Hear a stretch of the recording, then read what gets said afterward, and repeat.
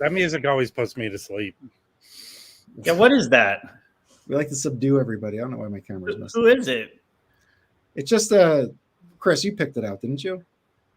Hang on. I'm sorry. My internet just took a total shit. Thanks for turning off the thing. It's okay. It doesn't matter. Oh, I have control privileges, so add this person to the stream. There you go. Mike, Hey, what's up? Mike.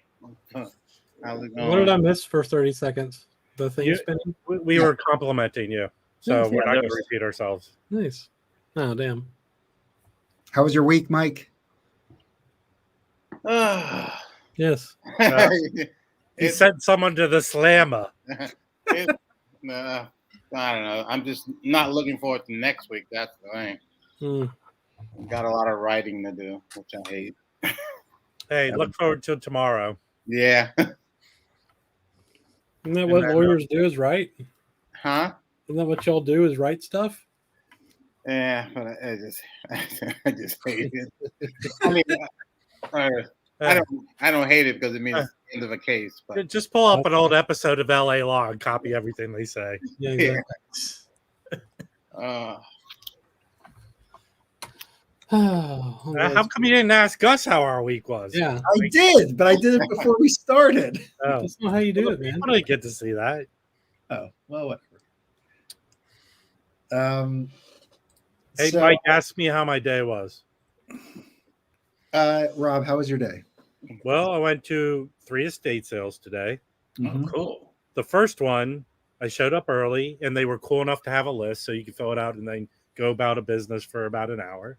Okay. Show back up. This estate sale was one of the few that had my rule. They had a giant Colex filled with records. You could barely see some. There was a Led Zeppelin 2, blah, blah, blah. Nice. Show up. One guy ahead of me had a box ready to run for him. Got him first. I get in not that long after. And then he comes out shaking his head. Walk in. There's blue tape all over the things. Apparently, I go up to the head guy and I go, what happened? He goes, the woman came in first and bought the whole lot.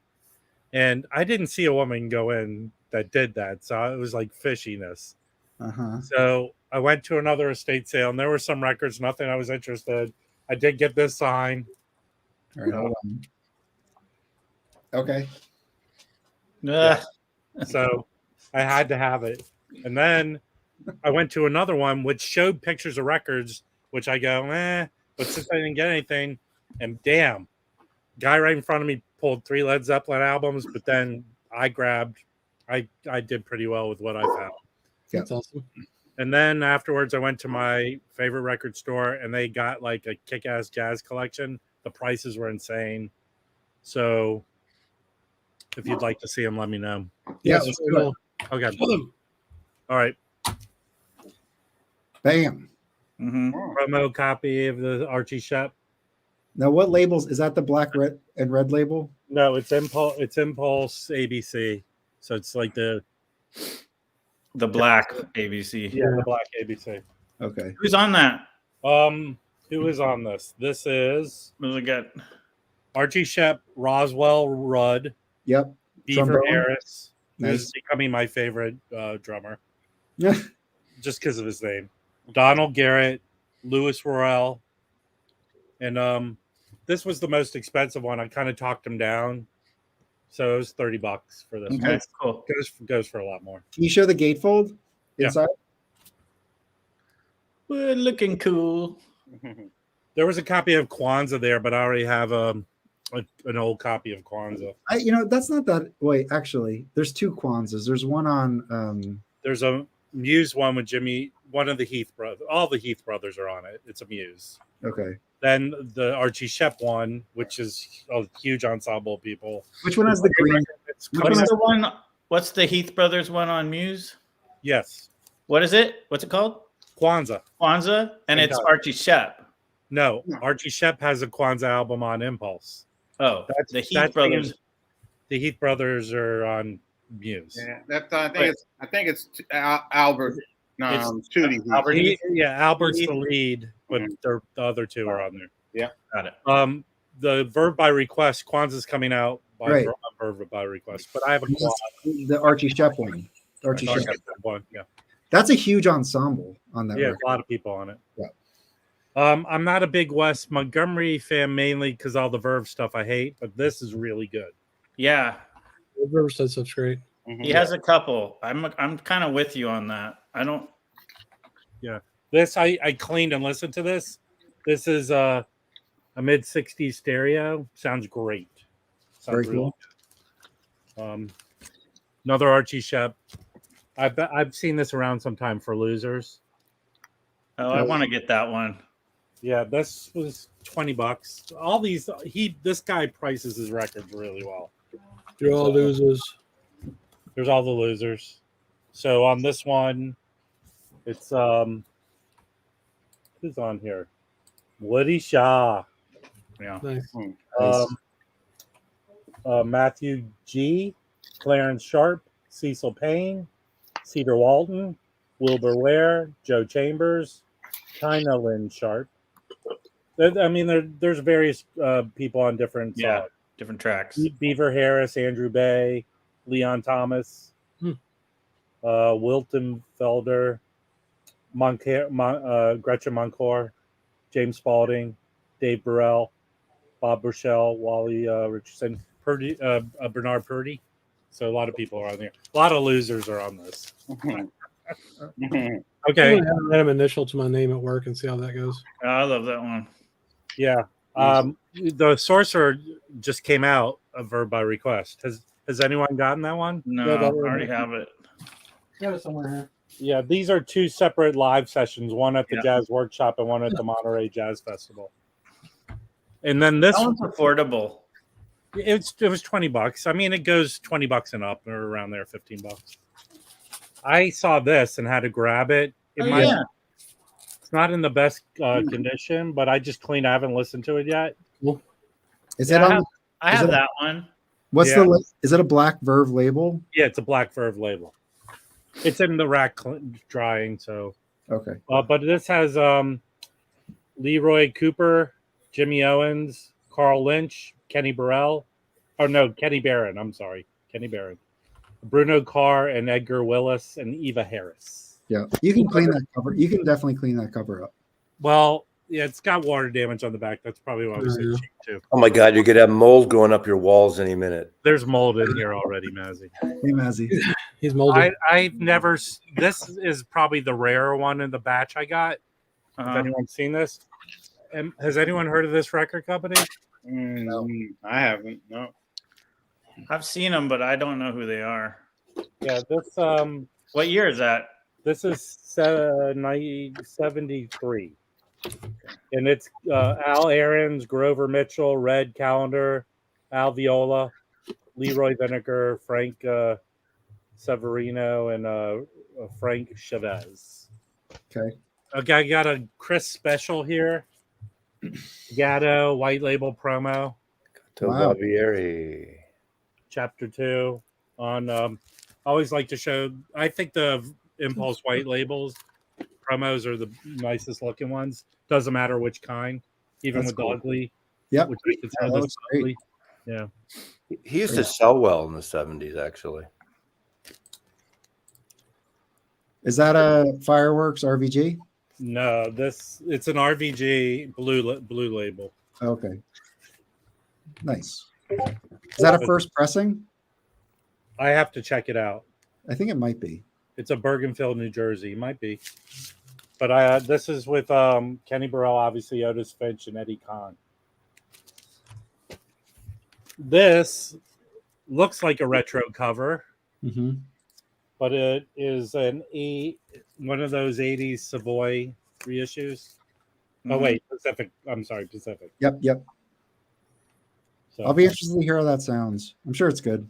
yeah, it's only 3 people. It's 4 people, Gene Edwards and Leroy Henderson, with both of them. Okay. I already have a copy of this. There's one damage. Nick wants every Shirley Scott. No, Shirley. The vinyl's really nice on this No, one. I was like, Nick Rudeau wants every Shirley Scott. Very nice. This is we like the Xanadu. I had to Hmm. grab this. Very nice. Sam yeah. Jones, Blue Mitchell, Slide. Wait. Does it say what year that's from? Yeah, this is 77. Okay. But the session was from earlier, right? No, 1977. Oh, okay. Yeah, I mean, half of those are like, Yeah. issues of old sessions, and others are not. And it has that label Yeah. you don't see much. Yeah, we saw that last time. Yeah. Is that Is that a Japanese pressing, Rob? No, I thought that's what was the Japanese pressing, but no, this is a Hollywood Okay. pressing. That's good. I picked this up before, but it's always, these were, they were really popular. Now So look the at that records cover, were- the back cover, man. Yeah. Sort of like, I see the mold growing down your walls now. Near mint, man. you know what? You're a real supporter. an athletic supporter? Yeah. You know what? I hope your auction goes well Wednesday night, Maz. It's country music. This If this you- is the wrong crowd. I say if you do not have this record, it's Good not record. that expensive. Yeah. You They get should have it. That was a I big think hit. Cannonball- That was a huge hit. Right. Cannonball Adderley live is totally different than any of his Yeah, it Blue Note swings. stuff. It swings like insanely. hard. Yeah. I want to listen to this. I have a bunch of 3 sounds that are not Blue Notes because I guess they were on Mercury for a while. Yeah. So this is live, and that's where I prefer to listen to them. So another Cannonball Adderley, Still in the Shrink. Mhm. That's a good one too. I have that. Yeah, Do you have this the is a live Cannonball concert. Adderley and Nancy Wilson album? I do. It's what? No, I'm serious. It's a good record. No, I do. I like it. I have it. What's Rob giving me that face for? Because Seems like every the other, voice. I don't know when you're serious or you're a type I'm of always serious. got another Wes Anderson with his brothers. Wes That's- Anderson. Wow. His name Wes Montgomery. This is a Wes Anderson. Look, it looks just like Wes Anderson. Yeah, man, he's got you flustered. I know the Montgomery brothers. The Montgomery brothers, huh? Yeah. It's this I didn't know they were on Fantasy. Did anyone know that? Well, they had those records, OJC records. Oh, Sure.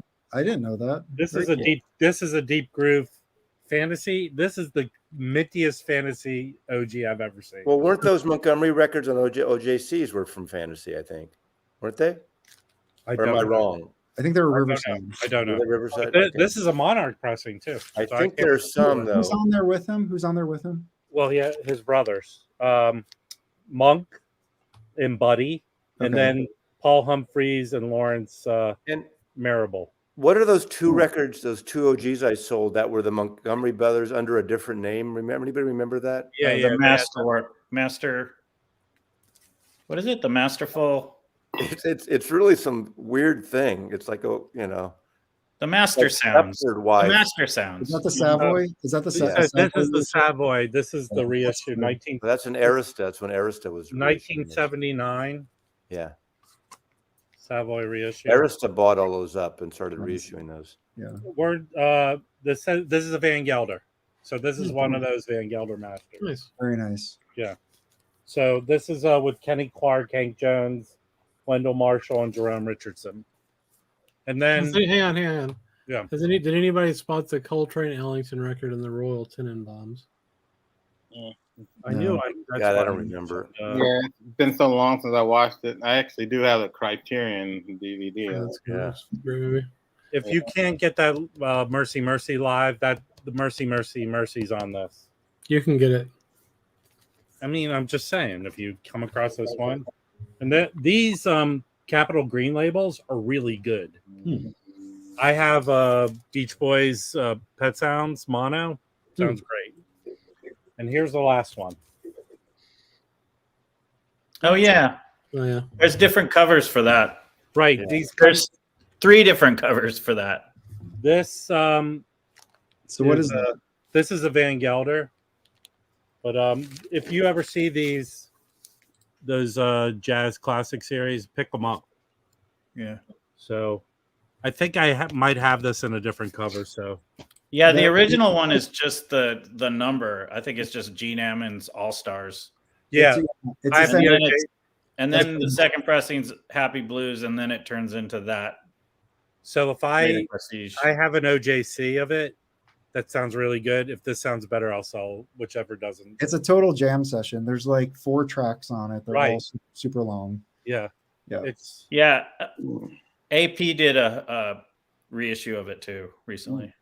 Oh, right. I guess he greened out. He killed Gene Ammons.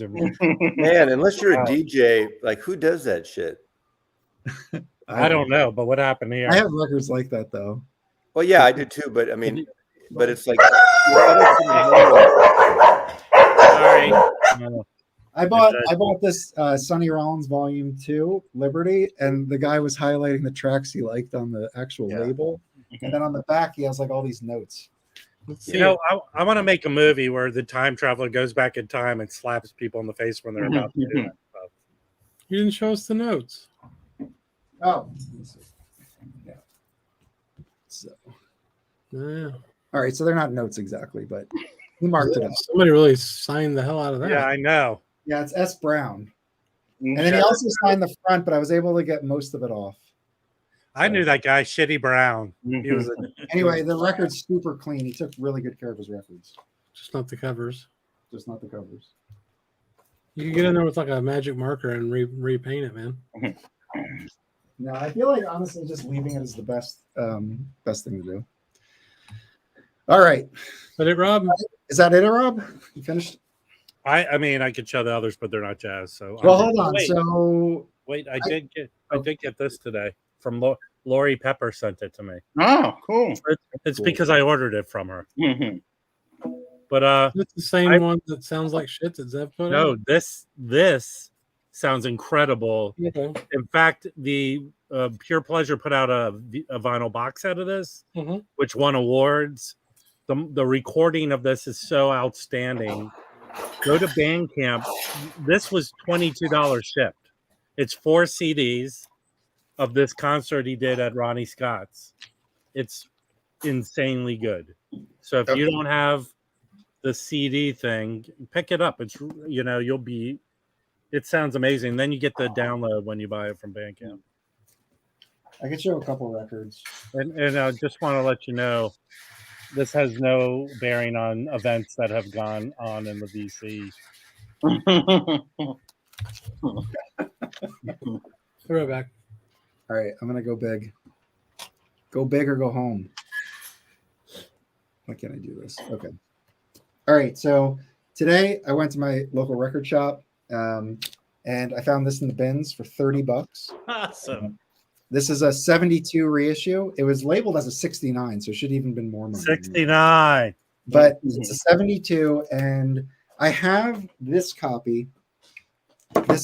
So that record is completely on this best of. Plus, there's a bunch of other stuff on here. It basically has 5 different records, or samples from 5 different records, plus the entire Karma. So I didn't get the reissue from AP, but for that price, I was like, let me get this thing. And I have to do an AB, but this thing sounds incredible. I'm pretty sure this is gonna win out compared to that twofer. So anyway, I got this. It's on the black and red label, super duper clean.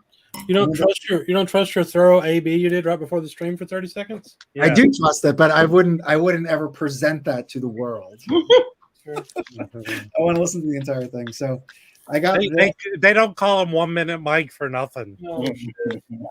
So I got this. This is my first actual. Mhm. Okay. This is 30.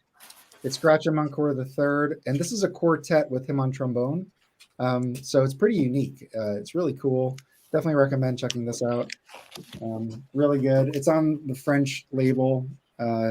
This is, I think, a second pressing, and it sounds pretty good, but I gotta listen to the whole thing. This came in today.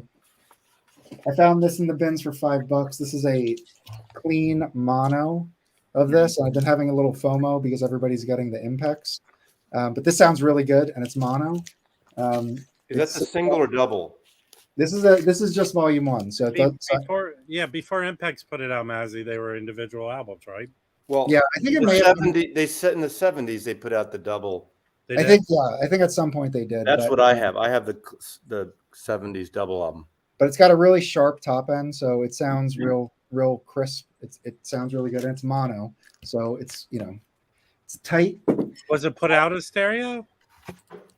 Yeah, I think so. Yeah. Yeah, definitely. Yeah, it That's was. the Impex is a stereo, right, Mike? I have 70s brown label. When was that? 70s brown label. There's a brown. They for a period of time they put out a brown label. Columbia did? Yeah, mine have a. I'll grab it. Right Unless now. it's a budget. I don't remember a brown Columbia. All right, and They did then I just have two more I'll show And this now. was a special product, special projects. They did that series. This is I got this. This is a Notes and Tones recommendation. This is Prince Lachey Inside Story. This I ordered after Mike showed, I think, on the last live stream, and it came in really quickly. This is an Enja, which is, I think, from the Netherlands, and Inner City put it out in the United States. So I have the Inner City pressing. And he plays flute and tenor on it. I gave side one a spin earlier, and it sounds good. So recommend this for sure. Cool cover.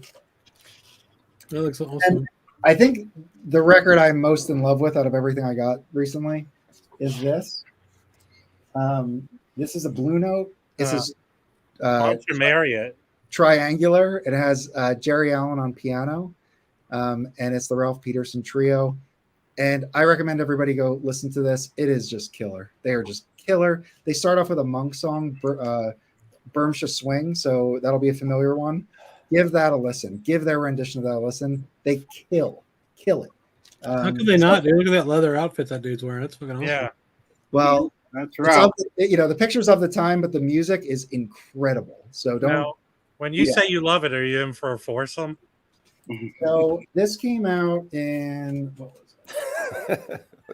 I forget, but this That is was better the than a Mazzy joke. Mike, do you remember? Do you remember when this came out? Was this like 88 or something? Those are like around 90. It's in the 90s, but that it's on Blue Note, but it's actually, if you look up there, it says something else on the. It's something else. Weren't they part of? They were part of Capital then. By then. Oh yeah, it does. It says something else. It's from 89. 89.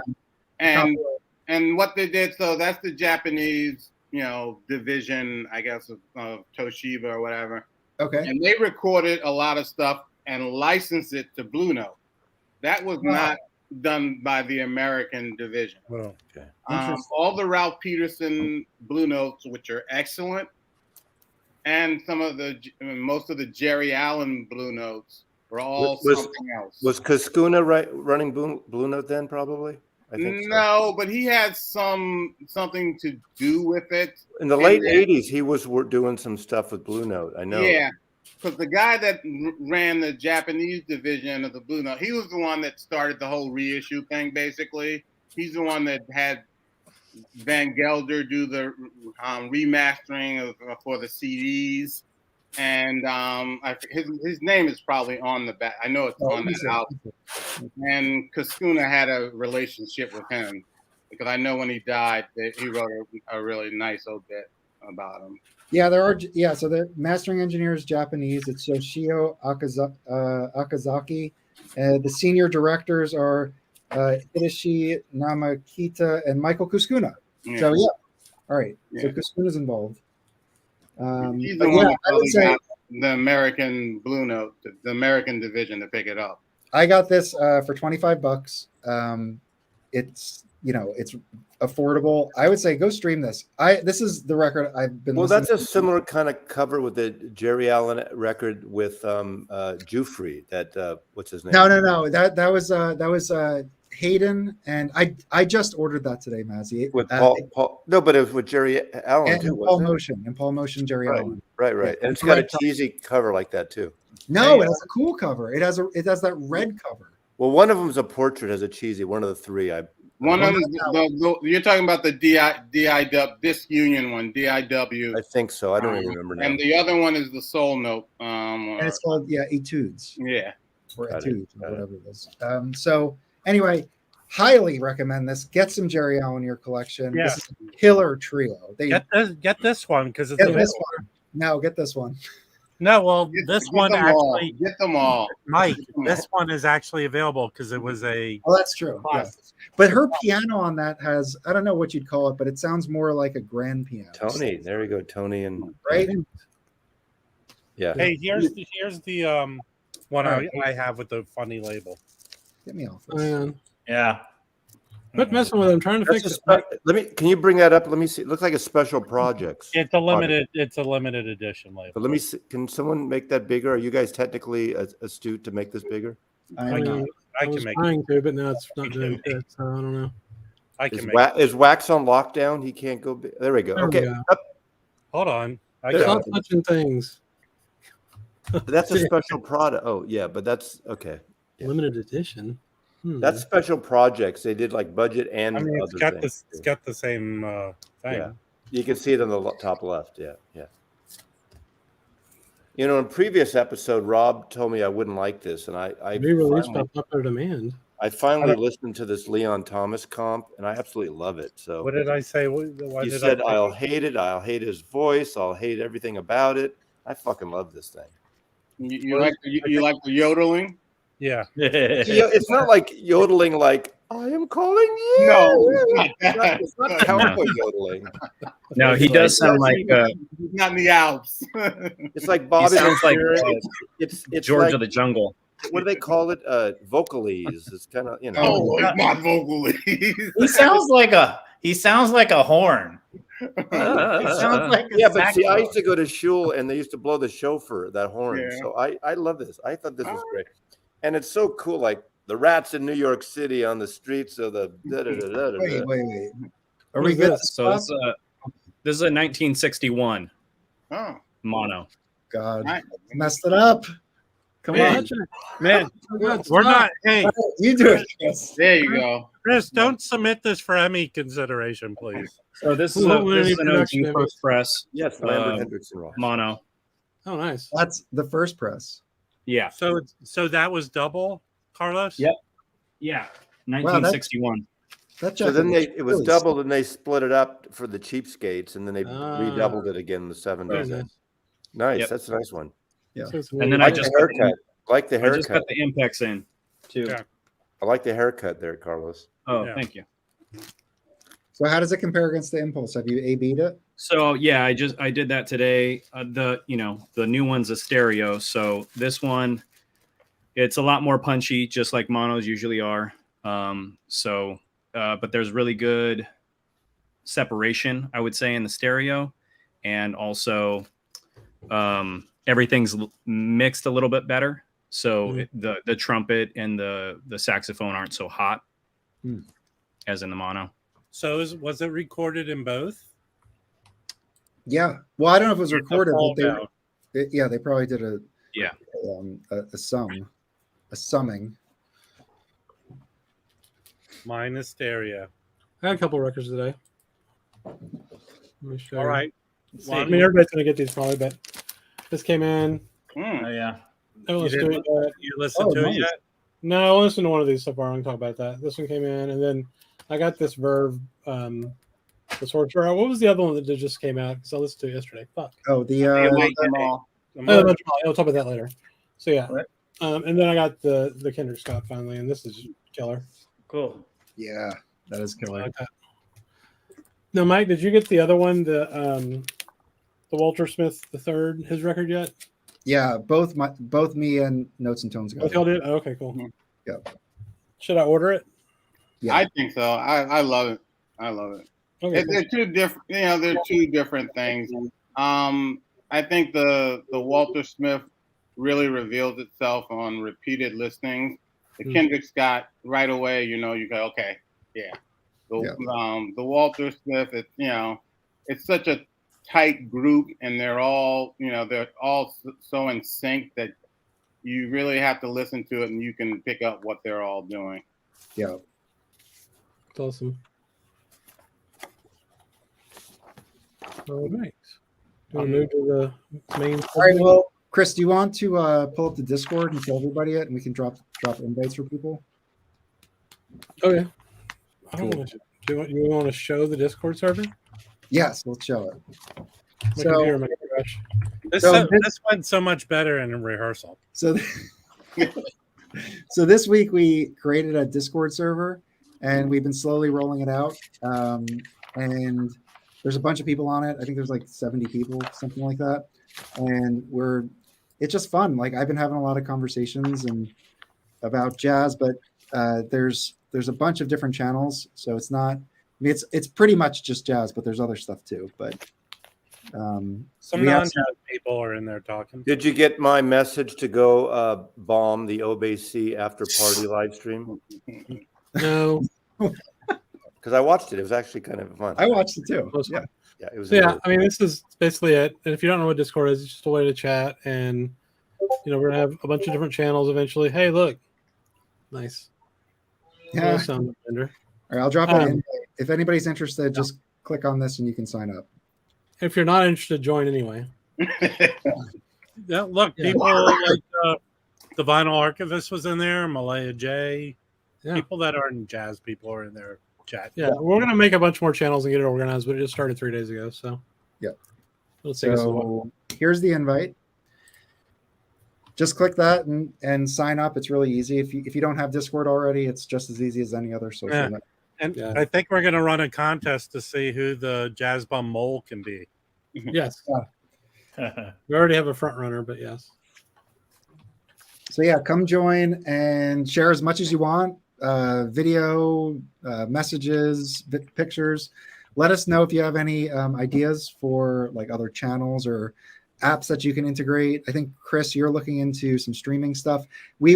Chris, Felipe, and I were playing around with the voice channel, and we set it up so we could all simultaneously watch like a YouTube video or anything. So like we could have like screenings if somebody like drops something, we could all watch it, and it could be really fun. So How do you people have jobs and do all this stuff? this is easy.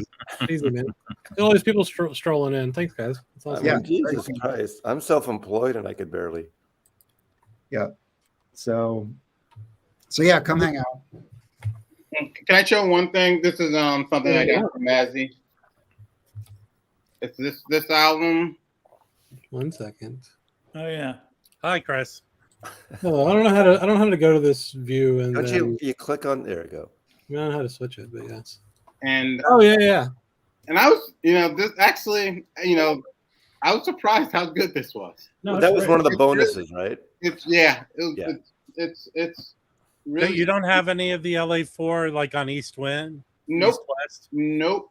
Those things sound amazing. And I mean, I really enjoyed this, and it was a real pleasant surprise. I'm familiar with the guitar player. I'm familiar with all of the musicians, but yeah, it wouldn't have been something I would have thought to pick up. Well, Mike, you seem more open than some of these snooty jazz guys as the bums. So Yeah. you I mean, it's a great selection of songs. They do some Joe Beam, Sonny Rollins, Dizzy Gillespie. It's just if you see Mike, it, who put that out? it's on Concord. Yeah. Okay. Yeah, Because I got this. from Actually, 76. Rob got me onto this. This is an LA4. Yeah, That's- that's the one I have. This is like Direct to disc. it's a direct to disc, and it has Bud Shank, Lorendo Almeida, Yep. Ray Brown, and Shelly Mann. Thank That's you. the band. Yeah. And So- then, And it's They really have- cool. Like so it's direct to disc, and when you open it, it shows like pictures of that, this, and then this tells you like all the mic setups and like exactly how they did it. It's very technical, so it's very cool. A lot of detail. I think they have at least 2 direct to disc albums. So if you want a direct to disc jazz record, I mean a lot of like the old Blue Notes, they're not direct to disc, they're taped. That's the one I see the most. I see that all the time, and there's one other one. Yeah. What's the one you guys recommend the most? This Pick one up is that- also direct to disc. Oh, that one's amazing. and then there's the Cedar Walton direct to disc, the Pentagon. Yeah. I have the Pentagon direct to I have disc. There's that Lauren Almeida guitar directed disc Yeah, with a I'll show white him. cover too. This one's great too. This is LA4. This one's a live recording from I guess the summer festival that Concord used to put on. Mhm. Yeah. The neat thing here is it's on side 2. It's got a Chopin like opus into a Joe Beam song. Yeah, it's really good. These are cheap too. These Concord records sound great. Do you have any more of those, Mike? Any other Concord stuff? Yeah, I'm trying to think. I think I have a Ron Carter, Jim Hall.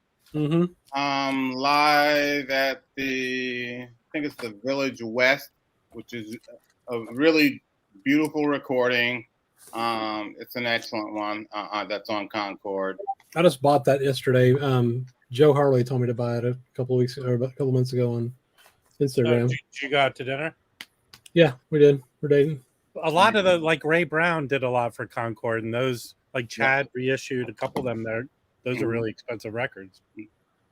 But all the Concord stuff that I have sounds great. I've got like a Herb Ellis one that sounds really good. Yeah, it's so much stuff on that label did that probably won't see the light of day again, just because in the whole reissue hierarchy, Oh you no, can't find a copy of it. Forget it. How have you not seen an RSD list, Josh? Google is Didn't you your watch our friend, stream Josh with Rob?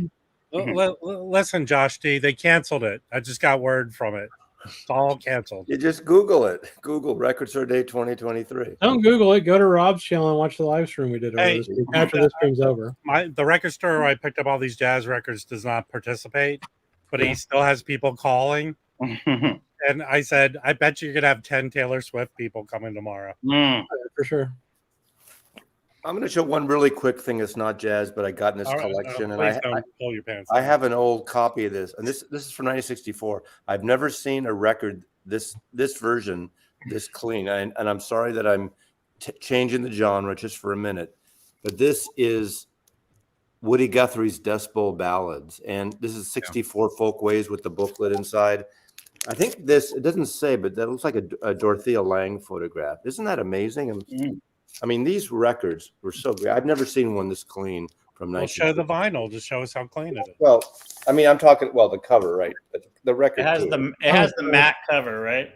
Yeah. Matte finish. I mean, I did clean it. It's this could be this might be a little later one, but still. A certain individual will be glad that you cleaned it. Yes, exactly. But what's great about these early they always came with these mimeograph sheets that had like the lyrics of all the songs, basically socialist communist propaganda. Nice. Yeah, but they still put them out in that same style. They do.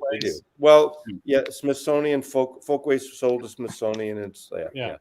Anyway, I just thought that I have one that I think I bought for like $80 a while back, which was taped up and stuff, and just so. Anyway, I was hoping you were going to say it was part of the auction, the next upcoming auction. Well, this one I'm keeping. I might sell my other one. Okay. Just because, and I would sell it for cheap. Like I won't do UB40 prices. I did pick up one jazz record at the estate sale. Oh yeah. Can we see it? Well, I'm not so bad at this. I Just had give me that a on CD once. Oh, yeah, I want that. I don't have that yet. Mike, you should send me your copy since you don't care about I have a CD of that. I have, but we'll discuss. And to go along, I think this is like the sister record to what Mazzy showed. Oh yeah, that's great. And if you act now, anyone who wants this one can have it. Josh, if you saw the paid one, if you saw the paid one, then the promotion worked. You know, I listened to this, and it really pissed me off. Yeah. Yeah. Josh needs to learn how to use Google. And look at I was so angry as I was It listening. looks like the Zodiac killer up by that tree there. Josh has a question for you, Mazzy. I'm an authorized. I am not. I don't sell the product. I don't sell new records based on, I sell for people in need who are getting rid of collections. At least two people. Well, one died. Listen, Mazzy gets them before I get them. Right. Right. They're dead by the Mazzy, time did you listen to the ones you got from Europe yet? No, I mean, I don't have time. They arrived last night, and today I had work stuff and everything else, and I pre-taped showing them, which I'm going to tag into my whatever Record Store Day video I do tomorrow, but I just don't have time. No. I mean, yeah. How long did it take you to get through all the jazz stuff for your Zevin review? I'm sorry? How long did it take you to listen to all the records? Well, what's nice about it, I didn't show or review them until for about 2 weeks. Yeah. I took 2 weeks, but I didn't do them every day because I really wanted to listen. I don't like. I mean, if I'm just getting a new record and showing it, that's one thing. But if I'm going to really talk about it, I think I owe it to everybody to listen to it. But it's like that Watt Stacks, 10 LPs. It took me like 3 weeks, and then I took a whole Saturday and listened 7 hours straight to it again, and had a great friggin' time. Like I don't know how much often I would do that, but it was fun. It was great. Yeah, so that was a great review. I haven't listened to the Bebop 10-inch the Craft yet. I haven't had time. Oh, you got that? That's cool. Yeah, they sent me the 10-inch box. Yeah, can you bring that out? Can you show Yeah. that? Awesome. I'm curious. The colors are amazing. I mean, all kind of the same but different colors. Kind of want to get that. Can you unbox it? Yeah, well, it's open. wait. I'm gonna do a video because I have the 2 Miles 10-inch Prestige that Kraft put out for Record Store Day about 7 years ago or something. Mm-hmm. I have those. I have the Monk 10-inch. I have a lot of Kraft 10-inch jazz things. Yeah. Now this is definitely from a digital source, but I don't really care. But do they sound like decent recordings? I haven't listened to them. Well, I know I know most of this music because it's the Savoy stuff, and I have Charlie Parker, and I have Milt Jackson, and I have J.J. Johnson and Kai Winding and Don Bias. Oh, anyway, I don't have everything, but these are really almost. They're not tipped on, but look at the gloss on these. Yeah, they're really thick, and it's just kind of a nice, repetitive design element. Yeah. I mean, I just think they're beautiful. I mean, they're as an artifact, they're really beautiful. How much does that go for? $100. 120 or something? I don't know. It's $99. You can get it on Acoustic Sounds right now. Look at that paper sleeve. Yeah, that's kind of weird. That's like That's what they were like. That's what they were like. Yeah, but is it poly lined inside of it? No, it's not fucking poly lined. It's craft paper. Give me a fucking break. Those fucking audio files with the Did someone call 911? Oh, Stroke. No, I mean it's non-breakable. It says. That's Does it have any hairlines on it? I bet you I could break it. Who I'm mastered sure that? you could. And of course, there's a level. One of the songs sound like this. Who did the Yeah, mastering? it's every song is a version. Different people doing the version of what's the Carol O'Connor TV show? All the family knows where the days. wow, That's pretty good. That's funny. Anyway, yeah, I love bebop, so I'm cool. Do they say who the mastering engineer is? I'm looking it up and I'm not seeing it. It's Meathead Master. Yeah. Okay, so it says presented. There's 5 10-inch vinyl. I thought there was only 4. There's 5. There's 5. Okay. Compilation produced by Nick Phillips. Proper supervision Mason Williams, not the guitar guy. I don't know. Mastering and auto restoration. So it's obviously digital by Joe Tarantino at Joe Tarantino Mastering. It's what a coincidence. He got a job at a place with his name on I know. Lucky guy. Lacquers cut by Daniel Krieger at SST. Okay. James Bond. Right.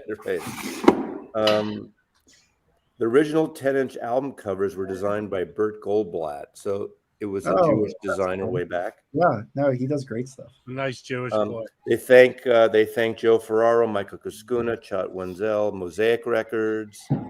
Mosaic must have put some of the stuff out. Do you think? Is that right, Mike? Do you know? I don't recall. I wouldn't be surprised if it doesn't ring a bell with me. It says, in an effort to meticulously replicate these 10-inch LPs, we have chosen to reproduce the disc labels with the original spelling errors. I like that they do that because people always say, "Oh, they didn't, spell check it." Yeah. E.g., Roach, Roache, Shelley, Shelley, etc. For the sake of historical authenticity rather than factual accuracy, correct information is noted in this accompanying booklet. So I didn't realize they were actually released. I'm sorry?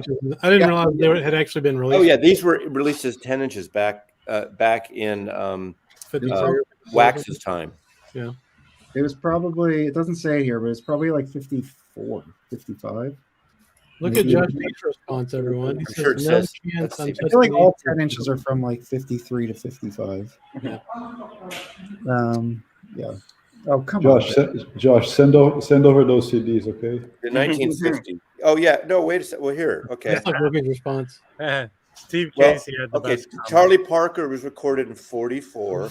They recorded in the 40s. All of this. Yeah, but stuff. when was this issued? Yeah, it doesn't. Let me see. Well, I'll look it up.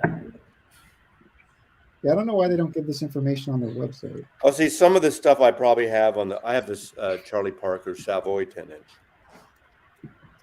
Yeah. So You have a this chart. is- Oh, you have the box. Yeah. if you don't have any bebop stuff, this would be a good entry if you don't mind 10 inches. Because you get a variety. You like that's 10 good. inches a lot. Pardon me. Never mind. You did some. Typical guys doing 10-inch jokes. You just wish. Okay, You could So get, the first I box, make 12 inches. Rob. You know how I make my penis 20 inches? You I punch fold it someone in in the half. face. No, I fold it in half. No. okay, so it looks like this was a series of 5 starting in 52, and then I guess everyone was released. Let me see when this one was. So it's like every 6 months they would release it. So from 52 to like 54. We've killed I Mike. wish you did more penis humor with Zed Feldman. Yeah.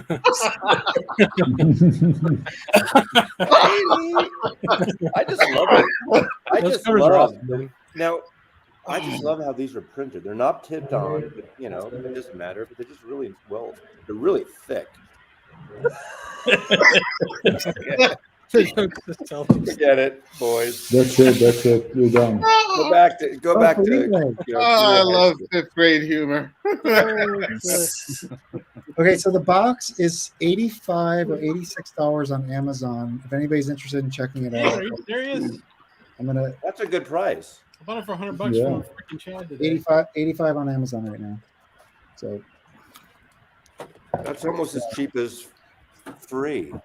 Look, I want to see everyone tomorrow when the pockets are fully empty.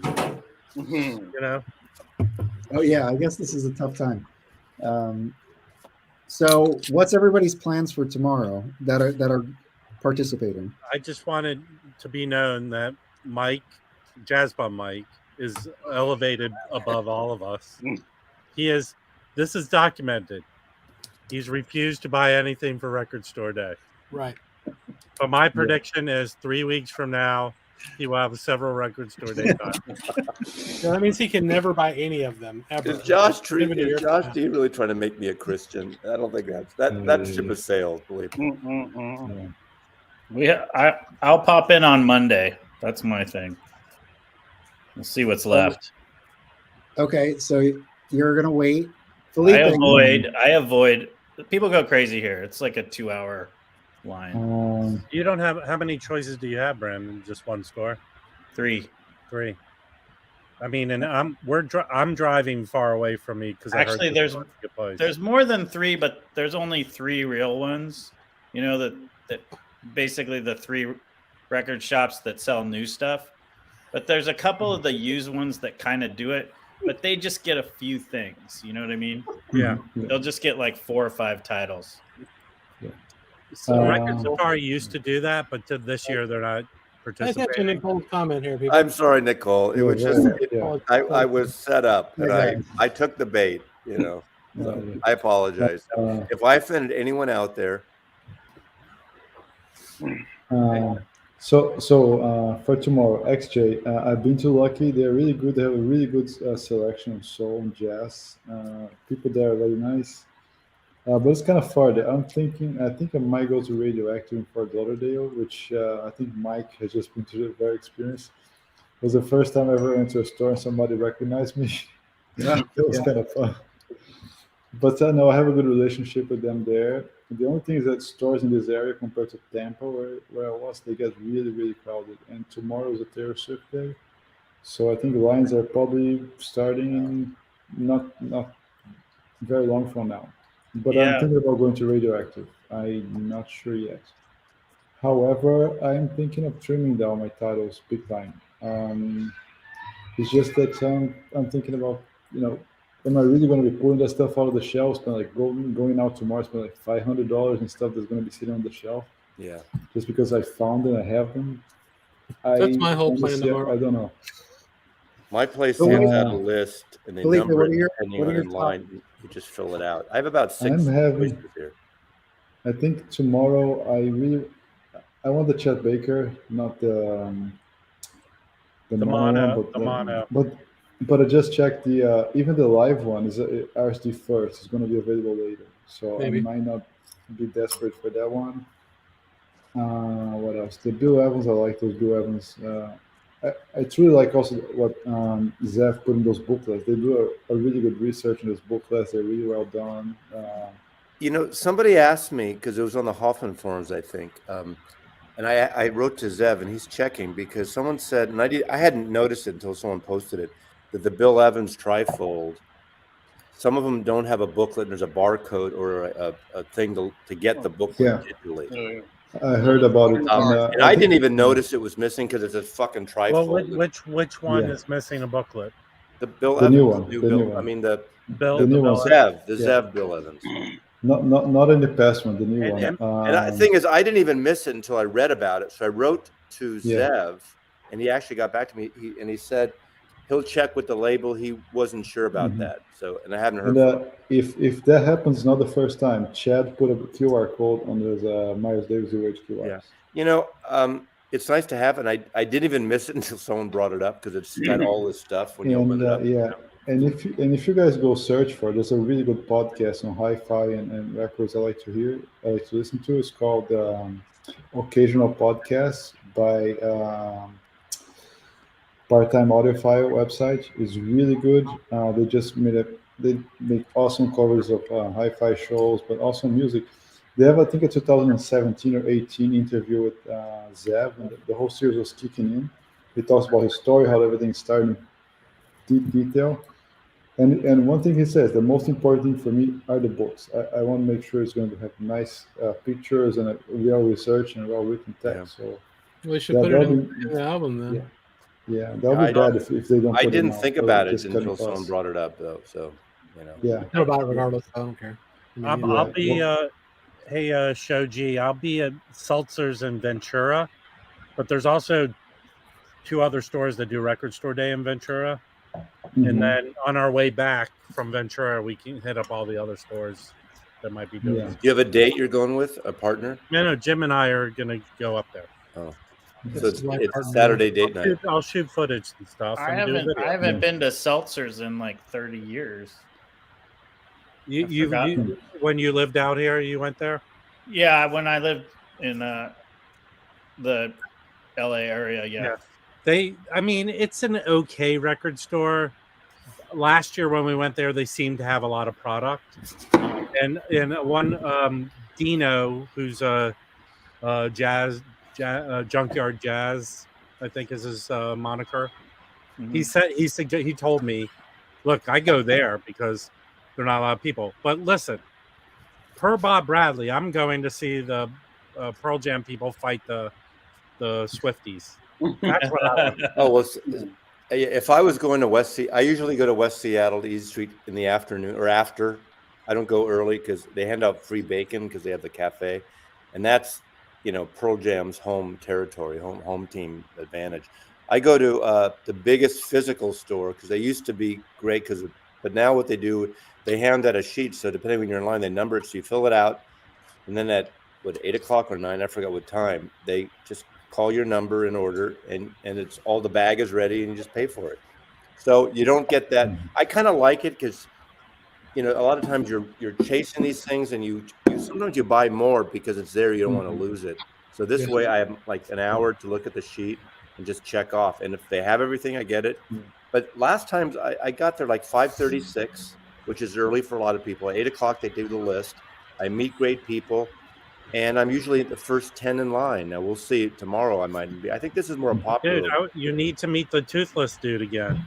I love that guy. The what's his name? The Lemmy guy. Send him Lemmy over. guy. Is that the guy with the leather jacket? Yeah, he's been in 2 of my. I love that guy. I always ask him if I can record him. I ask permission. I don't just, because he just goes on these rants, which is great. And he has his car parked on the side, and it's always blasting metal shit. Does he live in his car? I don't think so. I don't know. I know he doesn't. How is this the worst RSD? I think this is actually one of the better ones. Yeah. Absolutely. Yeah, Even though I'm not buying that much. Yeah, I'm going to 2 places. I usually go to 2 places, and it's pretty quick. I go to this one place in, I guess it's in Midtown, and they basically specialize in like DJ equipment. Oh, I know that place. Yeah, rock and soul. But Yeah. they do a great record store. And the only thing I'm worried about now is because they're like sort of really pushing it. But they get there early. The last time I was there, they did like Matthew said. They came out with a list. Say, what do you want? Boom, boom, boom. I got like everything I wanted. And then I go down to Jazz Record Center in case I got everything I wanted that they had. They had a couple of things they didn't have. Do you get Ken McAuliffe's autograph? Huh? Do you get Ken McAuliffe's autograph there? He might be working. Somewhere. I took a selfie with him and everything. Yeah. Tell him Mazzy says hello. Yeah. Tell him to join our Discord. Yeah. All right. But like this place, like Rock and Soul, is great. And what's good about them also, their website is, you can check out their website. But after Record Store Day, they have a lot of stuff left over. I mean, like stuff that people want and couldn't get at other places. And it's always been there like the past 3 years. It's always been like that the past 3 years that I've been going to the Record Store. And, now they have like giveaways and contests. I actually won a record bag from them one year. I was like, and I still use it. It's a real. It's like $100 record bag. Oh, fantastic. How dare they do Dembosh the same weekend as Record Store Day? No, it weeds out all the crazy people. So Sean has a question here. Is there a Jazz Dispensary release tomorrow? So Yes. Yeah. There I is. think there is, yes. One or two, right? Called Jolie Dane. Yes, that's right. So there's that. There's another question I wanted Mazzy to answer. Let me find it. I think it was saying. I don't remember. Alex. Oh, here you go. What? That's the question? No, hell no. Hang on. I'm trying to highlight it, but it's Oh yeah, from John. Yes. So John, do you mean a few these new ones now or past ones? Well, I No, told you, that's John. tomorrow. The ones I got, I would stay away. If it's sound wise, you want is a Shirley Scott, unfortunately. It's gonna be $5 next week. Mm-hmm. But people get into it. I mean, it's not that it's bad. It's just, it's an organ player who's the organ's pushed back now. And the thing is, and also it probably skewed my thing because I listened right after to the the Lockjaw album with Shirley Scott, which sounds incredible. So it's probably not a fair comparison because I don't really care if it sounds always great, but it just didn't do much for me. So I'm sending my copy after Record Store Day to one of the Peanut Gallery who loves Shirley Scott. I think it's better for someone who would appreciate it more than me. For free. I'm not charging them, Josh D. Not Josh. I'm not sending it to Josh D. But I would probably, just based on recent past history, I would say probably the Bill Evans stuff would sound the best. Well, you can listen to it. I listened. Apple Music had the Bill Evans, sounded great. Mm-hmm. I listened to a Sonny Stitt, sounded really good. Chet Baker and Walter Bishop. The Walter Bishop sounded good. I love the Walter Bishop, actually. Yeah, Which Walter Bishop's getting RSD'd? it's a live one from the Left Bank, and In yeah, Baltimore. yeah. The trio? No, I think Harold Vick is on tenor on it. Is that correct? Yeah. Mm-hmm. Yeah. Okay. In So, fact, Mazzy, Mazzy could tell you he listened to it, but from what I understand, Mazzy, Walter- what are you actually going to be getting on RSD since you already have all these? Yeah. No, not that much actually. I'm going to try to get the mono Chet Baker. I'm gonna get mostly not much jazz actually. I'm gonna get the I want to get the Nuggets box. I like garage rock. I love that. That And I would want be the Grateful Dead box. I don't go for Dead I do have that. Dick's picks or the what do you call it, Dave picks, but I Yeah. love the record store. They're so well done. They sound great, planned good process. So I'm getting it's a 7-7 show, and I probably won't get it, but I'm gonna click the box for that John Lennon overpriced 10-inch collection. 'Cause there's only- I know. Look at. I'm a Beatle guy. You know this, Mike. He has to buy it. There's 1,500 worldwide, which is ridiculous. Yeah. It's $375, which is ridiculous, but it's white conceptual, white on white on white. Hey, I'm a sap for Beatle shit. But 1,500 for a Lennon thing seems like really low. Yeah. And then of course I showed these. Now I already promised I'm going to send Rob the other one, but because I already had the one from 5 years ago. Yeah. The difference is the photo, and the new one is Kevin Gray. The old one is Bernie Grundman. So they recut it for this. You also, the new one's pressed in Canada at a place I've never heard of, as opposed to It RTI. was pressed at Rachel's house. Yes, in her bathtub. And then there's, I think this is really good too. Oh yeah. This is good. I that love this. has I he- love this a lot. This is a like. I know it's hit and miss with some of the Bill Evans, but this is a good one. And then Now, isn't that Bill Evans multiple sessions with like him solo, him trio? Him... Yeah, it's 65 to 69. What a great time, right? And there's solo, trio, and one side with this orchestra that opens up with this intro orchestra and into Waltz for Debbie, which is it's my favorite part. I'm not usually into the whole orchestra jazz thing, but it's one side out of 6 sides. And this is the one Queen Talk, and this is Shirley Scott. It's not Queen Latifah. It's Shirley Scott. And Archival, just archival. Archival is a perfect word for this. Yeah, I would have. Yeah, I'm glad. Anyway, I heard your interview, and I heard Ken McAuliffe's. Did you watch Ken's interview? I did not. He does reference when that comes up. He does reference your review, and he agrees with you basically. Well, that's because I'm an influencer, Mike. And well, anyway, Zev had he had like a full-throated defense of it, saying like, this is a outstanding artist. Anything she's done, I consider worthy. We're lucky to have these tapes. Yeah. We put them out as best as we could. We packaged it and told the story. And he gave. I think that what I appreciate, first of all, I'm not an interviewer type, really, and I would never ambush someone and say, "Why did you do that shitty tape thing?" He knows he saw my video. He saw it before I talked to him. I think I was gentle enough, but I told my opinion. I think he's fine with it. I think he totally was cool. Yeah. He's such a chill guy. Such a Well, I think there's other interviews he's done where he's a little more businesslike. I think somehow you disarmed him. That's because we're two Landsmen. We're talking about Jewish. He moved back to DC because his parents are in ill health, and he's a young Jewish boy with moved back Jewish from parents. where?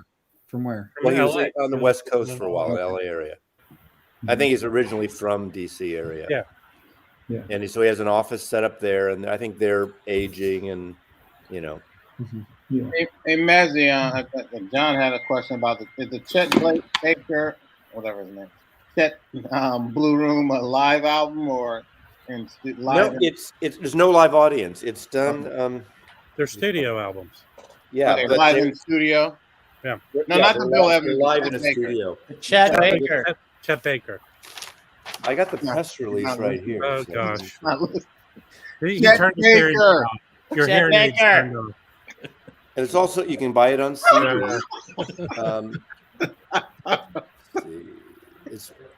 Elementor Music is proud to announce an exciting and diverse new collection. Listen, this is a reminder to you all. Make sure your batteries and your hearing aids are. Oh, it was live in a studio for Danish radio. No audience. Danish radio.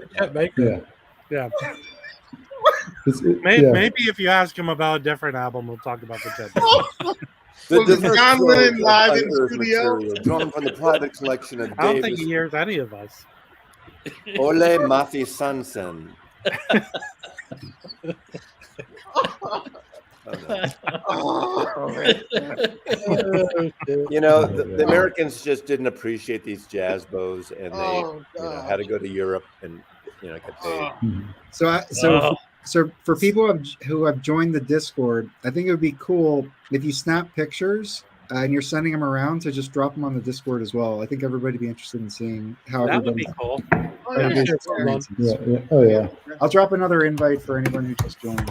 For $100, I'll send anyone this promo back of John Coltrane matches from the Mono Box Atlantic Records. $100 right now. First, All right.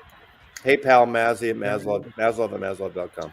Light them on fire right now. As long as you take that money and fix your hearing aids. Look at this, an original promo from the Atlantic Box, Mono. Oh, from the Mono Box, famous Mono Box. Yeah. All right. Oh, that's cool. Someone's going to take me seriously, and if they pay it, I'll send Hey, it. no, well, you'll have Mazzy's DNA on there, so when you I will burn down if some you sort do this. I will send you house, 3 free records That's it. along with of my choice. It'll be a surprise package.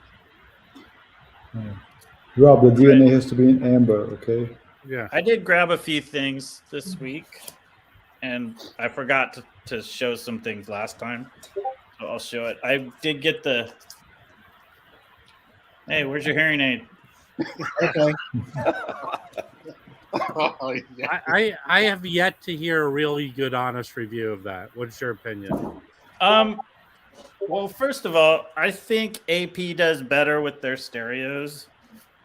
That's my honest opinion. I think it sounds pretty good. Do you have another version? I've listened. There's another version right now at the shop. But it's $140. But I did kind of listen to that one. So they've gone way up. I've had an OG in the Vinyl Me Please. I thought the Vinyl Me Please sounded better. Wow. Really? Yeah. Well, but that apparently is digital, so that's my opinion. This sounds decent. I did also get this, which but it's not the original. Is that which one is that? This is that the the new Mafia pressing. This is the new reissue from Life Goes On. Yeah, I have that too. It sounds okay. Yeah. Can you show the European label on? Mafia, right? Brandon, can you show the label? I'm kind of. It has no label. So that's originally a Muse, right? Yeah, it's a Muse. Yeah. And unfortunately, it's one that I passed up on a couple times. Because how much does that go for now? What's the price on it goes for crazy money now. Yeah. Yeah. Like, I feel like I could have got one for $60 like 5 years ago, and then $80 a year ago, and then the last time I saw one, it was like 130. Yeah, no. It's gotten it's one of those records that just I should have bought it 5 years ago because it's crazy. And this copy, honestly, it's $30.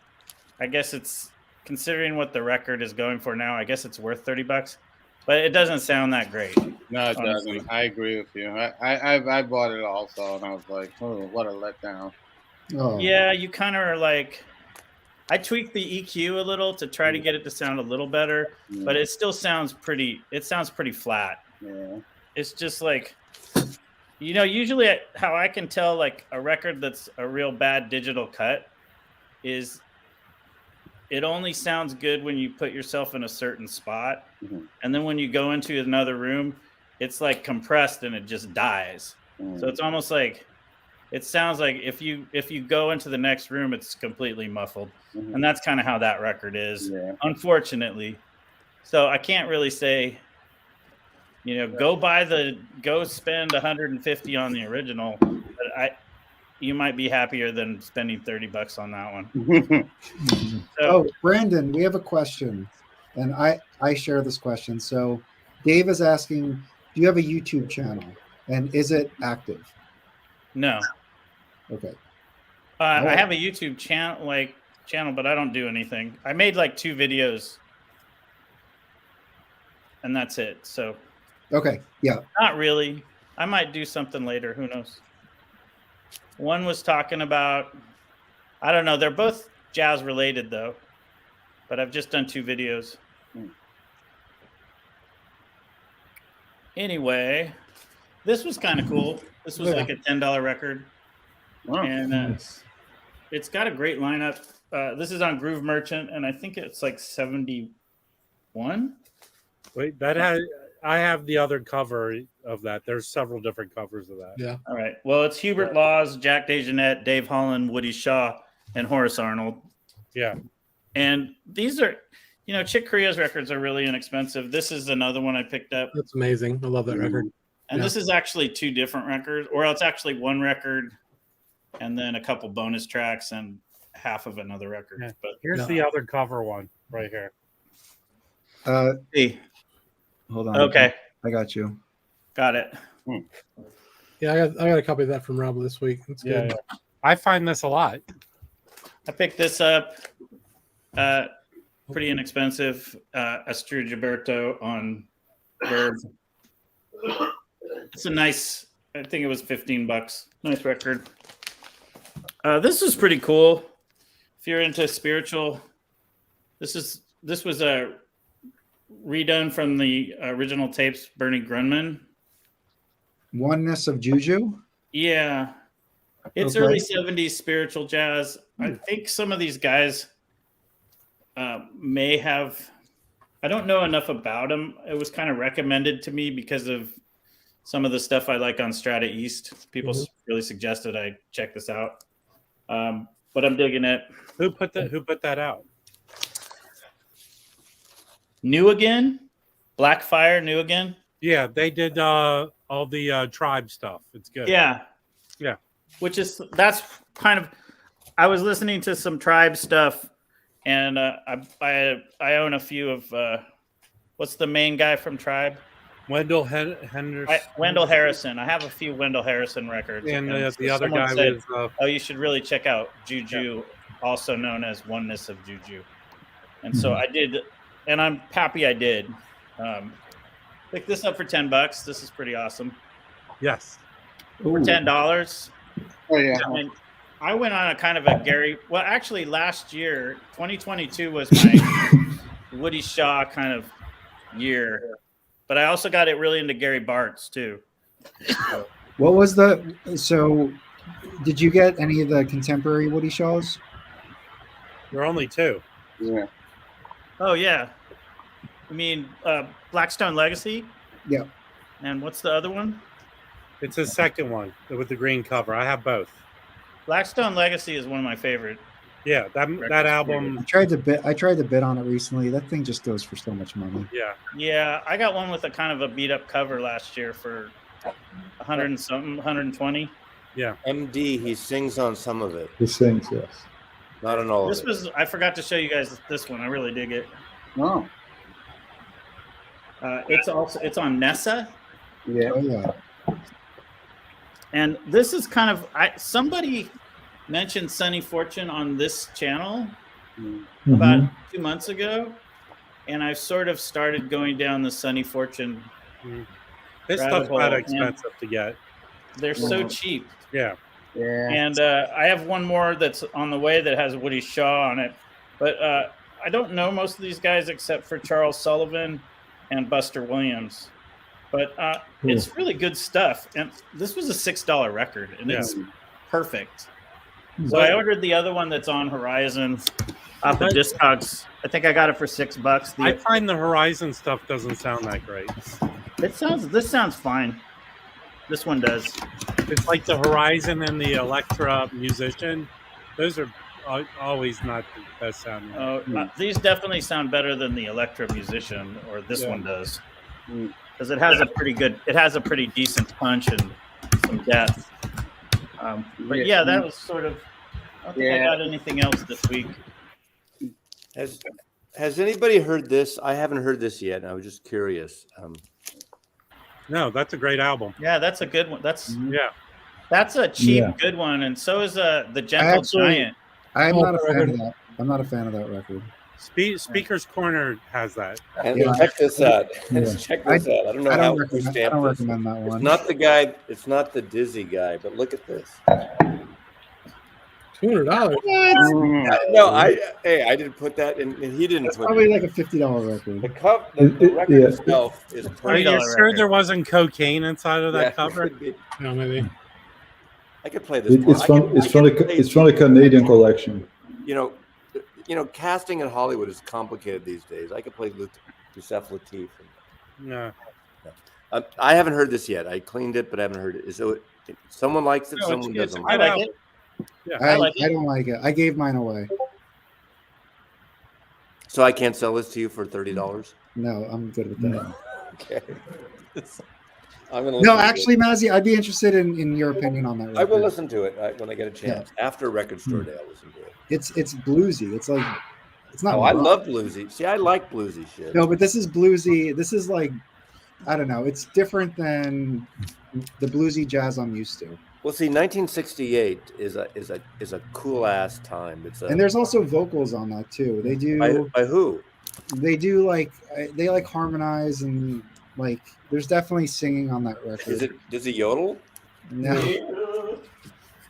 no, it's different. It's very different than every other Yusuf record. Lou Mitchell's on here. I think you got tamboro, so you got some Indian like mnemonic flute, bamboo flute. Wow, I see Cecil McBean. I bet you I like this more than you because I like 1968 is that kind of tempestuous year. Yeah. Assassination. Oh, I gotta go. My ride's here. I gotta go. I'll see you guys later. Hey, Matthew. See you later, Mazzy. I did I guys show you guys this? Oh, awesome record. Yeah. Oh, I want that. Did I show it to you last time? And then I wasn't here for a couple of weeks. I picked up this and also this, which is that's an expensive record. yeah, I actually paid 80 for it. Yeah, But that it's sounds mint. right. It's mint. Yeah. So I have that on my list. and I love it. I think that's one of the harder Richard Davises to get. Yeah, it is. So I'm also on the Sonny Fortune and Richard Davis are 2023. This is other one, Rob, you recently got with the sunglasses as the white cover. That's a live recording one. And That that's one's hard to get. That's too. like a $45 record. Yeah, I won it on an eBay auction for $40. Well, you can always just get the Muses one that's on MPS for like $10. No, that one, but it's excellent. It's awesome. Yeah. It's awesome. But And it's a Chris $10 record. Chris got it. Which one? The Richard Muses- Davis. I have it somewhere. Muses of Davis. Yeah. Oh yeah, I got that. Yeah. It's actually the black cover is real. There's an original that's I think French that's like $40-$50, but you can get the MPS for $10. And it sounds excellent. Sounds fantastic. Yeah. If you want, a cheaper way to get into Richard, so he's a sideman on tons of great records. So On some of the best Blue Notes, he's the bass player. So Yeah. by far. hey, I keep cleaning records from that collection I picked up. I listened to this today. This is freaking awesome. Yeah, that's really good, huh? It's very spiritual, avant-garde stuff. It's good. I don't know why I'm making you big. Yeah. This is really good. I don't know why they picked the wrong pictures, but these Yeah, are it's from, got- Two Gary previously Bartz is on unreleased. that on some of them. It's a bunch of different. from a recordings. 69 and 70 session. Like the one you have, Mike, the National Geographic cover. I have that too. Oh, extensions. The extensions, it's sort of in line with that stuff. It's really good. I love this album with Richard Davis. Oh yeah, I want that This one back. here. Oh yeah. Elvin This is Jones. coming out. It's supposed to come out in Who else is December. it? It's Richard Davis, Elvin Jones, and who else? On this, No, Yeah. no. The one that is Alice Coltrane on that? Because No, she's no, on no. this. no. You So see it? the Elvin Jones, Richard Davis record. Who else is on that? I don't know if it says. That's an impulse, right? Like Cedar Waltz. Yeah. Billy Green and Frank Foster. Frank Foster. Let me see the cover again, Carlos. Nice. Hey, Steve Casey, can you go back to me, please? Steve Casey, this is it right here. I ordered it from Lori Pepper. This is a 4 CD thing you can get on Bandcamp for $22. This is the same thing. Instead of paying $300 to $600 for the Pure Pleasure vinyl box. This is good. 4 CDs. Nice. And a book. It has a booklet that fell out. Hmm. All right, y'all ready to move on to the main topic for tonight? No? Anyone? Oh, our banana bread recipes. No, Ahmad Jamal. Hello. No. Yeah, let's do it. All right, cool. All right. Well, when we did the Wayne Shorter, we pulled up his discography and kind of spoke through his recording history. We can do. I mean, I don't know if we, I don't know how many of his records we collectively have, but we can try to do that. There's not that many of them either. He spans. He doesn't have a lot. So it's going to be a lot. It's not like Wayne Shorter. He has a lot less than Wayne Shorter. He does. Okay. Just because you don't like him, I have don't a lot of respect his work, records. Mike. Well, I like Ahmad Jamal. Look, his first record, that song Ahmed's Blues, Miles Davis covered it on one of his quintet records, and it's like, I think it's Working. I think he covered it on, and it is a wonderful, wonderful composition. Yes. So, I love Ahmad Jamal. Yeah.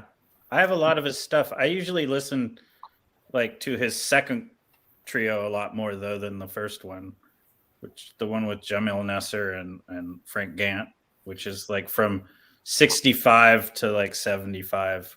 That's like, I find that's a lot more interesting, but I have a lot of his early stuff too because it's always so inexpensive. Okay, so his first record, his first LP, like 12-inch, was put out by Epic. And that was a compilation of his earliest recording sessions from that label called OK. It's OKEH. Right. You guys know this label? You don't want to show pictures? I mean, I could share my screen. Hold on. Felipe, is What is it look like? there a I fan right probably next have to your it. head or something? Sorry, Is there a fan next to your head or something? I think it is. Yeah. We don't have to mute.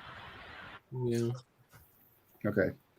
So, all right, piano scenes of Ahmad Jamal. There's no picture, unfortunately, but it's contains performances of his earliest recording sessions on OK, which is this label. And there's a lot of 78s that, I mean, this was a big label back in the day, and now Sony owns them. So this was early, 51 to 52. Oh wow. Right. And his crew here, a lot of songs, but Ray Crawford on guitar, and then Eddie Calhoun and Israel Crosby on bass. Right. So that's kind of where his discography, his studio session discography starts. And I don't know, like, should we go back? Like, one thing I do want to call out is that he was born Frederick Russell Jones. Yep. And we know him as Ahmad Jamal. He was born in 1930. And yeah, for 6 decades, he was one of the most successful small group leaders in jazz. He was a National Endowment of the Arts Jazz Master and won a Lifetime Achievement Grammy for his contributions to music history. And that's in the biography that the whole most important thing about, I don't want to say the most important thing, but that biography, it talks about Pittsburgh. Okay. And everybody that was, Pittsburgh, that was, the musicians that came out of Pittsburgh, Earl Garner, Earl Hines, Mary Lou Williams, but the whole Billy Strayhorn, but the whole cultural aspect, Pittsburgh was one of those cities that rivaled like Harlem and Chicago, and during that time period in terms of, the culture for African Americans. Billy Eckstein, also Pittsburgh. They had one of the great, black newspapers in Pittsburgh. Jackie Robinson, the guy from the newspaper writer from the Black Press in Pittsburgh, was one of the champions of getting Jackie Robinson into the major leagues. Pittsburgh was, a cultural hub during the time that Ahmad Jamal was coming up. That's cool. Sorry, I didn't mean to do that. Oh, what happened? I did it. Sorry. That's amazing. Yeah. So I still, there's some obvious background here. So he started very young. George Westinghouse's high school is where he went. He's joined a group with the Four Strings. This goes into he was born Baptist. It looks like they converted to Islam, which goes with his name change, I assume. He made his first recordings for OK with the 3 strings. And yeah, so what's kind of interesting, the 3 strings means they had 2 bass players, right? Because they had a guitar and 2 bass players. When it means the piano has strings and a bass player. And but there were 2 maybe, I don't know, maybe. Yeah, there's 2 bass players. That's weird. So I don't know. Okay. So let's go into his discography. I'm sure we're missing, a ton of stuff, but let's go into his records. So he starts on Epic, or he starts on OK. Epic puts his stuff out. He has a record on Parrot, which I'm not familiar with this label. Do you guys know Parrot? I've heard of it. Yeah, Rob didn't know that.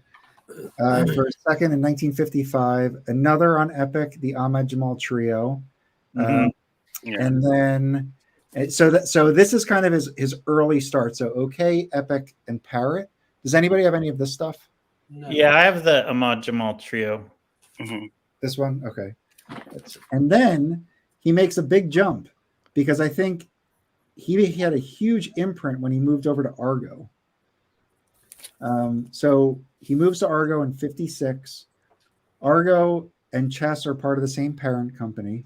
So he puts out a bunch of stuff, but where's the Live at the Pershing? This is it. You can't just skip to that. Hang on. Okay. I have records. So that's not correct. So this is the first one he did on Argo, right, Mike? That is, yes. So Count 'Em 88. This is a great record. It's got him, Israel Crosby, and Walter Perkins on drums, which is different than like what his traditional lineup would become. But yeah, I mean, this one's really good. I like it a lot. For me, the thing that's neat about his playing is, and kind of like Miles, I guess, said this too, was he kind of played with space, and he would just kind of lay out at times, even just stop playing and then let the rhythm section kind of do their thing for a little while and then kind of pick it back up. I don't know. How would you describe his playing just overall, Mike? Me? Yeah. It depends. During that period, Mm-hmm. I would say it was very sparse at times, and he would lay out. He would create space for the musician, not only for the music but for effect. Right.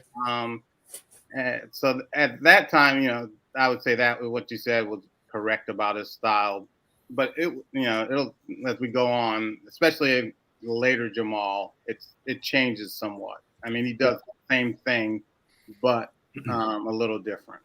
I do like that record, Chris. I have streamed that. I got into I was getting into Argo a few months ago, and I basically streamed all of his Argo catalog, trying to find what I thought was the ones I wanted to pick up. Mm-hmm. And Count 'Em 88 was a really good one. Yeah, I mean, a lot of his records are easy to find, but they're usually beat to shit because people really listen to them. Yeah, they're usually beat up. And what I'll say also about him, and this is something that's really consistent throughout his career, is Ahmad Jamal, the arranger, on the how he controlled the trio, and an arranger as an improviser. He was very good at that. Just how he arranged the songs, how he deconstructed standards, and then in the same song, in the same performance, he's deconstructing it and putting it back together. And that was something he was superb at. To hear him play a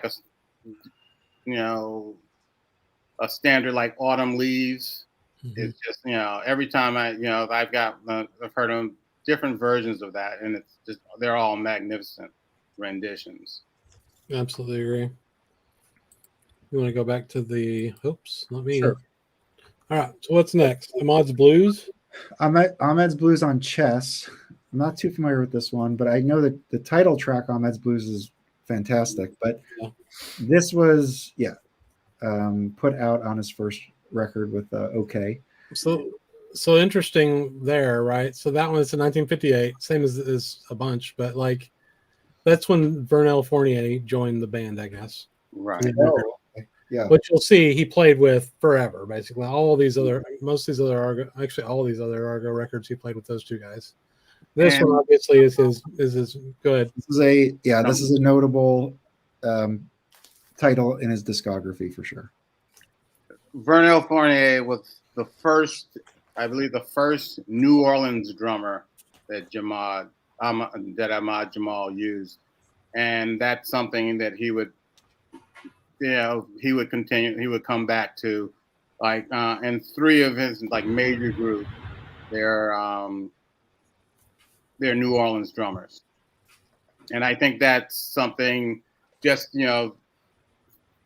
the whole rhythmic concept. I think he relied on those New Orleans drummers understood that. Mm-hmm. And so Mike, in 58, Downbeat review was mildly negative. Downbeat, yeah. Oh God, referring to Jamal's playing. I know we've spoken about this before, so yeah. But Mike's gonna call Mike. As no, referring to Jamal as playing cocktail music. Yeah. It's downbeat. You could publish a book on, how obtuse they were regarding like a lot of jazz. I mean, Ahmad Jamal, hard bop, and what they said about Blakey. Yeah, somebody should put together a book of all how wrong they were on so much. So also Downbeat said, or they posted that the album sales counted for just less than 50,000, noting that any jazz album selling 15 to 20,000 is quote big. So that more than doubled what that definition. So this is a very notable one. I do not have a copy of this. I have listened to copies. I really like it. I'm waiting for the Analog Productions to come back in. Yeah. How dare you, Mike? I want the, I could get an original. It's not crazy expensive, but I'm just waiting for that AP. No, why is this thing? Here's an OG. Yeah, I have an OG as well. Yeah, there. They go for like $10. No, if they're VG Plus, they can go for a little more. Yeah, that's true. Yeah, this looks like I should get a new copy of it. Yeah, that's usually what they look like. You know what? It's not the best sounding record anyway. That's not true. That's not true. Yes, it is, because I heard a lady go during the record. Too much crowd noise. This is the AP version. It sounds really good. I mean, yeah, there's crowd noise. But I hear more of the crowd than I do of Ahmad Jamal. Well, you haven't listened to it, obviously. You clean your ears out. Yeah. Listen, we could destroy this video with me and you fighting. We did. Now, look, the interesting thing, too, is it stayed on the Billboard magazine charts for 107 weeks, dude. That's over 2 years. Yeah, I think that lady became famous who screamed during the album. So Ahmad Jamal was a precursor to Dark Side of the Moon. I'm telling you, now you're going to listen to it and hear that lady go, Mar genetics, please. I did hear that part. Listen to it. It's pretty funny. Now, does anyone have volume 2? Because I don't have that. Can we look at that one, Mike? See if I don't have that one. Let me see. Hold on. What's that? Okay, so this is from the same session or the same, gig or whatever. I'm guessing. Yeah. January 1958. This was recorded January 17th, and the other one was recorded January 7th. Is it also January 17th? January 16th. So it's the day after. Okay. And this is 1958. I'm sorry, it's 1958, but I think it was recorded 58. It looks like this was put out in 61. Yeah. Yeah, that but I have this CD compilation. It's called Cross Country Tour 58 to 61. It has the Pershing Volume 1, Volume 2, and then it also has the one that I know Chris has this album, the Portfolio. Mm-hmm, yeah. It has that. It has all the live performances. Yeah, I would like to get a copy of this one. I don't have that, obviously. Yeah, that looks cool. Okay, this one I have played on listening stations and stores, but they've always been too beat to buy. Yeah, But it's really good. This is a good one. I agree. So this is Right. another live. I mean, a lot of his records are live, and then I think that's to me that Yeah. those are all really good. Did that lady follow him around from place to place? Yes, she went to DC Yeah. and Mhm. punched her grandfather in the face. Hey, listen, my grandfather was a boxer, man. He would She have beat taught the him. shit Okay, out we of can her. figure it out. She taught your grandpa to box. All right, He does would have anybody beat have her that? up. Yeah, I got it right here. Mhm. Okay. Hang on. So, yeah, this is volume 4. It doesn't say it on the cover. It doesn't say it on the back either, actually. It says it, though, I guess right here. Somewhere. Whatever. No, it's good. I mean, I'm trying to think here. I think it's really good. Yeah, I think so. It's got Stomping on the Savoy at the Savoy, which is cool. Is that the first track? No, it's the third track. It's got Oh. Taboo. It's just, I don't know, man. I love all these records. I'll listen to all of them the day past all these Argos that I have. And, you know, it's sad, man. Like, there's not much of these guys. There's not many of these dudes left. All right, so this one, I think Oh, this, is a double, this is like a double LP, I think. Yeah. And Yeah. it says limited edition, but I don't think it is limited. I think they just put that on. Yeah, it's, you know, yeah. They just copy the cover. And this one has Ahmed's Blues on it, I think. Yeah, it was an RSD first. Yeah. I thought it was on here. Yeah, yeah. So he does another rendition of Ahmed's Blues, which is, you know, I love that song. Yeah, I All would pick music this one says up if you were just going to pick one of them up. Who cares? All music says it sucks. Oh, they're stupid. Go back up to what Well, does it say is on this one? So it's Yeah, Who's on it? London Jazz Collector says that Blue Label suck, right? yeah, exactly. Mhm. No. What I'm saying is go to the description. I want to see like where it was recorded. Okay. So it's like Spotlight Club. part of it's from the Spotlight Club, the same time 4 was recorded. Mhm. Or is all of it? Oh, I guess all of it is. Okay, cool. So it's just more stuff from 58 in DC. Mhm. Nice. All Yeah, right. I mean, if you can find a decent copy of this one here, I got that one too. That might be the same club that the Ramsey Lewis album was recorded at, I I think. think you're right. 1 second before we move on. So I've got that one. Oh, right. I would grab this one. You know, if you find any of these, if you find a good copy, this is cool. This is 2 LPs. A really nice picture of them in there. So it's kind of like they made it. It's 2 records, so they had kind of liner notes for the first one. No, that's just liner notes for the whole thing. Never mind. Mhm. But then they like put a weird Argo label, I guess, for number 2 there, like it's the second record or whatever. Mhm.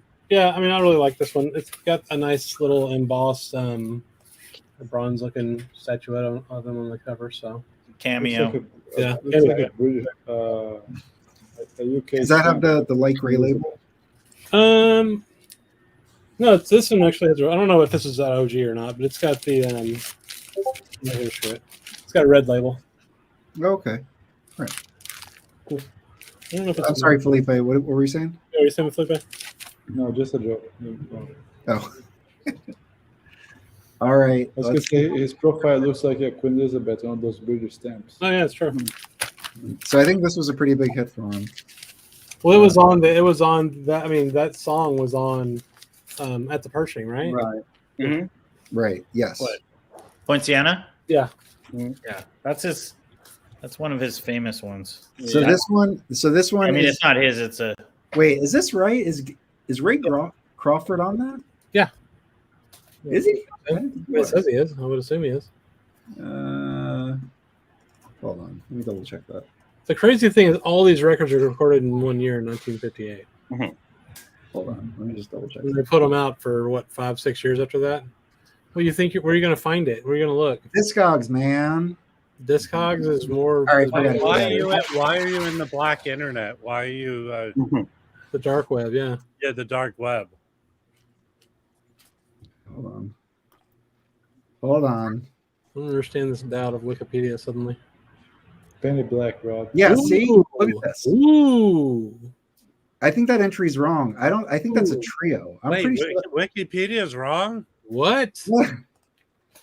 You What should am I- edit that. You should Why remove did it. you edit it? I do not think That's he's on. I'm impossible. telling you, I listened to all his Argo stuff. It's all of it's really good. Yeah, I guess you're right. That's interesting. I wonder if That's- does anybody that's- have this record? Mm-mm. which No. one is that? It's Yeah. this one.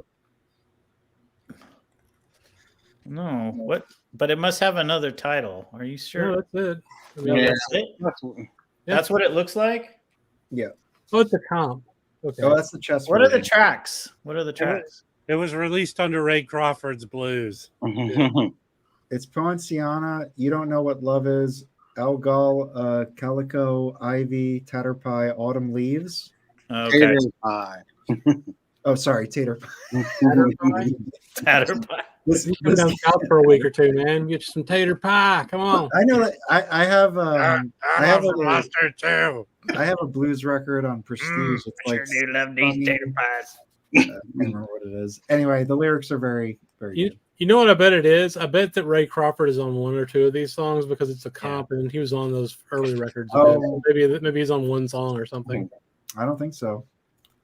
Well, go buy it and then listen and let us know. Well, hold on. Let's look at the actual album artwork. Hold on. Or Ray Crawford's grandson is just making random entries into Wikipedia. That's definitely possible. Whoa, scroll back up.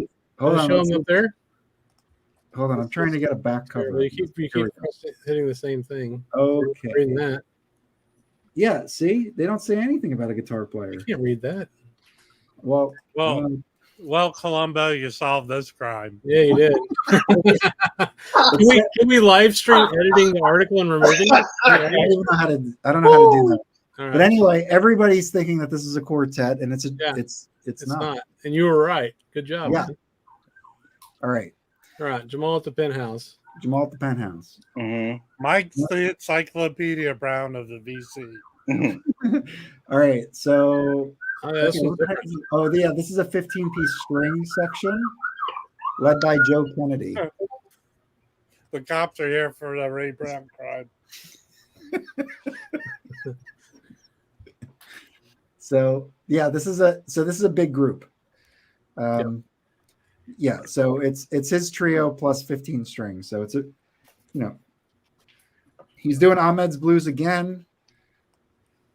Yep. He covers his own songs like Monk covers his own songs. Oh God, please stop.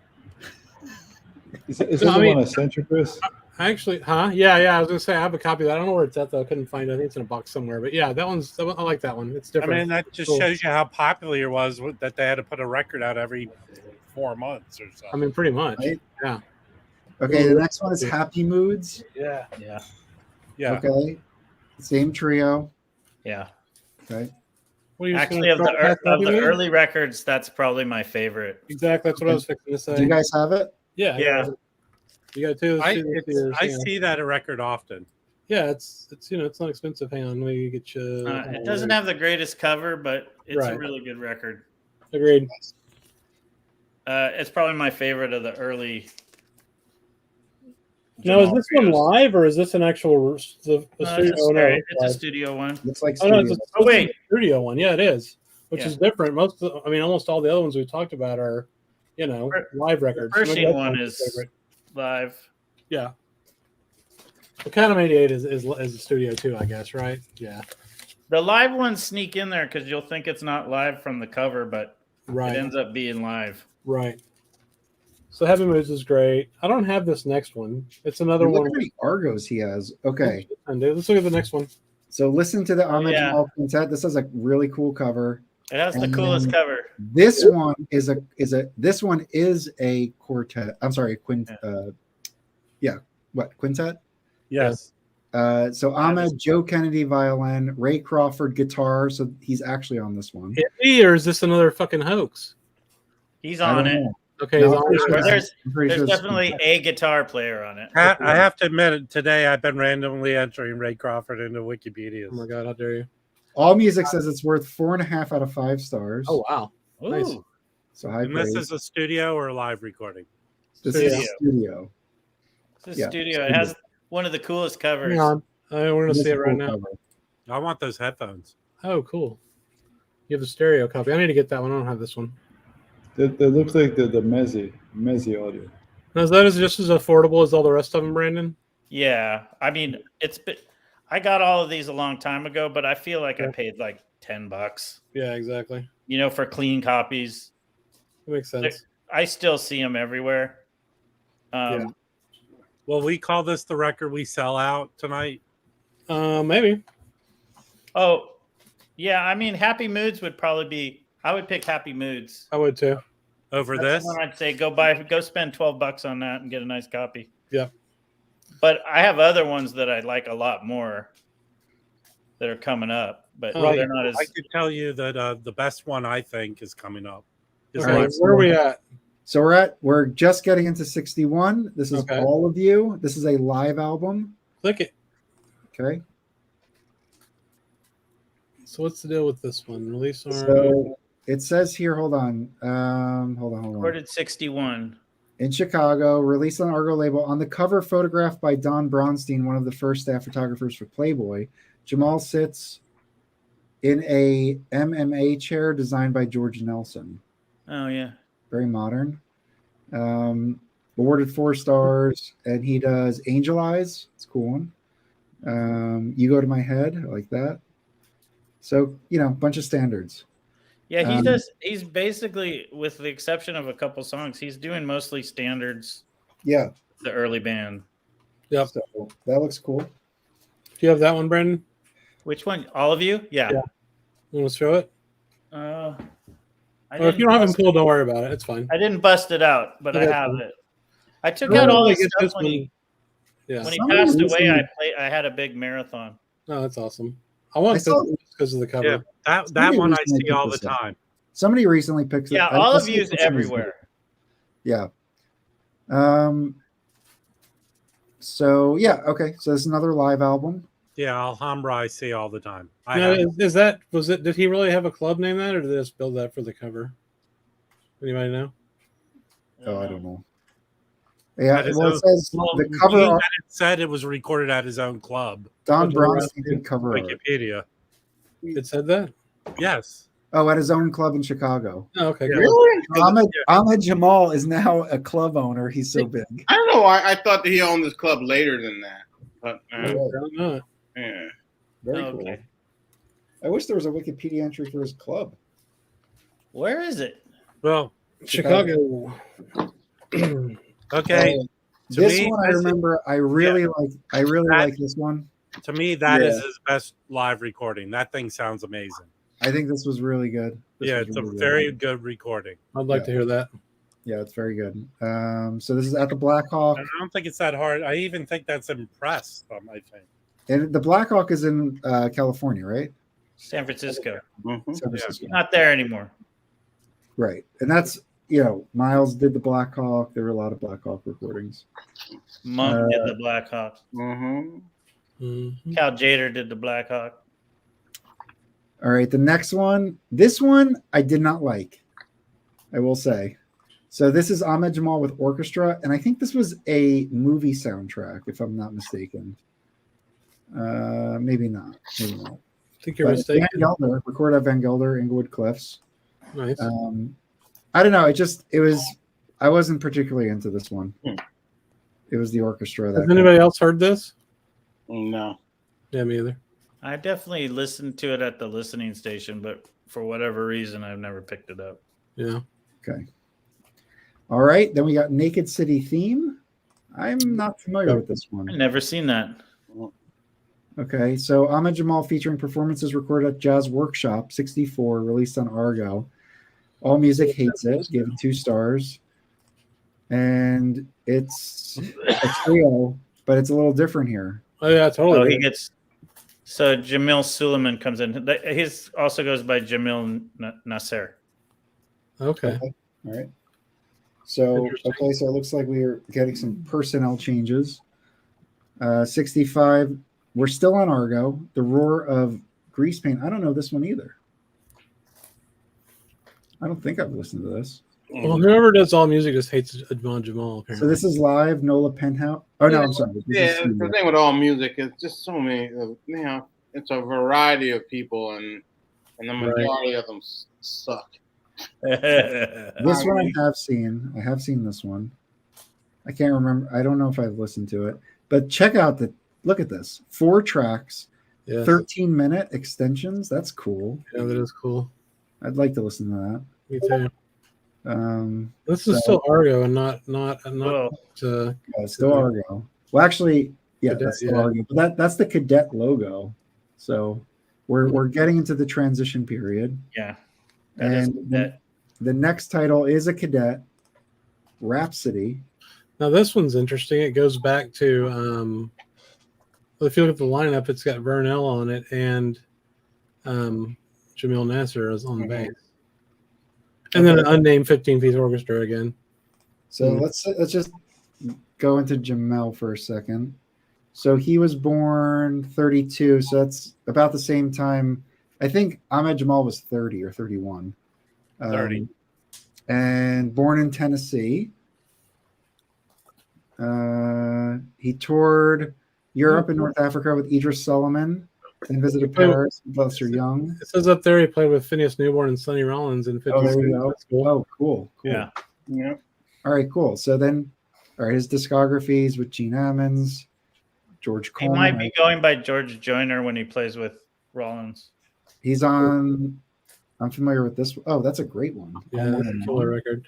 Interesting. It is, and it's Joyner. Yeah, interesting. I didn't realize that. Cool. I just bought the at the Blackhawk. Oh, nice. Oh, nice. And we'll get into all these, but this is all Ahmad Jamal. Yeah. Yeah. So No list then. Harold Mayburn, that's cool. Mm. Phineas Newborn, Randy Weston. Now, all the stuff with Randy Weston, especially the stuff you start in the 80s, Okay. of course, is only available on CD. Is fabulous. What is? The stuff with Randy Weston, Jimmy okay. Master, the portraits of Ellington, the portraits of Monk, and I think it's portraits of Frank Weston. They're all excellent, and it's sort of both Weston and Jamal were on the same label. It was Verve, but it was the subsidiary. I think it was the French subsidiary, and they were both putting out excellent work at that time. I have to say, I think this cover is terrible. It's bad. It's not great. It's awful. I don't know what's that. Is he threatening her? I mean, I guess it's like in a fancy ballroom, and he's whispering. I don't know. He's giving her the secret code. Listen, he's licking her. Come on, calm down, guys. Awful. Okay. Heat Wave. That one's Oh, good. I've seen this. I like that one a lot. 66. He's doing Heat Wave, April in Paris, St. Thomas by Sonny Rollins. Misty. That's cool. Misty. Misty's one of the best songs ever, man. I love that Girl song. Next Door. I like that song. And yeah, Jamil. Yeah. And Frank Gant. That'll be the trio for a while. Okay. Okay. Yeah. Oh yeah, and they have all the trios listed here. And this is on Cadet officially now. These. But yeah, couple more, and then he's gonna jump labels. So, Cry Young. With voices. I see that all the time. I've never picked it up. Okay. Yeah, I don't know. Who's singing? Oh, the choir. That's weird. Okay. Okay. Maybe And then not. the final release. I've seen this before. I don't think I've listened to it though. Oh, God, that is horrible. It's Mhm. scary. And yeah, it looks like it's a follow-up. Oh, yeah, it looks like it's the same. Okay. All right, so now launching into a major label, ABC. He's doing Tranquility. Great cover. Anybody know this record? That's so good. I love it. Cool. I have it here. So he's doing modern songs like I Say a Little Prayer. Oh, cool. Yeah, it's the first two tracks are Burt Bacharach. Yeah. Mhm. Okay. It's a great record. It is. To be honest, I like it. I know The Awakening got all this press and stuff, but I like this record a lot better. Okay, that's cool. And it's like a $25 to $30 record, and it's the same group. He does. Are the cops at your house shining lights in your window, Brandon? Oh, I'm sorry. Yeah, that's the ambulance outside. Oh, so Listen, it's space aliens, people. they're coming to get me. What songs are on there? Because So it starts off with "Say a Little Prayer" and "Book the Look of Love." Those are the Bacharach ones. When I Look in Your Eyes, I think there's a couple. Yeah, Trent. On the second side is when he does the originals, but the the first side is all, modern pop songs and I guess songs that would sort of become standards. I don't know if Bacharach is in that canon of, but Say a Little Prayer, Look of Love, When I Look in Your Eyes. And then on side 2, he goes in Tranquility, which is one of his compositions. Yeah. Free Again. I don't know I can't read that. And then Manhattan Reflections, which is also one of his. So side 2 is basically his stuff. So can I show something real quick? It's not even out of order, but if people want to get into him, go pick this one up because it's cheap. It's a twofer of his Impulse stuff. Oh, cool. And I think it has some songs from when Brandon that Tranquility. And it also has songs from Awakening, but it also has live recordings, I think, unique to this twofer. But this is cheap and it sounds excellent. Okay. What is that? What does that have on it? So it has. I see that all the time. Don't sleep on these. These things sound. I got an Elvin Jones one.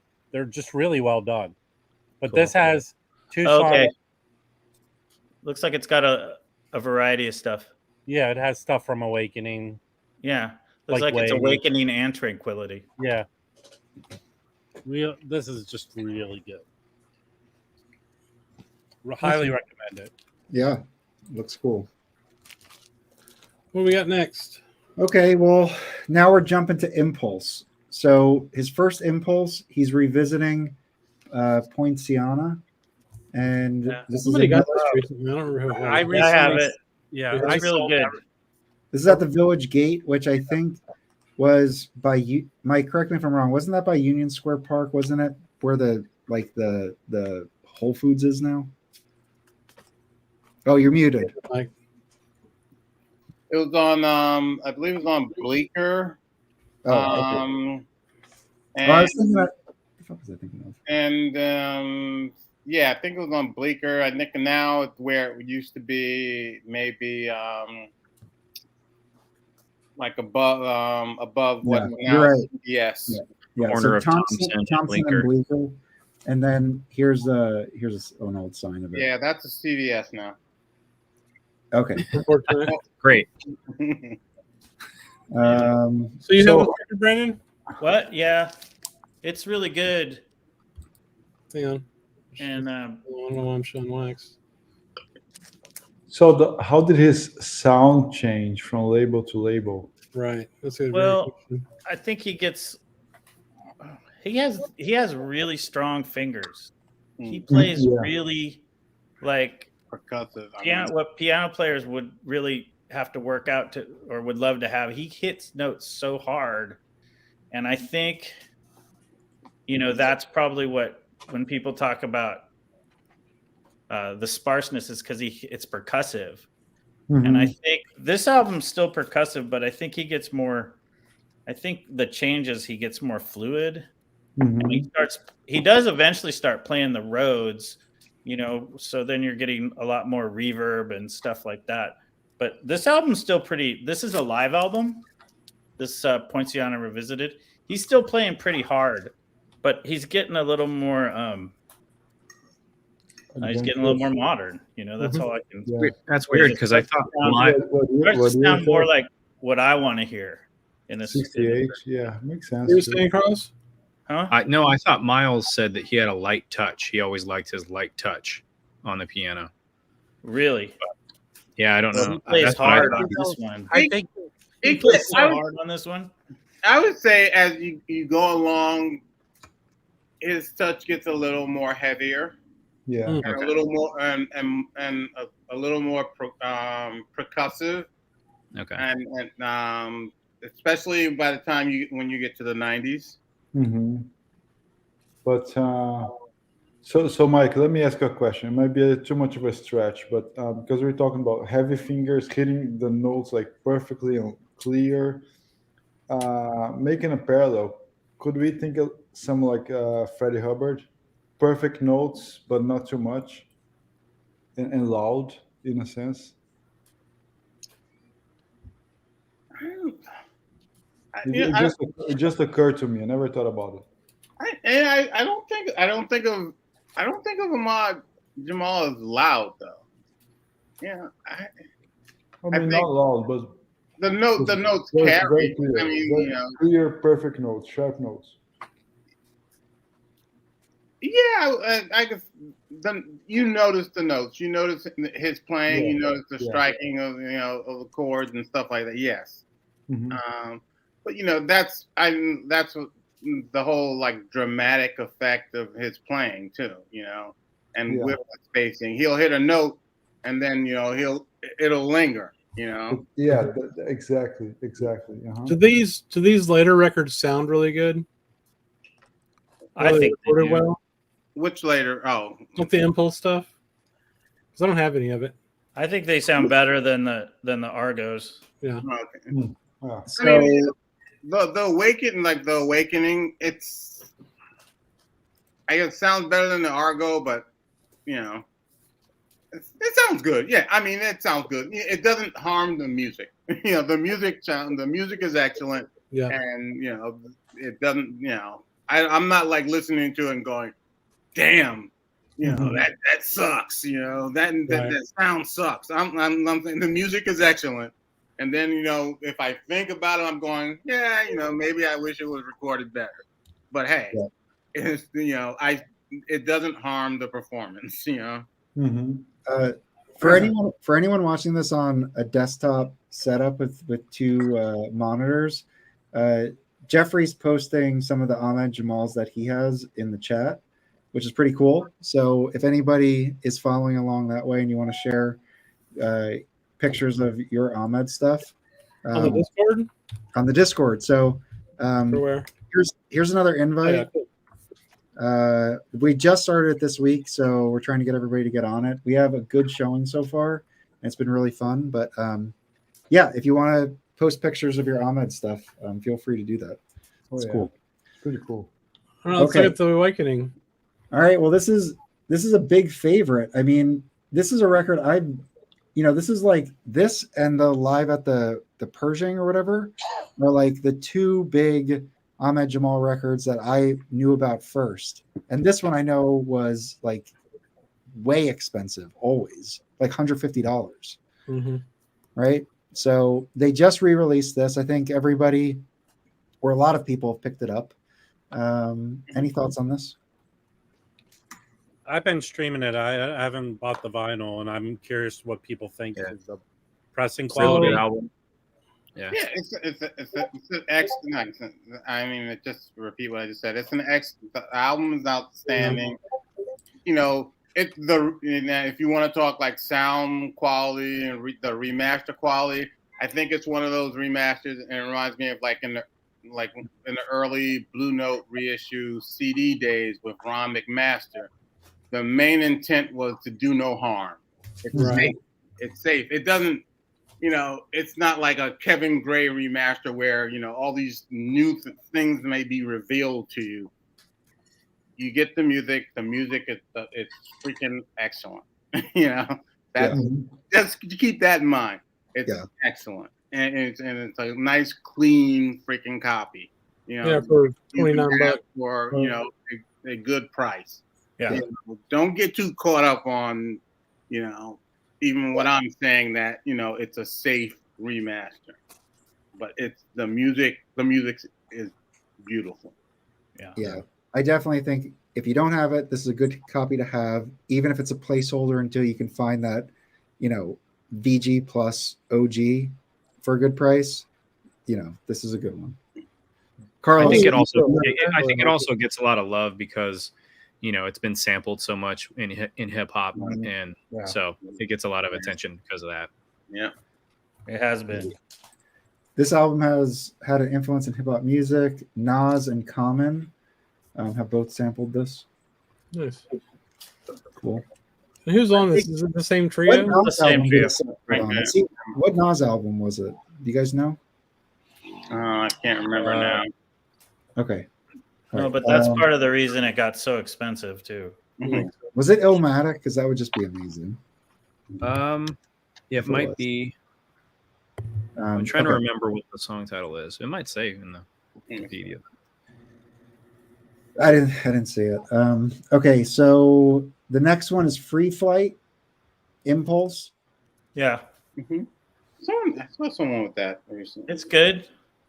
It's only 4 tracks on it. Montreux Jazz Festival. Let's see it. Hang on. I'll come back to the wiki. Oh, you're not him. There we go. Oh, cool. So you said it's good. It's got 4 tracks on it. Is it Only got short 4 or is it tracks. long tracks? It's at Montreux. It's kind of cool. You get to hear the guys, the way the Swiss French guy says it is pretty cool. He's like, Ahmad Jamal. Yeah, they got long tracks on there. That's cool. That is Jamal. But cool. it's just got 4. It's got Poinciana on it, Dolphin Dance. So it's basically, if I remember correctly, there's a Herbie Hancock song, That's Dolphin Dance. Dolphin Dance. There's a McCoy Tyner song, That's a Fendi. and then there's some other big. Where are other? Oh, Manhattan I see Reflections. Manhattan Reflections somewhere else in like one of his early records. I feel like we saw that. yeah, there's Herbie Hancock, McCoy Tyner, and then Manhattan Reflections is Ahmad Jamal, Yeah. and then Poinciana. Yeah, of course. So it's pretty cool. He plays piano. I think there's Rhodes on one, and then acoustic piano on the other 3. That's awesome. And it's a pretty good recording. Okay. What is this next one? So this next one is going to be his last recording for Impulse, it looks like. And this is Outer Time, Inner Space, and it has a really psychedelic cover. Is anybody familiar with this one? I am not. I am not. I don't think I've ever seen it actually. No, I remember that I cover. remember. Yeah. Got 4 stars. Ooh. Yeah. Oh, look at that though. It's got extensions, a 20-minute version, and then man, that would be fun. Pagoda. That's cool. That's kind of cool. That's interesting. I don't think this is a Challenging. particularly expensive record. I think I've seen that before. Rob, have you seen that? I've seen it online, not in person. Okay. Well, we just saw it online. By looking for previous. Listen, Chris, your wife told you to. Not be Right. assy. I'm gonna go on. Not be assy to Rob. Does anybody have Yeah, this? This is Rob. Ahmad Jamal 73. Do Yeah, I have that one. you want to show it? I got to step away from it. I've seen that one online. Okay. It's got I like it, but I don't go crazy for it. It's got an orchestra. Yeah. He's got better Okay. stuff coming up after this anyway. Mhm. But this record's it's okay. Makes sense. That's a glowing non-review. Yeah. It's okay, bro. I mean, I think if you can get it for a good price, you should grab it. That's how I feel. That's fair. Actually, grab it, but don't hurt it. Don't pay for it. Don't pay for it. Just grab it. 5-figure discount. All right, what's next? Well, there's one there. When Jamal plays Jamal, that is an expensive record. So let's look at this one. This is another one with orchestra. Seems like kind of the same orchestra and vocals. I mean, yeah, No, I'm No not thanks. buying it. I'm not buying that. Yeah, Look, they've got like 6 people with vocals. Don't buy it. yeah. Now What about this one? That's a good one. That's an expensive record. That's Really? Yeah. Yeah. That record's my favorite. Oh, hang on. Let's look at it. Let's see it. And it's not just my favorite Jamal. I'd probably put in my top 50 jazz. Yeah. Really? Wow. Yeah. Yeah, very sought this after record kicks butt. They should really reissue that record. That's gonna sell. That's gonna sell out on Discogs now. It's really good. He plays. It's like half of it's Rose, half I think he's on a big Steinway Grand, and then the other half he's on a Fender Rhodes. And there's it's not just trio. I think there's a conga player.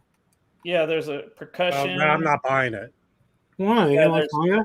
Azadine Weston on congas on a couple tracks. Oh, I guess that's it. I thought there was some other percussion. No, it's just congas. It's soul jazz. He's going off, and it is not anything like the early stuff. Yeah. Sounds He's the cool. faint heart. He's cruising. Cool. I love this record. That's good to know. Very cool. So that's my favorite Jamal. That's a by better far. review than you gave of the other one. Huh? Yes, we will buy that instead of the one you said sucks. Yeah. The There's one only- you Oh, There's only one 73. left. 73 is one- all right. I don't want to criticize it. I'm just not that into like piano trio with orchestra. So Yeah. No, I know. that's okay to why say I it think sucks. if I was really into orchestra stuff, but see, then again, I love like Jobim and stuff like that with orchestra. So it's kind of, but It's hard to Not pull so much. off that whole thing, man. I think. not so much the soul jazz with orchestra. It's not quite the same. Now, this one is kind of interesting because it's got Calvin Keys. it's got Calvin Keys on That's it. cool. That is cool. It looks like just a bunch of different groups, kind of. Damn, that cover is wild. Yeah, Harvey Mason. I've seen that cover online before.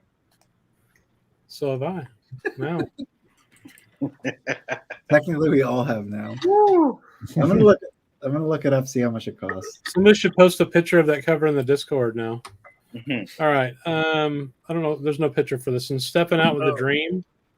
I have that one somewhere. Stepping Out of the Dream. Okay, hold on. I can It's pull it kind up. of similar to. there's kind of this one's got. It's not similar. It's got Calvin Keys on it, along with That's cool. the trio there. That is kind of neat. Yeah, Anyway, so what do you think about this one, Brandon? the cover's pretty I'm wild. trying to remember. It's so I kind of have like, like the records that don't quite make it to hang out upstairs, Right. go downstairs. So Yeah. I'm guessing that I didn't love that one. That's fair. So Okay. because otherwise Well- it would be up here in the Jamal section. So we need to come up with some sort of Hold scale. on, can you share my screen? Top left it. Chris, Oh, go for it. Yeah.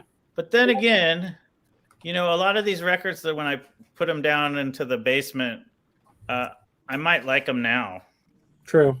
Dude, chain them to a mattress and stick a I ball do. under the door.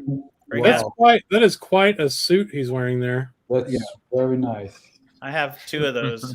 Yeah, I think I have Jasmine's wallpaper making with it that look like pattern on it's it. a suit. I should get one of those for work. It's- yeah, No, don't you? yeah, I don't really like this cover that much. No. There's a terrible. lot. There's a lot of. Like, is that like a posse coming to whip him with a whip? Is he Oh, running for his there's- life? No, it's the It's races. At the racetrack. That's the Okay. racetrack. Yeah, calm down, Chris. Jeez, Chris, come What's on. happening in this cover, man? Man.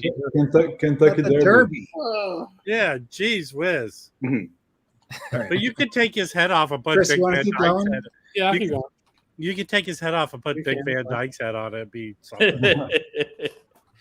All right, the next one we got is called "Recorded Live at Oil Can Harry's." I want this just because of the name, because it well, sounds. no, cool. well, I Bill Evans did that. right, but a record store day like 4 or 5 years ago, they had Grant Green at Oil Can Harry's. It's really Was good. there a Bill Evans one too? You said, Mike? Yeah. Hmm. A few years ago.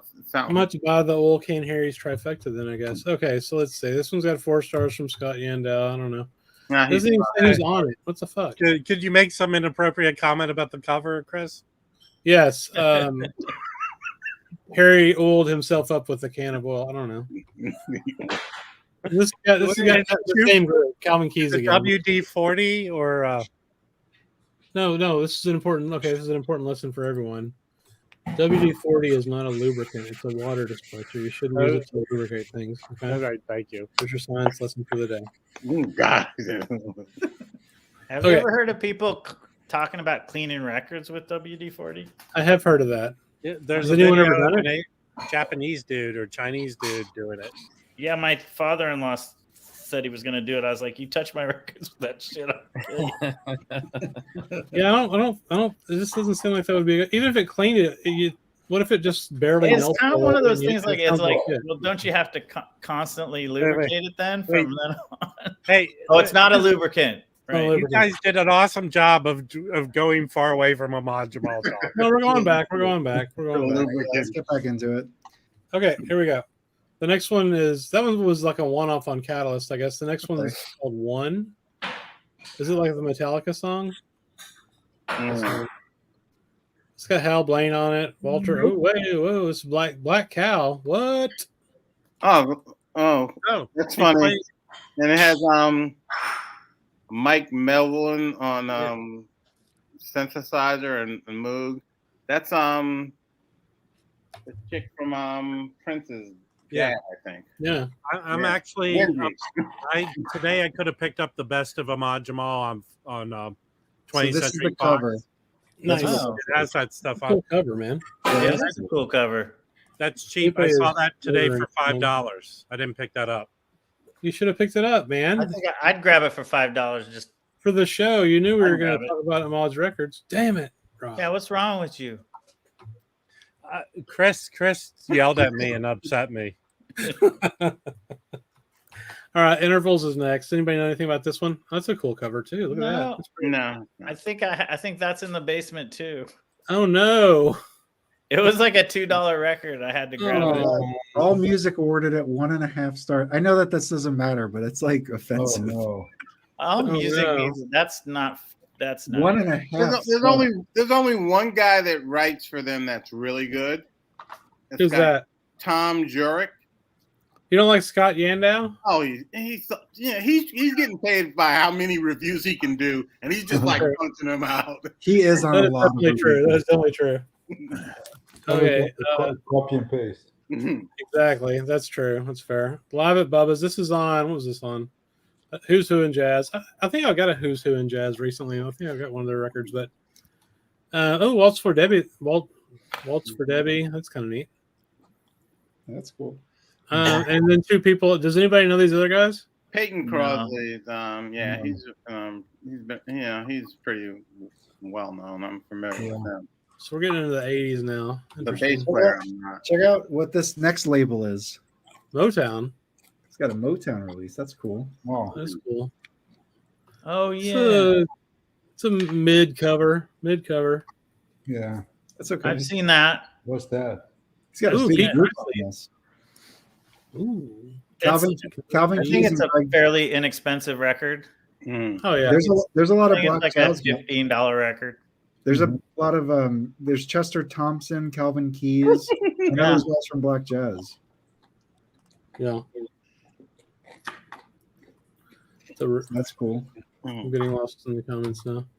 All right, then we got In Concert on Personal Choice. Okay. I like the cover. Pretty cool. Gary Burton. Still only available as an out of print LP. Okay. Okay.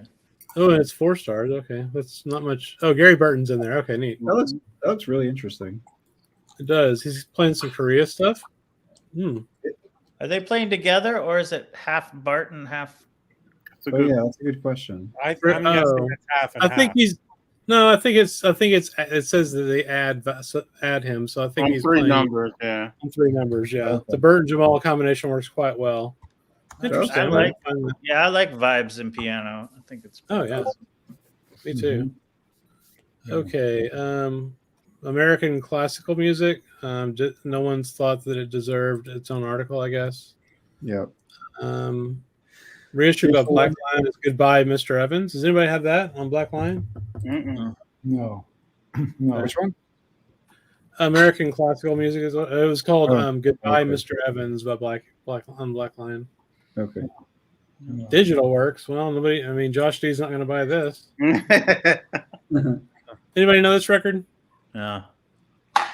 No. I He does- remember it, but it doesn't stand out for me. He does Oh, a range. He does a lot on this, but he does a Joe Beam. He does Wave by Joe Beam. Yeah. He does Wow. he does Footprints by Wayne Shorter. Oh, he does the MASH theme too. Yeah, Nash. Misty. Misty. I love the MASH theme. I do too. too. That was my favorite show. It's my wife's kryptonite though. If I just hum it, she just like please. You know, Chris reminds me of Radar. Your radar. Yeah. Yeah, that's a Your good comeback. radar. It is. Mhm. Listen, I'm more Charles Emerson Winchester. Yeah. No, okay. that's true. All Right. so here we go. Live album with Herlin Raleigh and James Carmack. Now, Hernan Riley is a New Orleans drummer. Okay. Okay. Yeah, Was Hey, Mike, was Frank Gant also a New Orleans driver? Nope. The next after Hurlin, I'll say the next one, I guess, coming up in the '90s, New Orleans drummer would be Idris Muhammad. Oh, okay. No. Well, this must be. This seems like it. I mean, Billboard recommends it. Says it's reminiscent of his stuff from the '50s with more modern bass playing. Was that put out on vinyl? Or is that just a CD release? I don't know. That's a No, good it's question. on vinyl. I've On seen vinyl? it. It's out probably there. it's probably a 2 LP then. But that's anyway, yeah, and it's got good ratings. So and that's a young Herlin Riley on drums. yeah. Yeah. Let's see. Let's see. Wait. So that was a 60-something recording released in the 80s? What is that? No, it was, no, it was recorded No. in 85. 85 released in 86. Okay. Yeah. That one looks kind of interesting. Mm-hmm. See, for me, it's nice to see all this stuff because I don't have any of these newer records except for the Awakening. That's an interesting cover. That's yeah, awesome. I like that one. Yeah. I've got that. Man, that is cool. It's got some of the same guys on it, and it's got another percussion guy. Yeah, and that's another thing he would start to add, like in the late '80s, '90s, is percussion. Cool. I can just do this. I don't have to go back. Hey, look at this. We're almost done, and I finally figured it out. Crystal meth. Oh no. Calm down. You're really running this into the ground. Trying to add little quippy entertainment bits. Okay. Mm-hmm. So this one's. I don't know. Anybody know this record? Nah. No. Sleeper. It's a sleeper. Sleeper. It looks like it might be. Well, I mean, who knows? But this looks like it might be a mistake to purchase. I don't know. Just the cover gives me the cover gives me those vibes. You're like, oh, okay, I see what you were doing. Yeah. All right. It's going to be sleeping for 200 years. Okay, so what's the deal with this? Let's see. So this song runs right to the edge of being free jazz. The next It's like the Japanese record that just came out of the jazz. Yeah. Right. It Exactly does. like that one. It's got good reviews. I mean, has anybody heard this one? I've heard it. It's been years since I heard it because I remember when it came out. Stanley Crouch gave it like a really good review in the Village Voice, but it's been years since I've listened to it. Makes sense. Okay. All right. Well, the next one is we're gonna break through to the '90s now. Okay, that is okay. Let me see. I'm live in Paris. This is a put out by Verve. '92. Mine has a different cover. This is all CD only. So it looks like it was actually originally released on Birdology. Right. Here's the Birdology Okay. cover. You got him, Chris? Look at that. Yeah, I got it. Cool. And I mean, this is like a really the '90s are such a rich period for him, and this is with Ahmad, Jamal, James Camrack on bass, guitar, and David Bowler, and let's see, it has two other guys on a couple of songs playing bass and drums, but this is really good also. Is he doing original or more standards? He's doing some of everything. Original, standards. They do, he has his original. He leads off with his original. He does like a medley of Alone Together, Laura, When It's Wild. Does Caravan, Easy Listening, Acorn, which is an Ahmad Jamal original. He does an Errol Garner tune, Dreamy, Jerome Kern. Yeah, it's a mixture. I do like when they do melodies like that. Yeah. That's cool. Yeah, that is very cool. Yeah.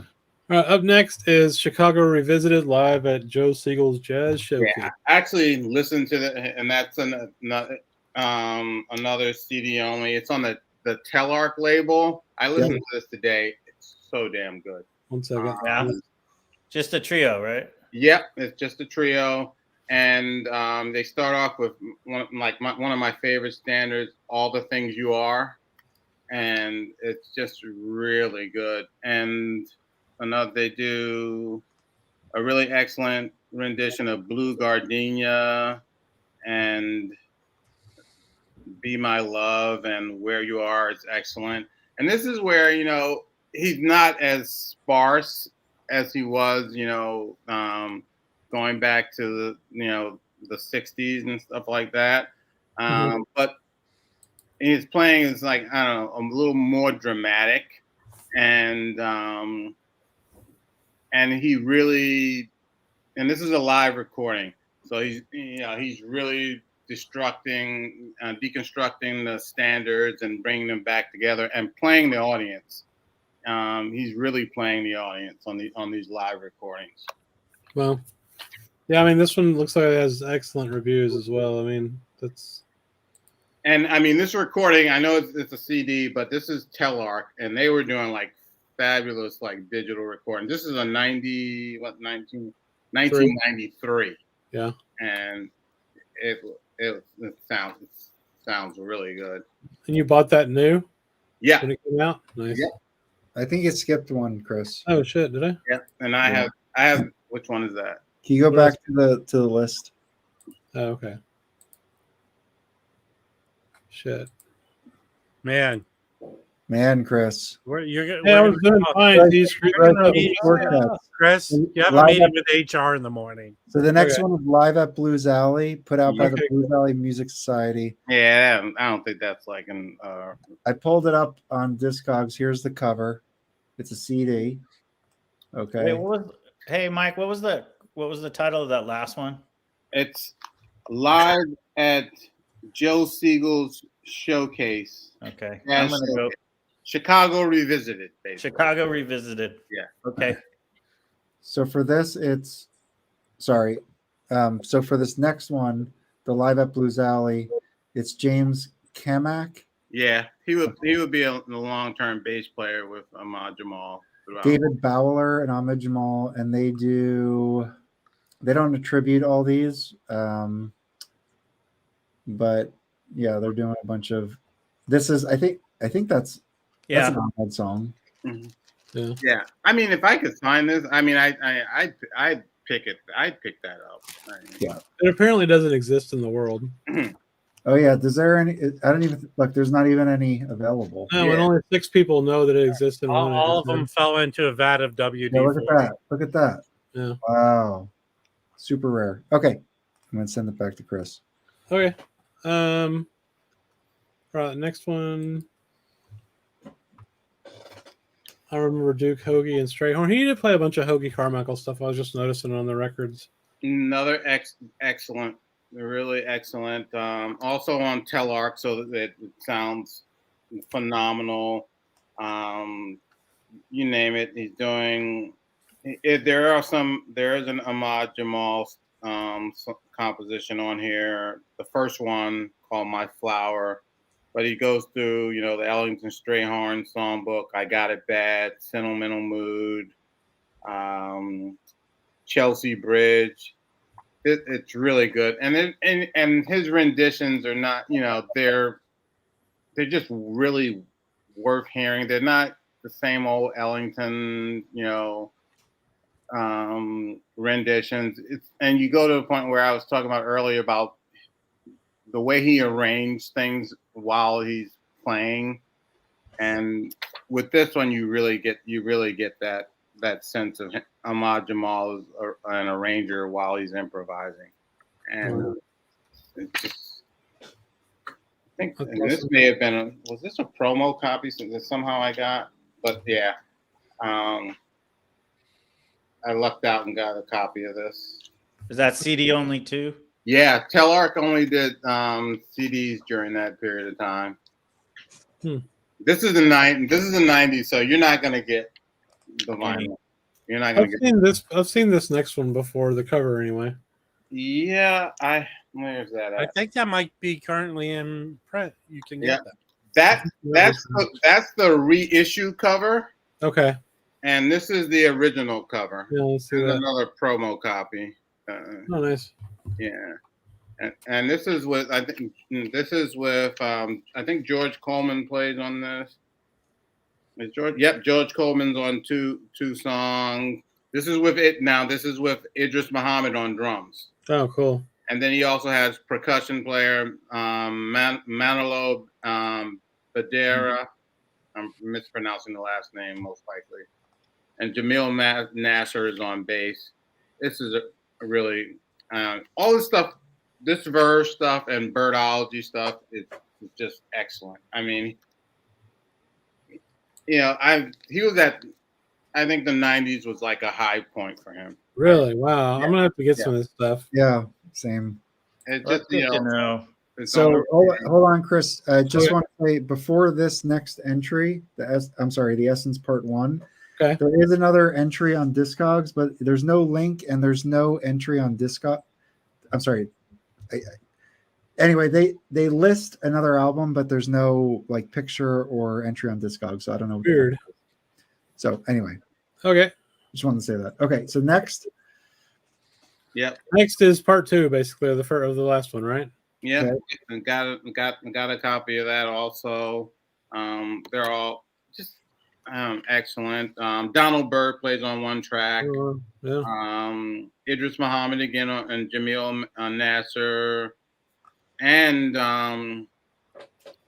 it's 2 basses. James Camrak plays most of the tunes. And Jamil Nasser is on 2 of them. But yeah. It's interesting you see this Joe Kennedy Jr. guy. I mean, he's playing violin. He was playing with him back in the day too. Right. Like we were listening to some of his old records. That's really neat. Yeah, you know, it's funny that this is Verve, but like this is more like the French division of Verve. Okay. And you know, it seems like they gave him a budget. You know, it wasn't like, you know, come in, let's do this session or whatever. You know, he had a budget to make these recordings, and so he could bring in people, and you know, it could be recorded really well. And that's why I think this is really a high. This, you know, during this period, it's like a high point of his career. Mm-hmm. It wasn't just like just show up to the studio or whatever. You know, I mean, he always had a consistent group, but I mean, there was some money put behind these recordings. That makes sense. Yeah, he had some French producer that really dug him. Right? Yeah. Yep.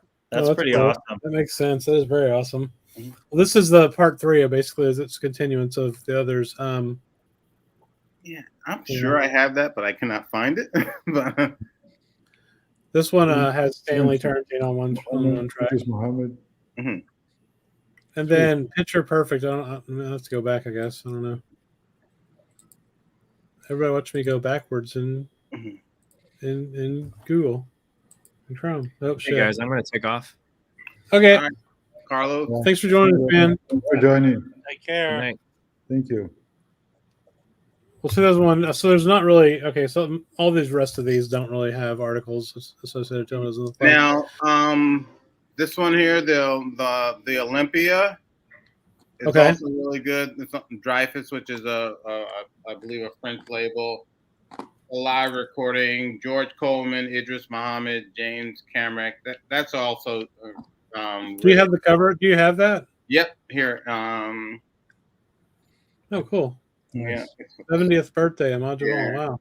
Yeah, and then let me see if there's anything. I don't know. You can't really make out what's in there. Sure. That's cool though. Yeah, and that's a really excellent. That's an excellent live performance. That's cool. Yeah. And like I said, you know, they gave me and now this is a different label. I mean, it's Dreyfus and Birdology, but you know, like I said, they had the financial resources. They, you know, let him do what he wanted to do. Do you know any of the? Do you want to talk about any of the rest of these or anybody else? Let's see. There is. Let me see. Is there In Search Of on there? Don't see it. So most of those are like live recordings, especially the latest, late talk ones. about these. Are these reissues from previous like old concerts or like concerts that he was still playing? No. Now things like this, like you start with Blue Moon and we start with Blue Moon and the stuff on Jazz Village. Now that came out on vinyl. Okay. Blue Moon. I don't know about the Yusef Lateef. Yeah, this one looks interesting for sure. Yeah, I don't know if that came out on vinyl, but I know the one after that, Saturday Morning, came out on vinyl. Okay. You can't. It's hard to find now, but then the one after that, 2016, Marseille, and this is. Oh, hang on, let's see it. I didn't know you had it. That's cool. I love this. I love this album. This is so freaking good. And it, he does. Marseille is a Ahmad Jamal composition, and he does 3 versions of it on this. It's it's a 4-side LP. 4 sides. He does 3 versions on it. One just straight up instrumental. Another with like a spoken word guy, which is really freaking good. He's doing it in French. Yeah. And then there's at the last one on the last cut with a vocalist, which is also excellent. But he does a beautiful version of Autumn Leaves, and then he does a medley of 2 Ahmad Jamal tunes. I Came to See You and You Were Not There. And it's just really good. This is the inside of it. It's gatefold. That's from France, Mike. Yeah, I would say. Let me look. It is, yes. Jazz Village is a French label, but you can find this on. There are a bunch of copies in the United States, so there's only CD copies right now. Yeah, on and Discogs. And then this was his last recording. Oh, beautiful! Yeah, that's and 20. this is, he never did a solo recording. Oh, wow. Oh, really? And this is as close as he got to doing a solo recording, because on 3 tracks, it's James Kamak. It seems like later in his career he stopped playing Ahmed's blues. I wonder if he just got uninterested in that one. I would say probably, but on this one, he does the song Marseille. Yeah. He does I Should Care. He does Poinciana. So yeah, it seems like that kind of is the banner song by him. Yeah, and he does Emily, Johnny Mandel. So this is as close as you're going to get to an Ahmad Jamal solo recording, and it's really good. I think this may be. Is this 45 RPM? I want to say this may be 45 RPM. I'm not sure. I don't have the freaking album next to me. Cool. But and they're excellent. I think these. Yes, it is, Mike. Yeah. They're excellent. I think they're excellent. I love them. Especially Marseille. I think that's just such a great recording. And the Saturday Morning, I think, is worth picking up also. So, cool. I just think he didn't just. He was strong up until he just decided to retire. There are none of that ballads. There's none in the United States on Discogs. Really? Well, they all doubled in price this week. Yeah. Yeah. This video ruined any of our chances of getting Absolutely. I saw that at one of the record shops a couple years ago or a year ago. If anybody wants to pay for international shipping, there's a bunch of copies. It's not that expensive. Oh, okay. Well, yeah. I'll pay for shipping. All in, the cheapest one new, you probably could get it for just over $40 after taxes. Yeah. Oh, cool. Yeah, you get it from Germany. Yeah. Well, I was reading stuff about Ahmad Jamal, the quasi obituaries, and what was really cool is, pianists love him, but the variety, it's not like, it's just not like, the straight ahead guys love him or whatever. It's right. Pianists love him. Like Matthew Shipp was like talking about, how great Ahmad Jamal was. DJI are talking about, this guy was like a freaking dancer on the keyboards. Yeah. You get, Ethan Iverson saying how great he was and how, the Bad Plus trio was sort of trying to be an extension of what Ahmad Jamal did. Did you ever have a chance to see him, Mike?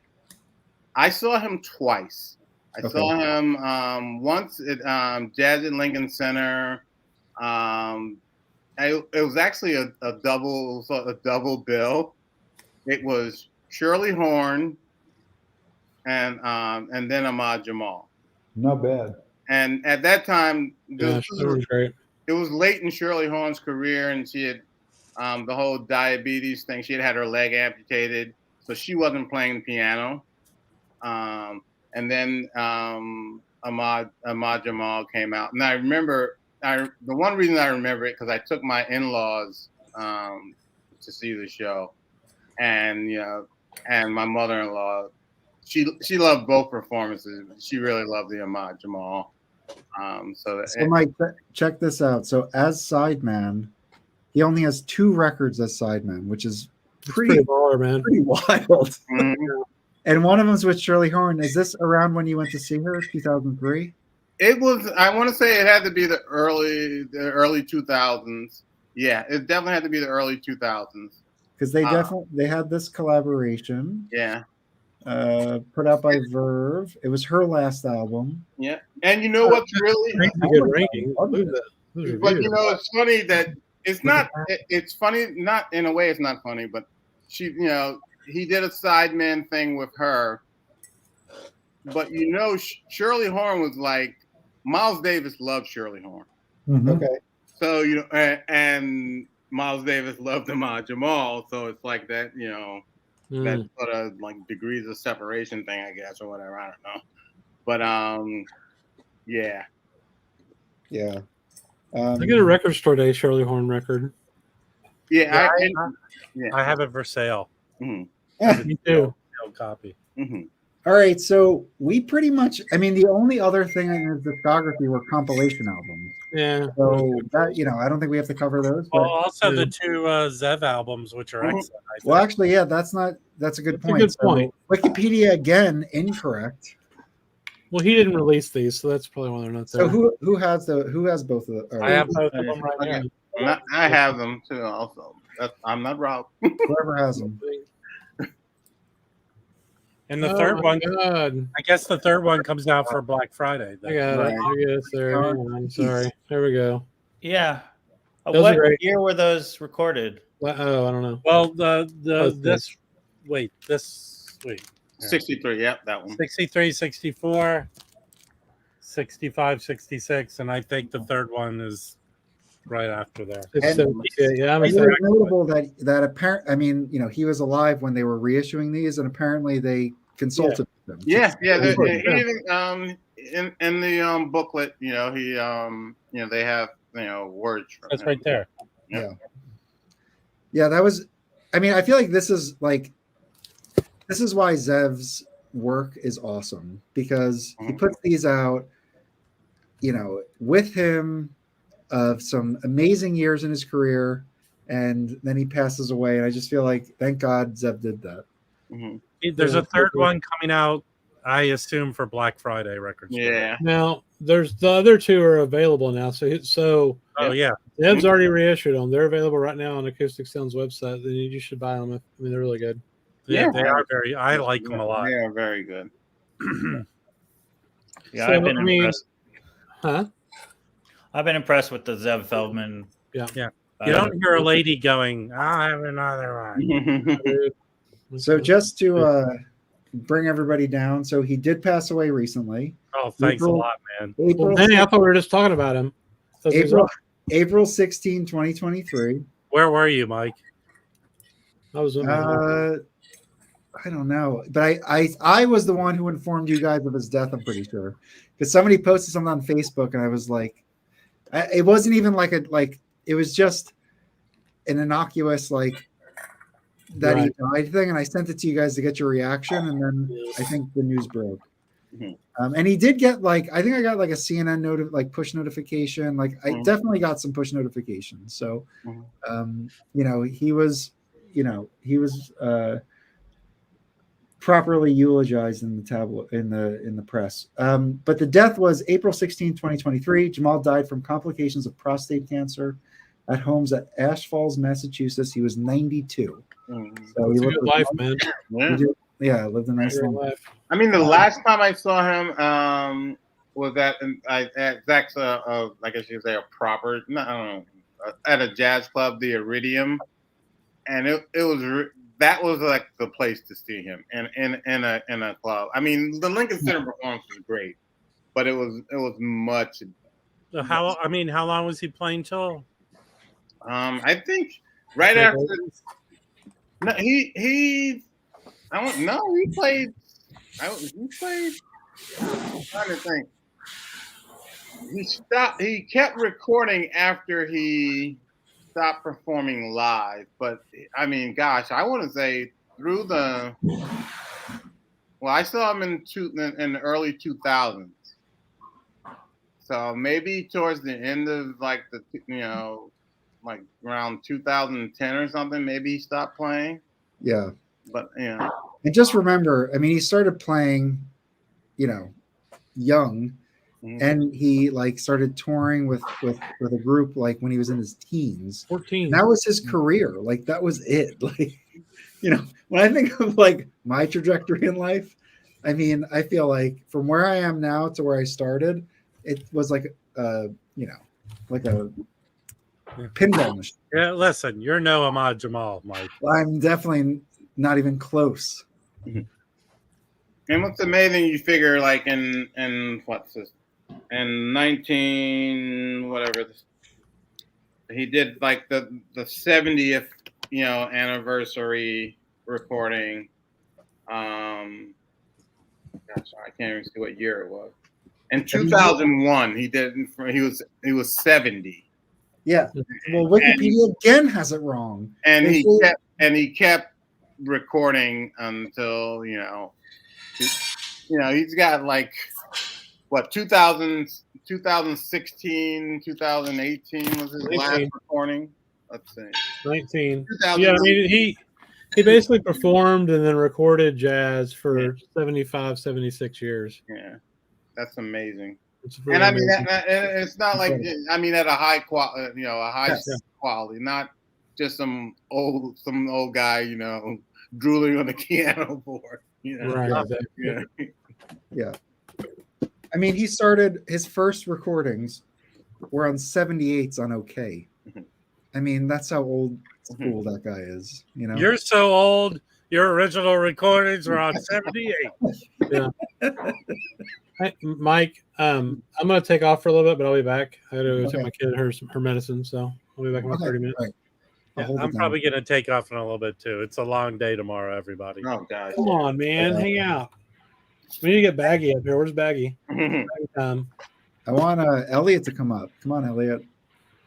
Is he? All right. Yeah, can I drag off to Elliot? What's the? I dropped the link, so I haven't even looked at RSD. What's really exciting?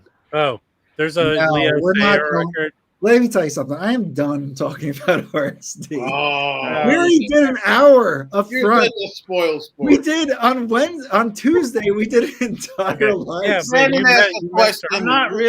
I'm not really that interested. If there's one thing that you'd be like, oh, you should. I mean, the Bill Evans or the Eric Dolphy. If you don't have that Eric Dolphy, the Eric Dolphy, I should probably get. Yeah, I'd say the Eric. Yeah, if you don't have the Eric Dolphy, yes, I have the previous one and I love it. And the sound is really good. Yes, I think. Yeah. Okay. Yeah. The whole package is excellent. And I'm definitely picking up. I'm picking up the Walter Bishop because I like Walter Bishop, and that's earlier Walter Bishop, but he's a guy that I like late in his life. He had sort of a renaissance, and I actually got a chance to see him twice. And he actually recorded. There's a lot, of course, CD only, of stuff from like the 80s and 90s. Really good stuff of Walter Bishop. So I'm really interested in that recording. think he's a really unheralded guy. I think I'm set on 5 things. It would really have to be situational if I pick up more. Yeah. I mean, they would have to have the ones I want. Yeah. So. I'm gonna go on. I'll probably go on Monday and see what's there'll still be some jazz. Yeah. There'll still be quite a few copies.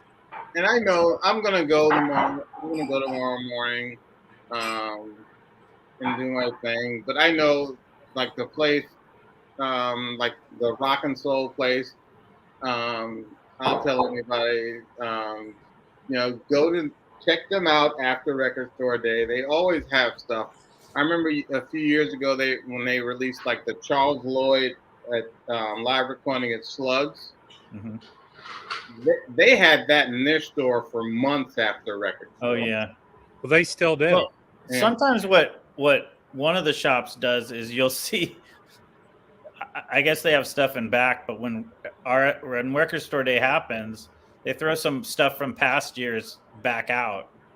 Mm-hmm. And you'll just come in because that's where I've picked up some things and going, oh, I didn't know that this was still around. Yeah. Well, I think one thing that happens is record stores order whatever they order and they don't get some stuff. Mm-hmm. But somehow it's still in a warehouse and then it trickles back out. Mm-hmm. So not everything goes out. They say a number. But I like remember the In-Groove. He got all those Art Peppers. Right, yeah. They kept trickling out. Mm-hmm. But I've seen my local record store get stuff later. Mm-hmm. You know? Yeah. So. Well, I am excited because the main place that does RSD, they have a really good, inexpensive jazz CD section with a lot of used jazz CDs. Yeah. And they're generally like $5 in really good shape. Yeah. So.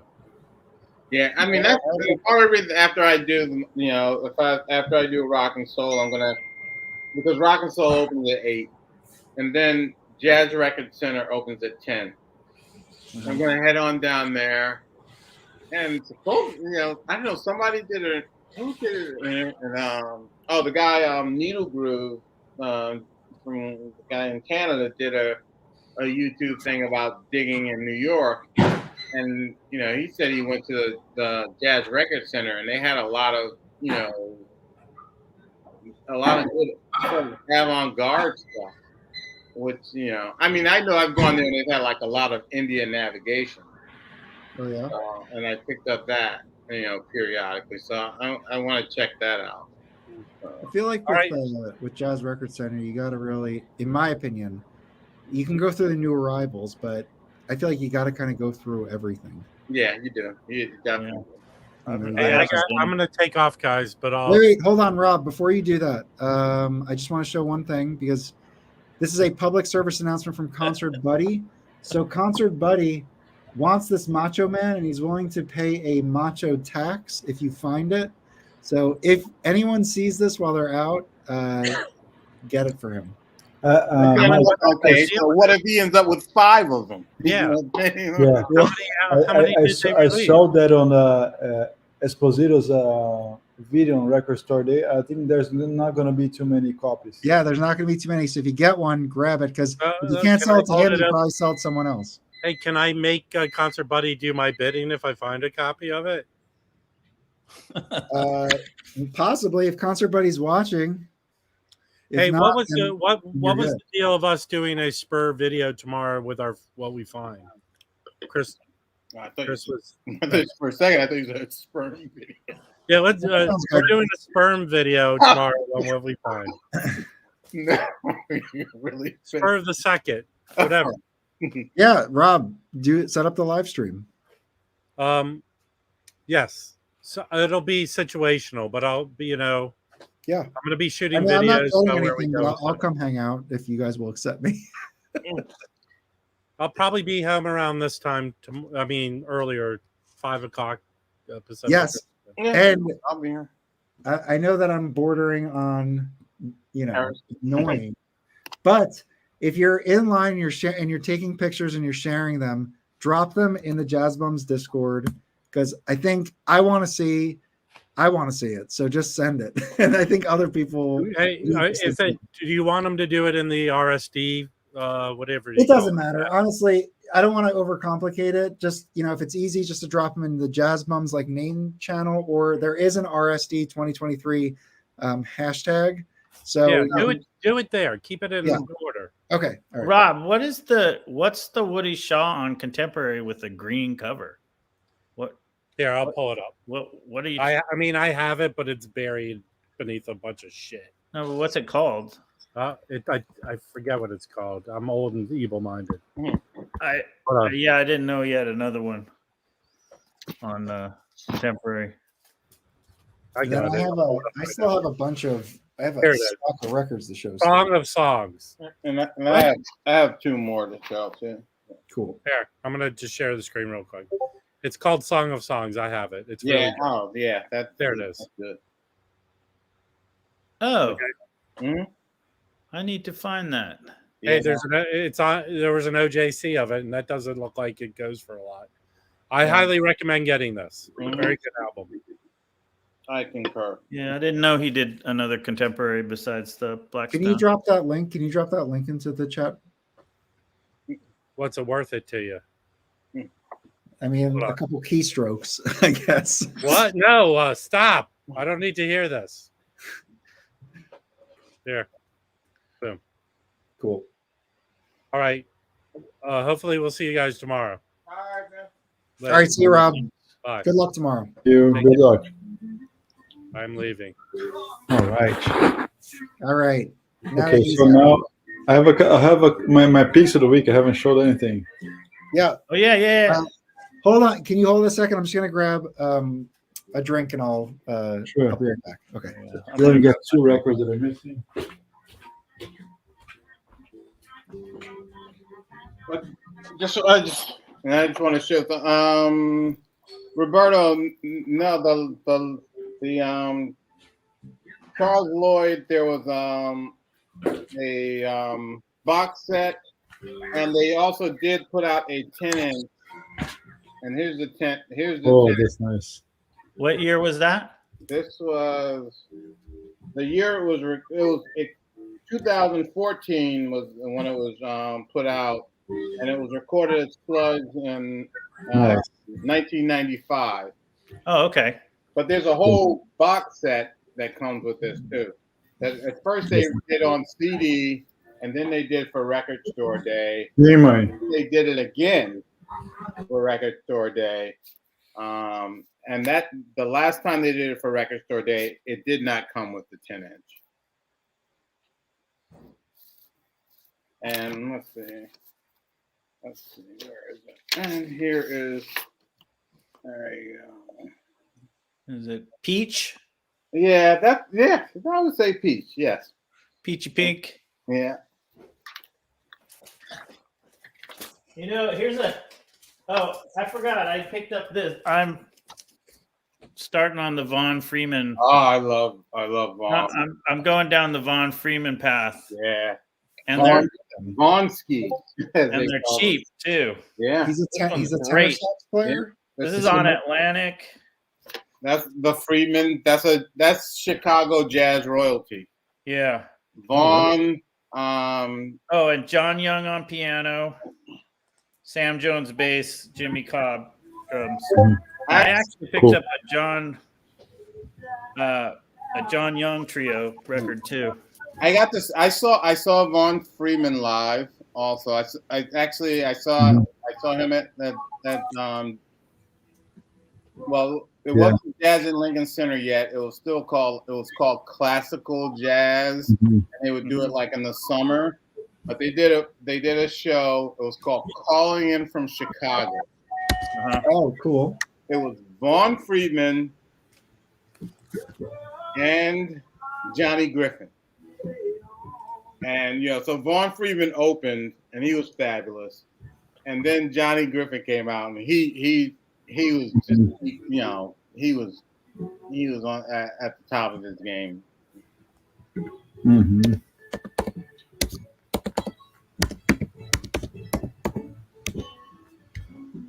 Oh, do you guys know this guy, George Freeman? Yeah. I think he has a couple records on like Timeless Muse, I think. Yeah. Here's Part of the John Young family. trio. Part of the family. Here's another. This is that John Young trio. Let me get you. See now, Mark Glassman says he saw Vaughn at the Velvet Lounge, which is the one club that I never got a chance to go to. Mark, grab a drink and come on up. It was run by this one of my favorite saxophone players, Fred Anderson, and you know, by the time I was ready to go out to Chicago to see it, you know, Fred Anderson had passed away. Yeah. Who's listening to music? Me, slow down. Felipe, you can't be listening to music while we're live streaming. Just wait an hour. I just turned it on. I'm sorry. All right, cool. Anyway. I'm saying, Can I show like two things? Yeah. I'm saying farewell to my turntable. Oh, that's right. What turntable are you getting? I'm getting mine tomorrow. Hopefully everything works well. I'm getting a Riga tomorrow. Oh, and what turntable you have now? I have two Techniques, 1200 and a 1610. So which one you're getting rid of? I'm getting rid of, I don't know, the 1610 very likely. The 1200 I'm still kind of thinking about it. Yeah. Does a 1610 play 78 or no? No. Here's that record you were talking about, Felipe. Oh, I love that, man. It looks exactly like that, right? Yeah, it looked like the cover with the red. Yeah. It's just more deconstructed. Yeah. But yeah, this is pretty awesome. Yeah. Oh yeah. Yeah. But here's I picked up. I got this in the mail this week. This is this guy, his name, bass player Brandon Lopez.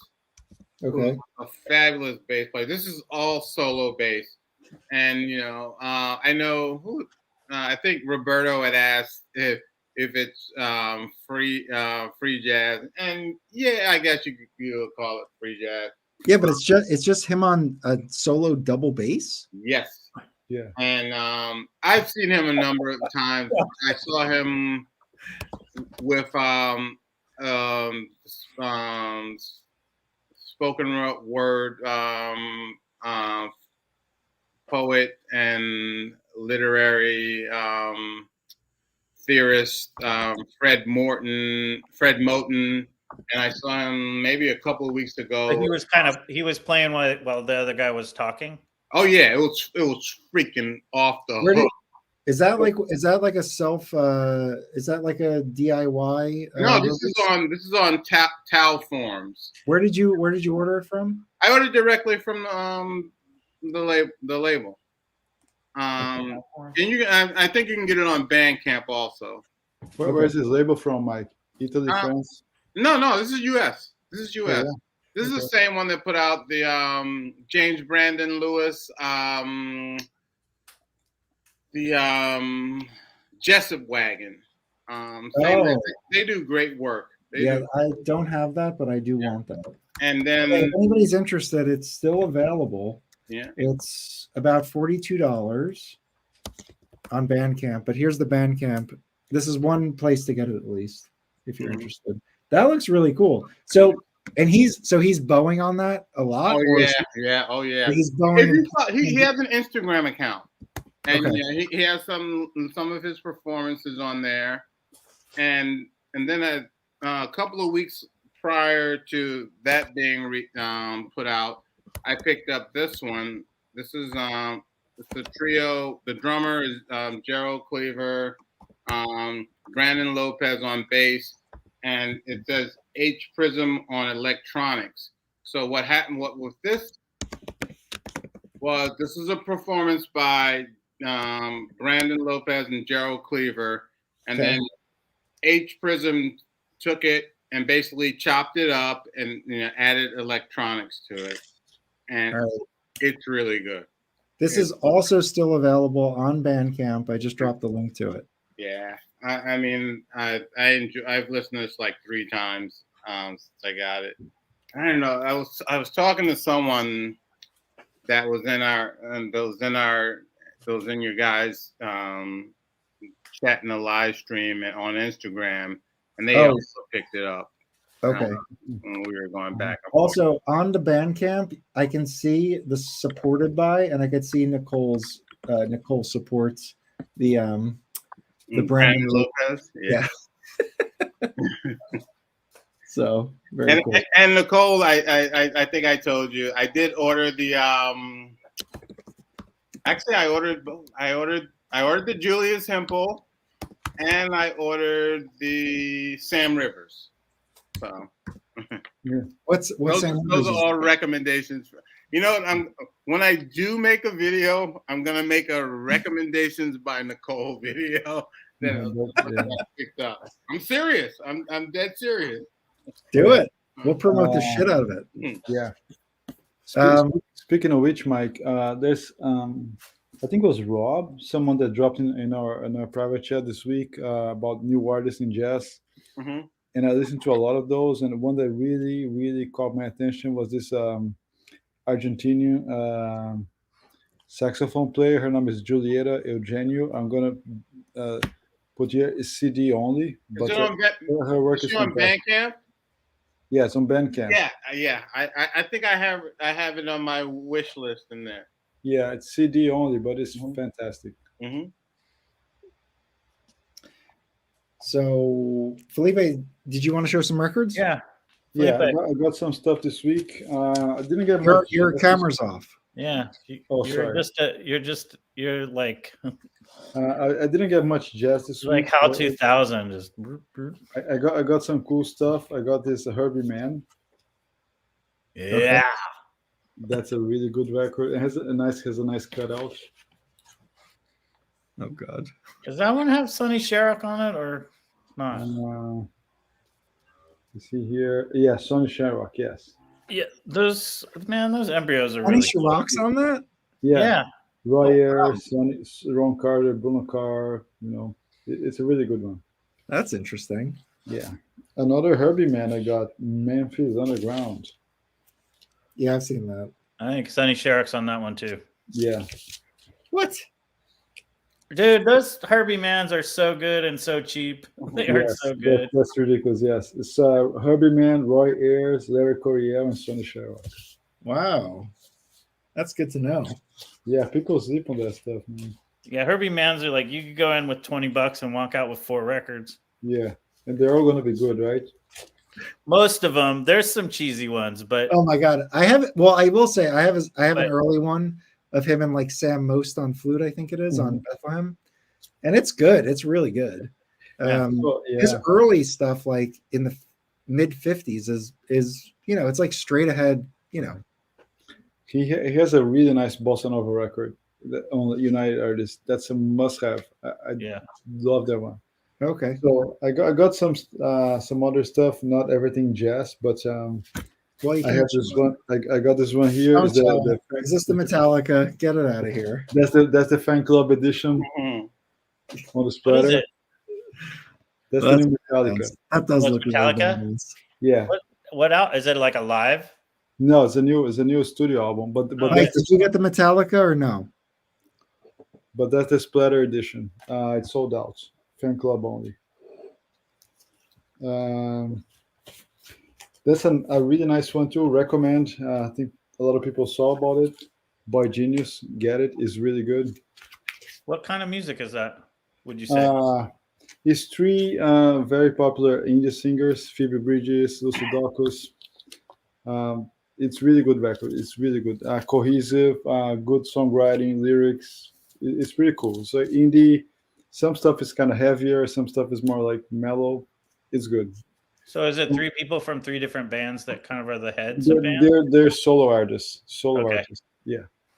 A really cool one is on Record Store Day tomorrow, but I got an OG, and I think Brandon knows about this. Oh yeah. Right? That's an OG is coming back on Record Store Day tomorrow. That's their best. That's the one to get. Yes. And you don't want to get because it has Kiss Me Deadly. You don't want to get Kiss Me Deadly because Kiss Me Deadly isn't on Kiss Me Deadly. It's on that record. So So they screw you up. That's the one you want to get. Yeah, that's the OG. Early Billy Idol. Yeah. Really early. Just a couple more rock titles, guys. I swear I'm going back to jazz. This just came out. The new Mudhoney.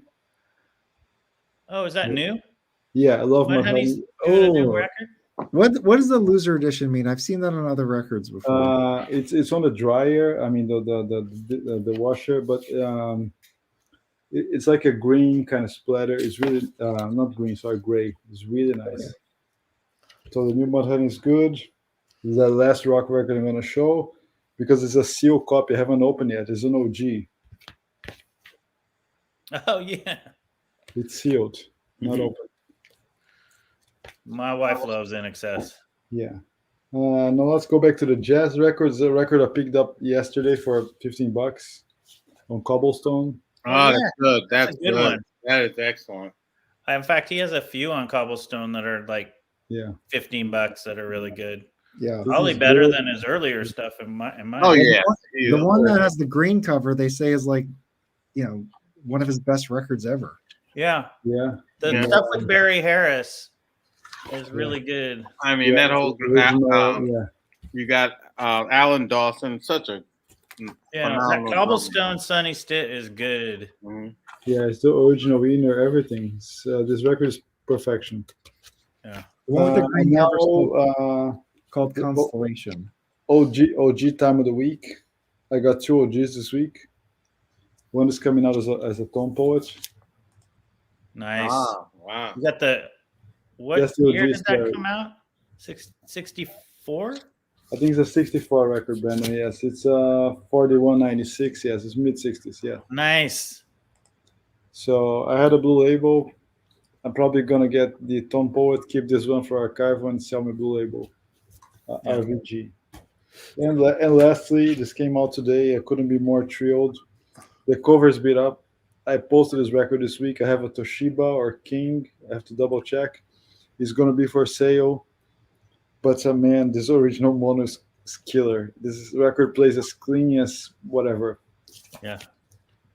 Yeah, that's up there. And I got a killer deal on this one because of the condition of the cover. Doesn't look that bad though. It's just on the edges. Can you go?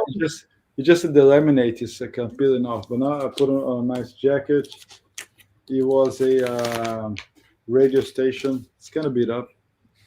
I like the radio station stuff. It belonged to WVBR. So they put like actually the timestamps for the yeah, when I saw you post it, I started playing mine again. And I mean, this is killer. I mean, I had a blue label. Okay, I bought from you, that Brandon. Yeah, the Japanese one, and then man, listen to this OG mono. It's just so ridiculous. It is ridiculous. Yeah, I sold you when I got OG. I sold you my Japanese. Yeah. So hold on. So that Capuchin Swing, I just wanted to say, Walter Bishop Jr. has a track on it. Oh yeah. Walter Bishop Jr., Paul Chambers, Art Taylor, and Blue Mitchell. But it's a badass band. Oh yeah. The second track is a Walter Bishop Jr. track, and then there's also the last track is also a Bishop track. Yeah. So you get a couple of Walter Bishop like compositions, which is cool. Yeah, that's cool. And then the rest are essentially Jackie McLean, and then you do one standard. Yeah, I would say my very initial experience, at least in the 4000 series, not going 1500s, but Jackie McLean, Capuchin Swing, and Joe Henderson Inner Urging Mono, those are like absolutely like insane good sounding records. Yeah. Let me see if I have Inner Urge is really good. Oh yeah, let me see if I find the Inner Urge here. Yeah. I think I have a stereo. I don't think I have. Is Richard Davis on that? No, he's on. Where's he on? In and Out. Inner Urge wasn't the classic series, was it? Yes, it was. Mm-hmm. Oh, okay, then I do have that. Yeah. And on Music Matters too, but both stereo. This is the mono. That's the OG mono. This is. I have OG stereo. Yeah. This is insane. This is the OG mono. Yeah. Joe Henderson was one of the only people I had to get. I had to get all the originals. It sounds absolutely killer, crazy Yeah. good. Blue Spirit too, but I'm buying it on Poet for sure. Oh, Bob Crunch. He must be on In and Out. So I didn't get much this week, but You got some good stuff. yes, it cost. So tomorrow I have two Japanese pressings coming from Discogs. One is going to be Mao 3. That was my missing Mao Waldron from the 4 series. Yeah. 1, 2, 3, 4. And I have a Japanese pressing. I didn't even know about this. It's funny. The Jazz Messengers at Café Borrinho is a volume 3, is a Japanese only. Oh, okay. I didn't know about this one, so I got it. It's volume 3. Volume 3, yes. Japanese. Was that with the? Is that the ones with the the purple and the green covers, or is it a different one? No, it's a different one. That one has lettering, pretty big, and just the pictures at the bottom. And so they just did the third. The third one was a Japanese. Let me check the year for you, Brandon. Some of those had 2 covers too.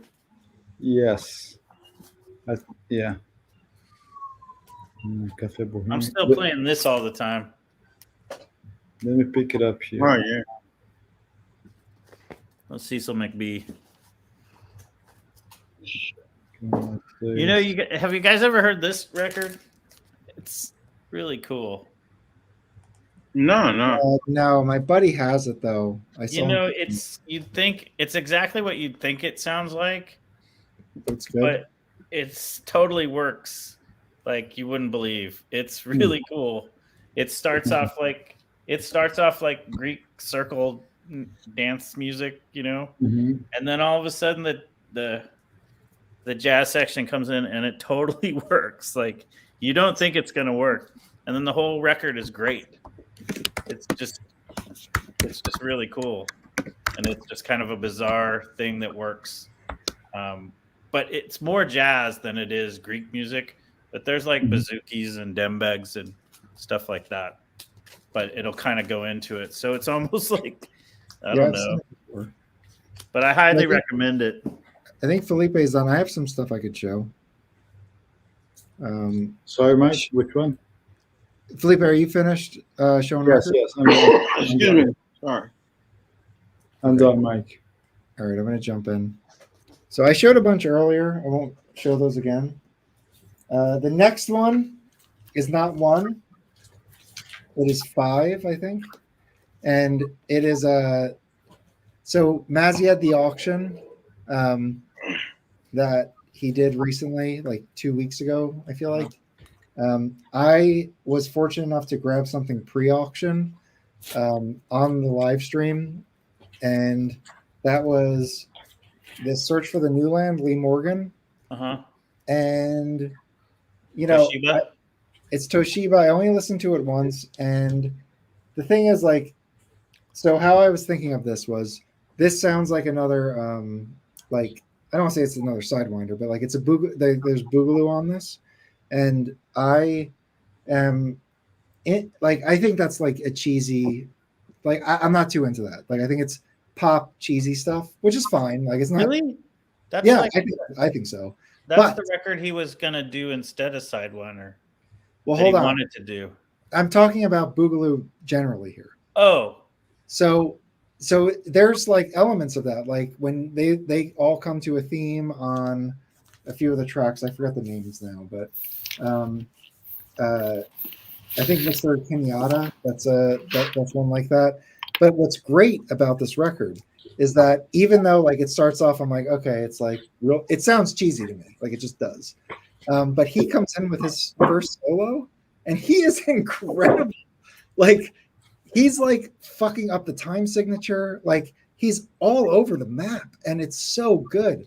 Like, and it's the same thing with Sidewinder. Like Sidewinder generally, like it's like it's fine, but like he's so fucking good on it. Like his Oh, yeah, solos are like, he's right? the virtuoso. He's a virtuoso. It's just so good, and it's like, and I feel like that record a lot better. I think I do like this better. I love think that record. I don't know if I like them a lot. I like both of them a lot. Yeah. But I'm just saying he's a guy that, and I think this is probably why he was successful and why Sidewinder was successful, and everybody wants this record, is because he takes this style, right, and he, which someone else would not be able to do what he does to it. Like he makes it really fucking awesome. So that was my first listen. I love that record. I gotta listen to it again, but I think it's really well recorded. He is just fucking awesome. He is just awesome. Can I just make a little interruption, Mike? But it's just like I'd never had this record before, and so that's my reaction. I spun it once, first spin. So Mike, sorry, just a quick parenthesis. Just two things that we always chat about. First, I think Sidewinder sold a lot, and it resonates so much because it has a touch of genius there. I mean, things don't sell a lot because they're just pushed. They have to be good somehow. Oh yeah. And second, there's always this myth, like people say, "Oh, don't buy Japanese because they like bass," or if you're buying Japanese, buy King, don't buy Toshiba. Oh, yeah, and this is totally BS. It just whoever says that, they never had actual contact with the content. They have no idea what they're talking about. Yeah. I mean, yeah, this sounds. I would love, like, this is my first one of this series, and I have some other Japanese, but like this is a really nice one. I mean, I will say this, and I know this doesn't matter at the end, but it does matter as a collector. Like this jacket that it comes in, this is like an original. Like this is they all those. I mean, until the 90s. You know, everybody says stout and stout and stout. Those are all chemical. Essentially, they're all chemical print covers, so they're good. Yeah. They're not inkjet. I would love to have this series with this Obi strip, like 5 killer titles. I would love that in my collection. Toshiba has the full 5. Yeah, I know, and I want to. Toshiba has a series, right, with the full 5,000 series on Toshiba. I think that's where my collecting is going to go. I'd like to get with Japanese pressings is find a seller that has like 3 that you want, so you can save on shipping. Negotiate, yeah. So that's what I used to do when I was getting. There was a seller I really liked called, I think, Ella Records. Yeah, Ella is the best in Japan. Yeah. And I would just look, and I would go, you know what? It's going to be $35 or whatever. So I'll grab 3 records. So I'm covering up addresses here, but Mazzy sent it, and on the outside of the box, it had the Mazzy sticker. Oh yeah, yeah. And let me tell you something. He packed the best packing. Like, you know, essentially like there's Chad level packing, and then Mazzy's was just like right there. I mean, it was fantastic packing. What about Espo's packing? Espo's the same as Chad's. Okay. He may use the same box design. So, but anyway, so the reason why I'm showing this is because Mazzy packs his records well. I got this. And Mazzy threw in 4 extra records. Yeah, same with me. I think so. I'm going to show those records, and these are records. One of them I think I would buy myself, but the other ones I wouldn't. And I loved all of them. I really enjoyed listening to them all. So the first one, I already have the Analog Productions version of this. I did a shootout, so I was able to do a shootout, and that was really fun to do. You know, I just like listened to Mood Indigo on this, listen to Mood Indigo on that, and this sounds really good, and it's digital. Like it says prominently, it's digital, and I'm happy to have this in my collection. This sounds excellent. Yeah, so, I mean there's that way in the 80s. He sent over a 1200 series Atlantic Ray Charles, great Ray Charles. This is fantastic. Is that an OG? No, it's I think it's like it's a reissue. I forget the year exactly. The late 60s, early 70s. These sound really. I mean, these labels that I have are really good. It's super. Those 1200 OGs are not that great. It's not an expensive record, but it's a really good record. Like I enjoyed listening to. Yeah, Ray Charles are great and cheap. Yeah, and who's else is like I don't know these guys. So like David Newman on alto sax or tenor, I think I know. But then there's Emmett Dennis baritone sax, Joseph Bridgewater, and John Hunt on trumpets.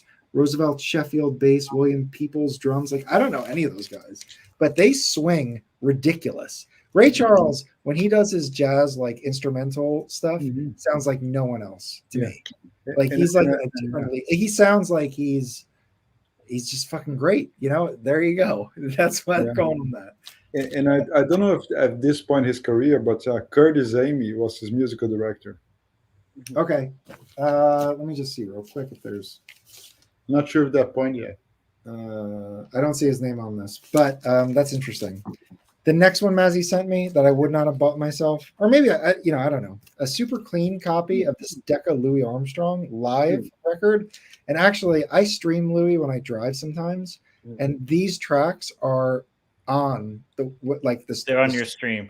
So I was familiar with a few of these, and I'm really happy because this sounds like fidelity wise. When I put on side A, this was like blew my mind. I was like, you could bring this to like Expona and like put this on a fucking fancy table. And I never thought Decca made good pressings, but this thing sounded fantastic. So really happy. And this is a cheap record. So another one he threw in that I loved listening to. I mean, I liked the stuff he threw in better than I liked the Lee Morgan. It was so, and then that's not true. They're equal. But the last one, which I think I would buy myself, I would buy if I saw it in the bins, is a 2 for Ben Webster. And I haven't got into the whole thing. I just sampled it a little bit. And, you know, I've gotten in trouble saying this before, but Ike Quebec and Ben Webster, to me, I couldn't differentiate them except just the recording quality because they recorded in different decades. And there's overlap, of course. And then also, like, Ike plays with like a Blue Note backing session. And these are, I mean, this sounds old. Well, Quebec did more. He did samba for one thing. Well, yes, and then he also is with an organ player, usually Freddie Roach. Yeah, on those. But I feel like his tone is like the tone is like, really similar, like identical. Like I feel like if you were just take Ben Webster and put him with those guys, you'd have the same exact album. Obviously not, but I'm just saying like it's very similar. So I really enjoyed that because it was just fun to compare. So anyway, so he sent me all these records, and I don't know how much thought he put into it, but I really enjoyed them. I think that Mike should yell at you for saying they sound the same. I don't know. No, but since Mike started this, I got my thing from Mazzy also, and I had ordered the Ornette Coleman. I bought the Ornette Coleman like Art of the Improvisers from him, and he included. Sorry, Mike. He included 5 extras. Oh, now I gotta buy something for him. So I showed the LA4 earlier, but he also included this this Hank Jones solo. Hang on, we got you. It was on Savoy, but it was reissued by Arista. Oh, cool! That's a perfect pick for you. Yeah, this is great. I love solo. I that love looks solo. like that. Hang on, real quick. That looks like and that. you love Hank Jones. Yeah. Right? That's cool. So that's great. And then a Pablo. That's good. Oh, okay. Nice. And then he's this is a Japanese reissue of a Verve recording, and I'm like really interested in this. Actually, I love Joe Williams. Joe Williams, Cool. Yeah. and it's funny because it had me thinking about the first time I heard Joe Williams. It was even before I started listening to jazz. I don't know if you guys are familiar with a movie. It's a Burt Reynolds movie called Sharky's Machine. Oh yeah, the soundtrack to that is freaking off the hook. It's so good. It has a Joe Williams tune. It also has the Crusaders doing Street Life. And that's how I heard Joe Williams. That was the first time I heard Joe Williams. So that was cool. And then it's a Heath Brothers. I've seen Oh, that's a nice one. Live at the Public Theater. How does that sound? I haven't even listened to it yet. The only one I've listened to yet, because I got it. They came in yesterday. So the only one I listened to was the LA4, which was really good. So Very cool. So I gotta, clean them and listen to them. Maybe this weekend, but I got so much work to do. So we'll see. Yeah. I'm just thinking something interesting that me and Jazzbones, Mike, it may be time for us to get into like the 80s and 90s CD era. Oh yeah, no, You know? yeah, With I the- definitely want to do that. Yeah. Also, we could save some money on some records. Seriously. But the sad part is, some of that stuff is just not. It's not going to be. I just don't see it in the near future being reissued on vinyl. No. I agree. Because just the reissue schedules This is and speaking of Hank Jones, this is a really cool Savoy. oh yeah, it's really good. Was that the And one this- is that a solo? No, that's Quartet Quintet. No, it's got Donald Byrd, Eddie Jones, and Kenny Clark. Very nice. I love Hank Jones. I And love Matty those Savoys. Dice, who I don't know, Matty Dice on trumpet. But it's I wish I had more Savoy. old clean Savoy. You had a Savoy minute there. You were really into it. I have some, but what do I have? Go back to the catalog, man. Well, Yeah. You guys want to know here's a good bargain record. Oh yeah, that is. I have that. Xanadu. Yeah, it's like an 80, Yeah. 1980 or something. Yeah. 1979. Cool. Yeah, I'll that order is that. really good. It's got the silver and Yeah. this is a great record that you can pick up for maybe $15. Yeah. If you like Kenny Drew. Yeah. That was. I think that may have been the most recent Xanadu that I picked up. So I've got about I don't know a little over 20 of them. Have you got any more Beehive stuff? No, I don't. But there are a couple more that I want to get. And I have what's the guy's name? The baritone guy, Nick. Nick Nolan? Yeah. I have one. I think I sent you guys a picture of it.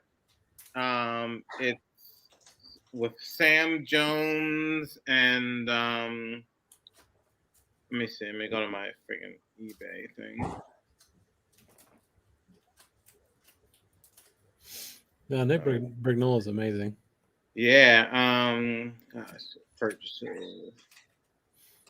Yeah, it was from '79. It's on Interplay Records. And of course, why does freaking this thing doesn't have a picture? Okay. Now, it's with Walter Bishop Jr. on piano, Roy Haynes on drums, Sam Jones on piano. It's called Interplay. It's called New York Bound on Interplay Records. Oh yeah. Yeah, so I saw it and it was really cheap. I listened to it and I was like, okay, yeah, why not? So I Have you listened to that guitar player? What's the guitar player that's on Beehive? He has like 2 records. It's kind of a weird looking white dude or something. Not the Salvador. Is it Salvador? Yeah, that guy. Yeah, no, I haven't picked up anything by him yet. I got one of them, and it was I don't know, it grew on me. All I want to right. get the other one. I've tried to buy it like 3 times though, but it keeps Discogs keeps fucking up. It's going, or I didn't have it or whatever. I tried to buy a Cape Town jazz record last week from England, and the shipping was like $25. So I added a couple other records that I wanted. Yeah. And the guy wrote me back and he canceled the one record I wanted. He's, I'll still ship you the other 2 on Monday. I was like, no, dude, I don't want the other 2. I'm not paying. Yeah. I'm paying UK shipping for these 2 records I can get in America all day long. I'm like, no thank you. Sorry. That's funny. There's a lot of stuff that I'm trying to think. If anybody wants to come up, Okay. if anybody wants to come up to show records, Chris. All right. See you, buddy. It was a long day. I'd recommend this record. Yeah, that is so good. that was in my cart, and somebody bought it. Oh, yeah, it's an inexpensive ESP. I know, but there was one for it was like $30, and I should have just fucking bought the thing. I think I got this one has a bad cover, so I got it for like 15. It's a nice record. It's nice, and I don't have any ESP disc in my collection. Yeah, I love Paul Blay. So Yeah. I mean, and Yeah. Rob sent me. I got a whole bunch of Paul Blay on Steeplechase from Rob, and I mean, I'm just a big Paul Blay guy. Well, yeah, you also won the debut OJC from Mazzy. Yep, and then I have the solo. I also have a solo. He did a solo recording on ECM. That's really really good. Well, how is that debut? Because debut it's- was Mingus's label, right? right, Mingus and Max Roach. That was their label. And that was early Paul Bley. Yeah. It sounds really good. It's an excellent recording. Excellent performance. Yeah, if you come across the OJC, I'd recommend picking it up. I don't have any debut records. the I know ESP Miles has Blue Moods on it, and there's a few others I want. Yeah, The ESP sounds good. And ESP they don't all sound good. Yeah, they can sound like crap. the reason why I don't think I pulled the trigger is there's a reissue I think for even cheaper, and I think in my head I was like, maybe for ESP disc I'll just get the reissues. I mean, but if you can get a clean copy for $30, it's totally worth it. yeah. I mean, I have the reissue. Okay. And the only part of the reason I bought it, I was like, ESPs, they can sound like crap. Yeah. So let's try to reissue and see how it sounds. And it sounds fine. It sounds fine. Like I said, if you find a reissue, an original cheap, why not buy it? Yeah, or I don't think the reissue improved that much upon. I know, and that is a good one because, like I said, I had it like for $30 in my card or something.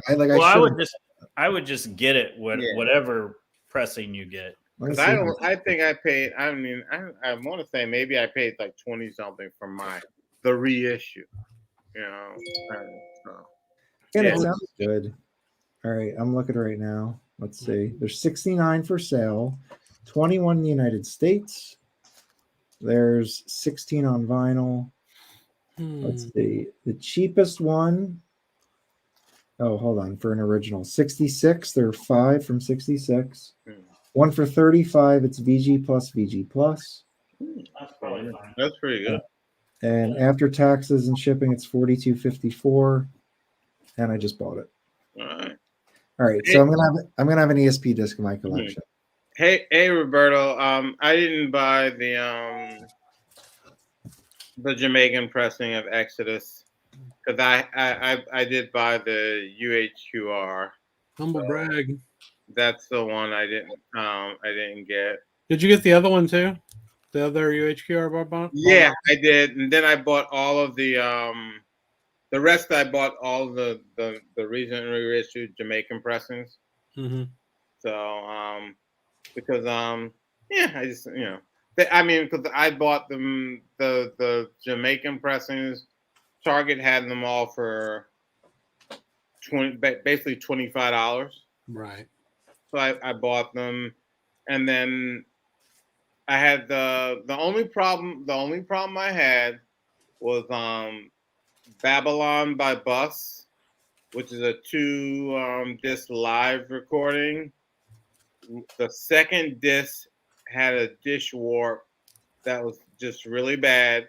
And it was just I couldn't even I have a vinyl flat and it just couldn't be corrected.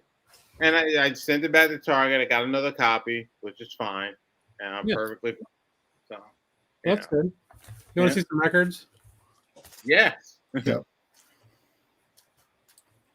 So first, I have a shameful confession to show on a couple of records. So, seeing as tomorrow is RSD, my records are falling off my table. Look. Okay. I've got y'all know I'm surrounded by boxes full of records and shit, right? Like these two are from RSD last year. Okay. Oh yeah, that was the Jazz Dispensary from last year. Yeah, very cool. Huh? Haunted High? Haunted High, yeah. All their stuff is kind of like weed related, and they're all super funky and awesome. Yeah, it's like there's strains of weed. They like give them names, and then it's a compilation. Yeah, they're all compilations. And then this one's really good. It was from RSD last year too. This is like a Brazilian music, really good. This was a Felipe recommendation from last RSD, so I bought it. So the confession is these are both still sitting. Like, oh, you haven't played them? I've played them like 3 or 4 times, but they're just sitting like a foot from me, and they've been sitting there for a year. So I probably need to put them up. And then we were talking about like Afro-Cuban type stuff in the Discord, and Oh yeah, I this one this week. I really like this record. yeah. Actually, Candido did a Blue Note. Oh yeah, He has one. he played on a shit ton of stuff too. He really did. Yeah. That's cool. And then that Blue Note he did in like '68 or whatever is really Isn't good. it like Fire? Isn't it called like something Fire? I think we looked at it before. I can find it. It's really good though. Does anybody know this guy? I may have shown the show before, but I actually listened to it now. So Richie Kamuko. Yeah. So this is a cool record. It's got him and then Blue Mitchell, Jimmy Rouse, Ray Brown, Donald Bailey. I mean, it's like a bunch of big names. This is a Concord record, so this is super cheap. I think I paid like $6 for this or something. Candido died in 2020. Yeah. Damn. He was 99. He was 99 years old. Wow, that's crazy. Yeah. That is crazy. And then I got a couple of twofers I wanted to talk about real quick. So I think I showed this one last week, but I actually listened to this like 3 times this week. So Ruben Wilson on Groove Merchant. So this is a Groove Merchant twofer. He had 2 records that he put on that label, and this is both of them, and they're cheap. They're probably cheap as hell. I think I paid $8 for this, and then they're super funky 70s, soul jazz, just like the stuff he had on Blue Note. I love the Groove Merchant label. It's cool. So his Blue Note record's called Beautiful? Damn it, Mike. I've moved on. Like you're just totally fucking ignoring them, man. Come on. Get in the game. That sounds right. The Candido's really good. Yeah. Candido's cool, man. We're not leaving Candido, Chris. Huh? Candido's gravitational force is too strong. Camaro Candido, man. Yeah. They named the car after him. Oh, I saw that today in the bins. It was not in good condition. Oh, this one has Mazzy might freak out. There's a couple of black spots on it, but I paid like $9 for it, and the records are near mint. I mean, this thing sounds killer, and it's interesting because it's it's him and it's these 2 guys, and then Chet Baker, Zoot Sims, Al Cohn, Alan Eager, and some other shit. So it's a pretty good one. I haven't been disappointed in any of these that I've bought, though. Really, yeah, they're in good shape, right? It's wild. I mean, I started collecting in 2020, and it's only like 3 years now, and a lot of those were like $10 back then, and now they're like 25. Mm-hmm. This is the Candido. Prices are Blue Note. Yeah. Oh yeah, that's it. Yep. See it. And oh, cool. That's beautiful. Who's on that with him? Let's see.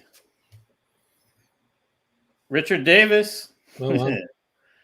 He pops in. Dave Spinoza, Frank Anderson. Some of the guys I don't know. Pat Russo. Okay. Herbie Lovell's on drums. Yeah, I don't know. Anyway, it's probably. Yeah, this is Liberty, like 68, I think. Yeah. Okay. But it's pretty fun, actually. Cool. It's one of those records I put on when people come over, that aren't necessarily into jazz. Yeah. And you can kind of put it on and they go, here's that. This was one of those Groove Merchant. Yeah, exactly. That's great. That's one of the ones I like that one better than the other one. It's really good. The Cisco Kid's really cool. The Cisco Kid is so cool on organ. Mm-hmm. But yeah, it also has Last Tango in Paris, and he does Superfly. I pretty much buy any Groove Merchant record I see. Yeah, there's a Larry Willis one I want to get. Yeah. The Chick Corea you showed earlier is really good too. I like that. Yeah, that Chick Corea is really good. There's a I think I sold it actually, maybe to Elliot. What's her name? Singer on Groove Merchant. Is it Dinah Washington? Oh no, I was thinking of somebody else. I was thinking Groove. I was thinking like Jessica, whatever. But no. Fuck. It might have been Donna Washington. Anyway, no, it's Dakota Stanton. Oh, okay. Dakota Stanton, yeah, and it's I don't know. I think actually it was Donna Washington. I'm high as fuck, so I'm having trouble. But anyway, I think it was Donna Washington. And what was cool is like her style was just so different from 30 years earlier. She was older, and it was just a really killer record. It's like soul jazz, Mm-hmm. 70s. There's a lot of that shit that I still want to get, man. I love that sound. Yeah, I mean, I've kind of gone. This is such a killer record. I love all this like trio Jerry Allen stuff. Yeah, I bought one today. Yeah, I've got one coming. Which one do you have? For $25. This is such a good record. It's my favorite pickup of like the past few weeks, honestly. Yeah. It's really good. Yeah. So I bought like 10 records from a guy like after the live stream last week, and then Monday he's like, "Hey, I'll ship them out next Saturday." I'm like, "Dude, you're killing me." Oh, you the guy in Brooklyn? Huh? Is that the guy in Brooklyn? Oh, that was me. That was me. I finally got it. Yeah. No shit. Every time I order something from somebody in Brooklyn, it takes them like 2 No, weeks. he just hadn't even shipped it either, so it's like it's gonna take even longer now, right? But anyway. No, when I ordered I've ordered stuff from someone in Brooklyn, and the problem is with me is it's media mail. Yeah.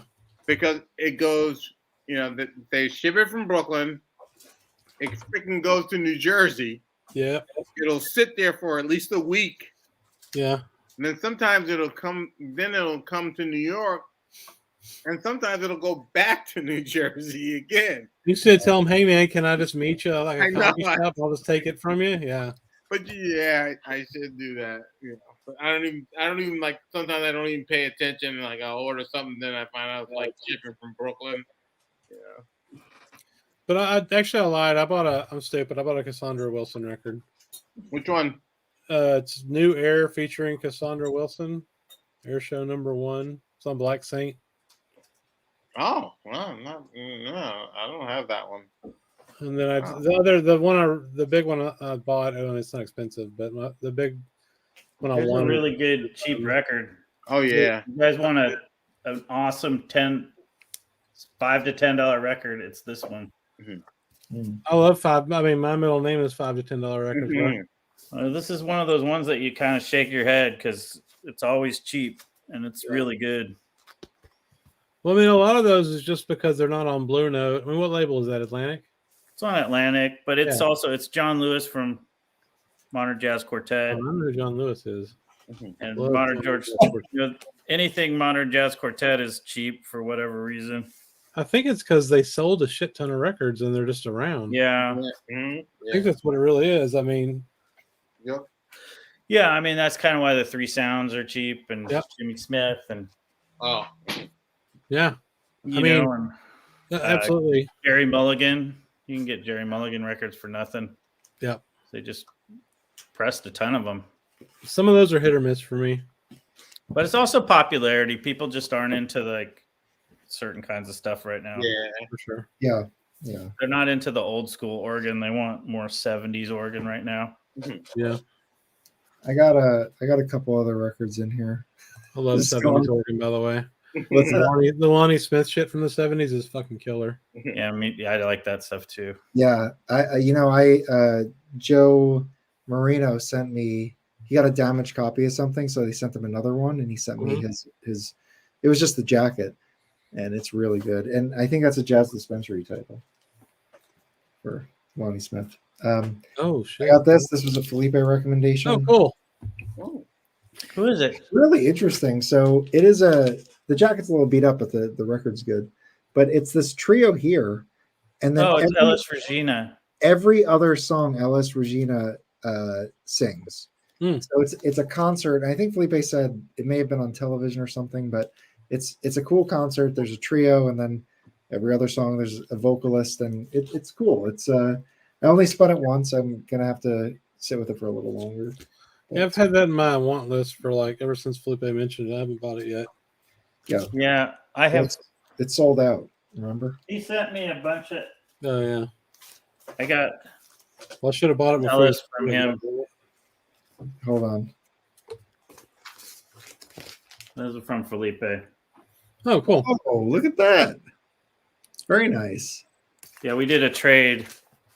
Yeah. He actually sent me a book, but I can't read Portuguese, so.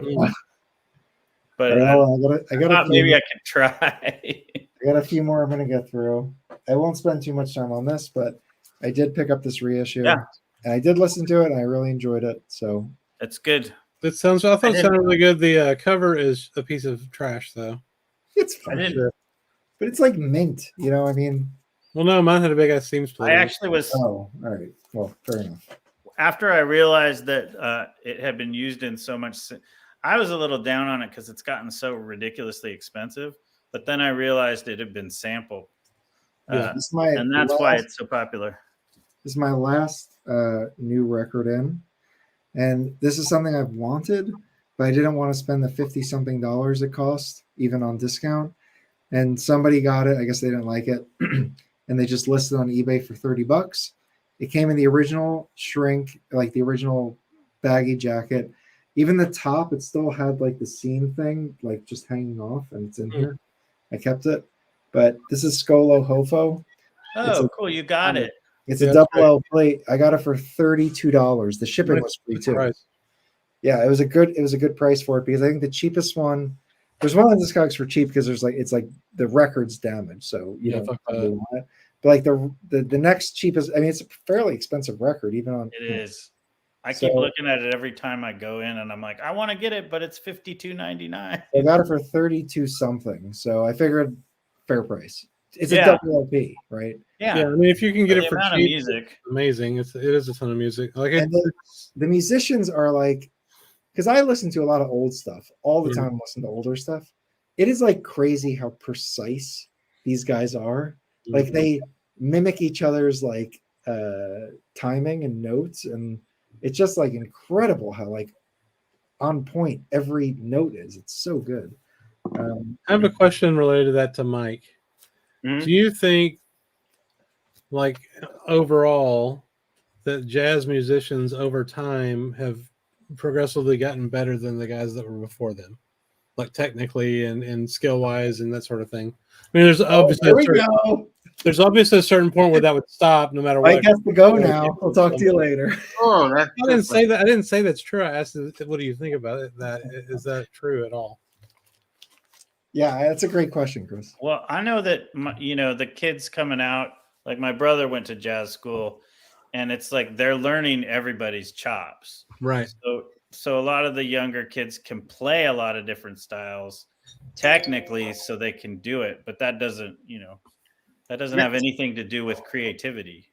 Now, here's the thing, because I was there's this guy, I can't remember his name now, that's on YouTube, and he just posted a video not too long ago, like all modern jazz musicians sound the same or some shit like that. I saw that and I ignored it. And actually, he's pretty good. I like him, and he admits that it's sort of the title is sort of clickbait, But but he a lot of stuff he says is just totally wrong, and I feel like going, dude, are you actually listening to stuff now? What the hell are you listening to? What clubs are you going to? Because I'm saying you're making an argument that might have been valid like 30 years ago. Yeah. Because I know, and I know I'm from like I'm in New York, so it might be different. But these guys, the kids that come out of school here, are not, especially the people that get into like mentorships with older musicians. They're not playing. They have their own style. Like, I mean, I listen like James Brandon Lewis. He has his own style. He's a badass. Emmanuel Wilkins, the same thing, but these are guys, Emmanuel Wilkins went to like Juilliard, and and so that's like Wynton Marsalis and those guys. But Emmanuel Wilkins will play with those guys, but he plays with like avant-garde guys like Cooper Moore and stuff like that. and he's formed his own style. James Brandon Lewis when he went to music school. He studied with Charlie Hayden, and he counts what's his name as a mentor. Gosh, I can't remember his name now. Cecil McBay. No, he's a bass player in New York, and I can't, and I don't know why I can't. Carter. No, he's sort of associated with the avant-garde, but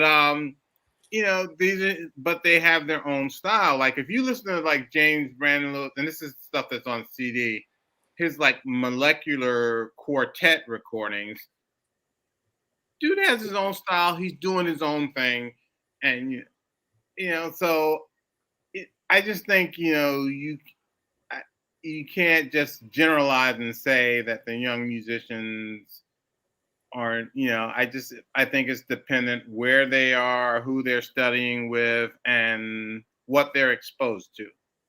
I just think a lot of these guys now have developed their own sound. And like when I watched the video, I was like, dude, you just don't you can't make those like blanket statements like that. I didn't even click on the video because I honestly thought the title was like ridiculous. Yes, William Parker. Chris said it, and it's William Parker. I don't know why I forget because I love William Parker. I see William Parker is like I see so much of like William Parker performances in here. I just totally blanked on his name. Hey guys, I gotta run. I gotta take the dogs out, but I'll listen on my headphones. So I'll talk to you guys later. Good luck, everybody, at Record Store Day tomorrow. Right. Cool. Remember to post your pictures in the Discord. I think it'll be fun to see everything. So I'll see you guys later. Yeah. Okay. Yeah. See ya. If anybody wants to join us, you're more than welcome. But just like, and there's there's a vibe player that I love, and I know Nicole loves it too. Patricia Brennan. She's got one release on vinyl, and her latest release is on CD. She's phenomenal. She's not doing your old standard vibe thing. I just think there are a lot of younger musicians out here now that have their own style, have their own sound, and I think part is just their influence, just not by jazz but other music. So they're like taking all that, and forging their own way. Well, I'm interested also in like look, there's groups now where they're just recording their shit in their apartments and then sending it to each other and just putting it together. I mean, yeah. And they're improvising over each other. The first person will play their part and send it, and the next guy will record his shit on top of it, and then they kind of do it like that. I mean, it got really interesting during the pandemic. Right, exactly. That's it got super interesting in the pandemic with that shit. I've got a few albums where they said during the pandemic this is what we did, and this is how we recorded it, and they're excellent recordings. Have you seen Emmett Cohen live? I have not seen him live. I've seen him mostly, in internet stuff. I think one of my coworkers has seen him live, and really enjoyed him. And I'm trying to think who else. Another guy. And that's the guy that talks about the whole all jazz musicians, modern jazz musicians sound the same. He sort of blames like, oh, social media. I'm like, dude, first of all, it's a different era. This is what they do. And he's saying everybody sounds the same because they're doing these whole everything on social media.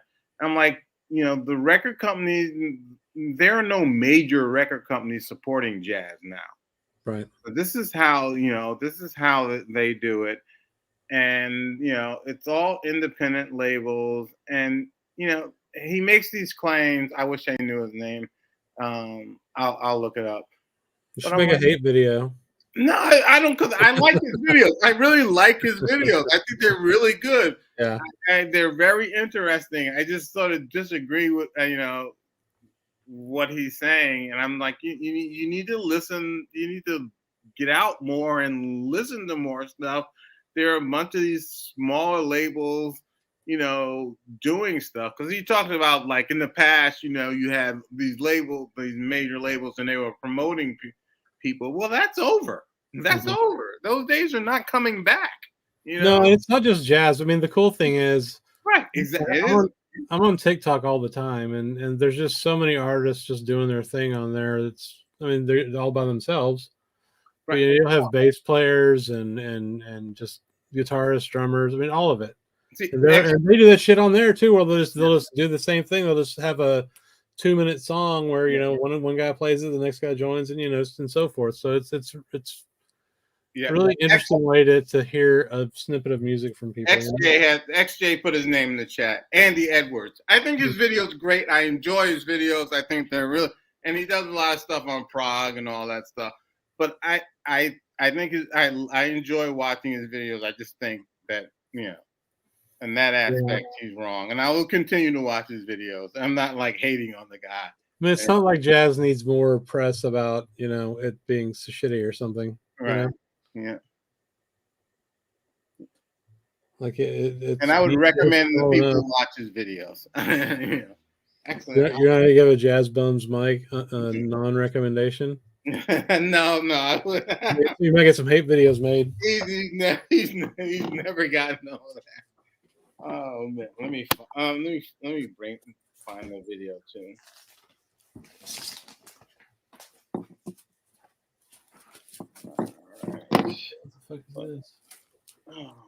I did pick up a couple Gabor Szabos on Blue Thumb that I'm digging. Although this was a few months ago, but I don't think I've ever High Contrast, which is really good. That's not you. There you go. I don't think I've ever seen that one. Yeah, Blue Thumb did these. They did a few records. Most of their records I think are kind of more rocky, but they did a few jazz records, probably like a half dozen or maybe a dozen. They did this one too, which is also Szabo. Oh, cool. I got I got the Sorcerer today. Have you heard that? Is it good? I like it. I like all the stuff. His stuff sounds different every few years. Like,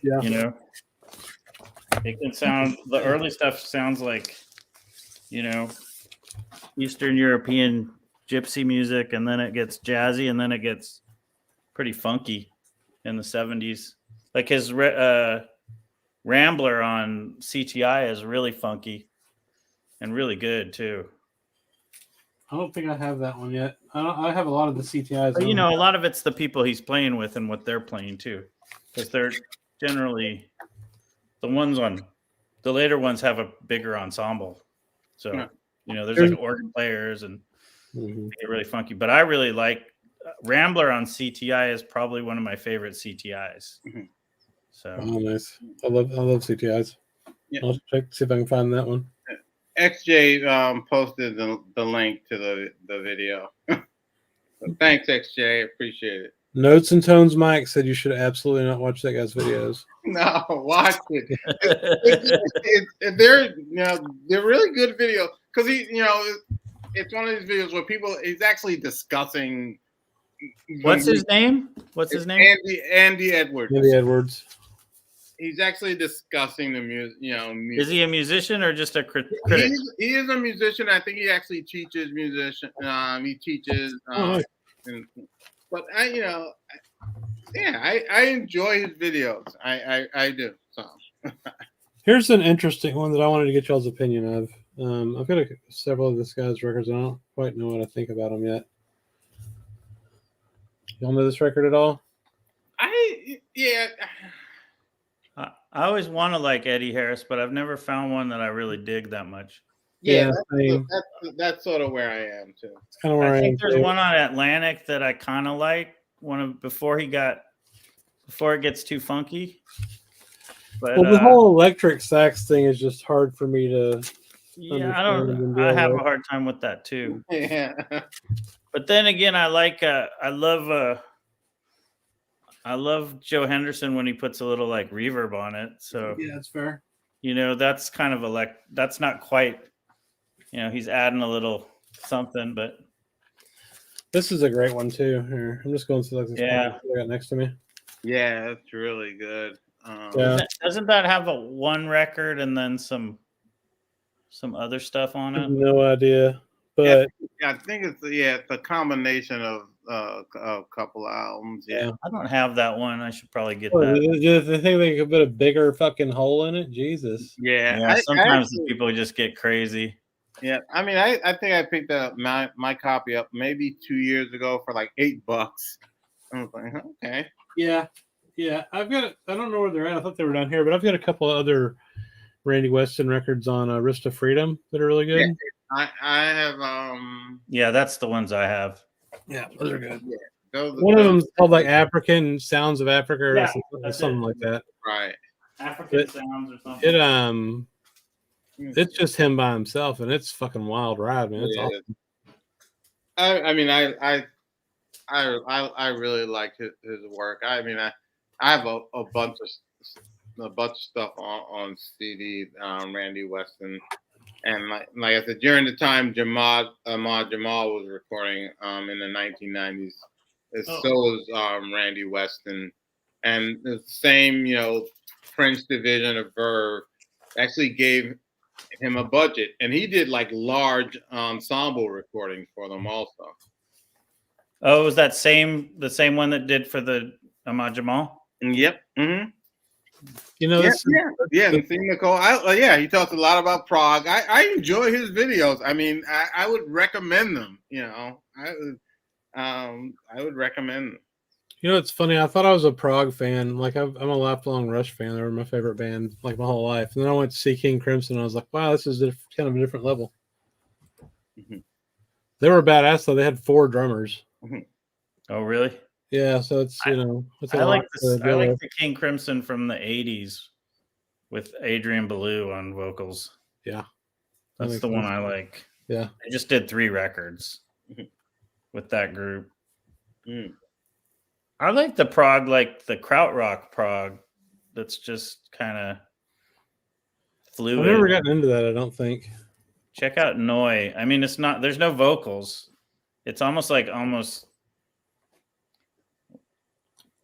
ambient in certain ways. I mean, it's just kind of like, but it's guitars and keyboards and stuff, but there's no vocals. So it's not like, I guess that's what I think about with prog rock. Not necessarily like vocal rock, like Rush or anything. I think about like bands like Noi, or even stuff like Tangerine Dream.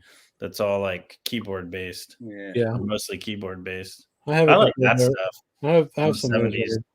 Huh? You can get those records. You can get those records for free. Sometimes some of them. Tangerine Dream. Mm-hmm. Yeah, they did a lot. Yeah, they're not all good. They're not. Yeah, that's true. They're not all good. That's true. Not all good, but some of them are really good. You just make sure you listen to them first if you can. There's a lot of '80s records like that. Like there's a Spandau Ballet. You remember that one song they had that was? Oh gosh, man! I actually, gosh, somewhere. Maybe it's not here. Maybe it's in storage. I have Spandau with like True and all that stuff. Like that. Yeah, True. Yeah, True is good. I think they had one called Cold that was good, but the rest of the record was awful, man. Yeah. There's a lot of 80s records like that where the hit track and you like you get it and you're hoping that everything sounds even like half as good as the hit track, and it doesn't. That's what the kids have no clue of today, right? Yeah. There's still records like that today, but you just listen to, you don't have to deal with it. You just listen to one song you like and you listen to something else. Because I don't know why the Spandau Ballet isn't in the house, but and probably in storage in like New Jersey somewhere.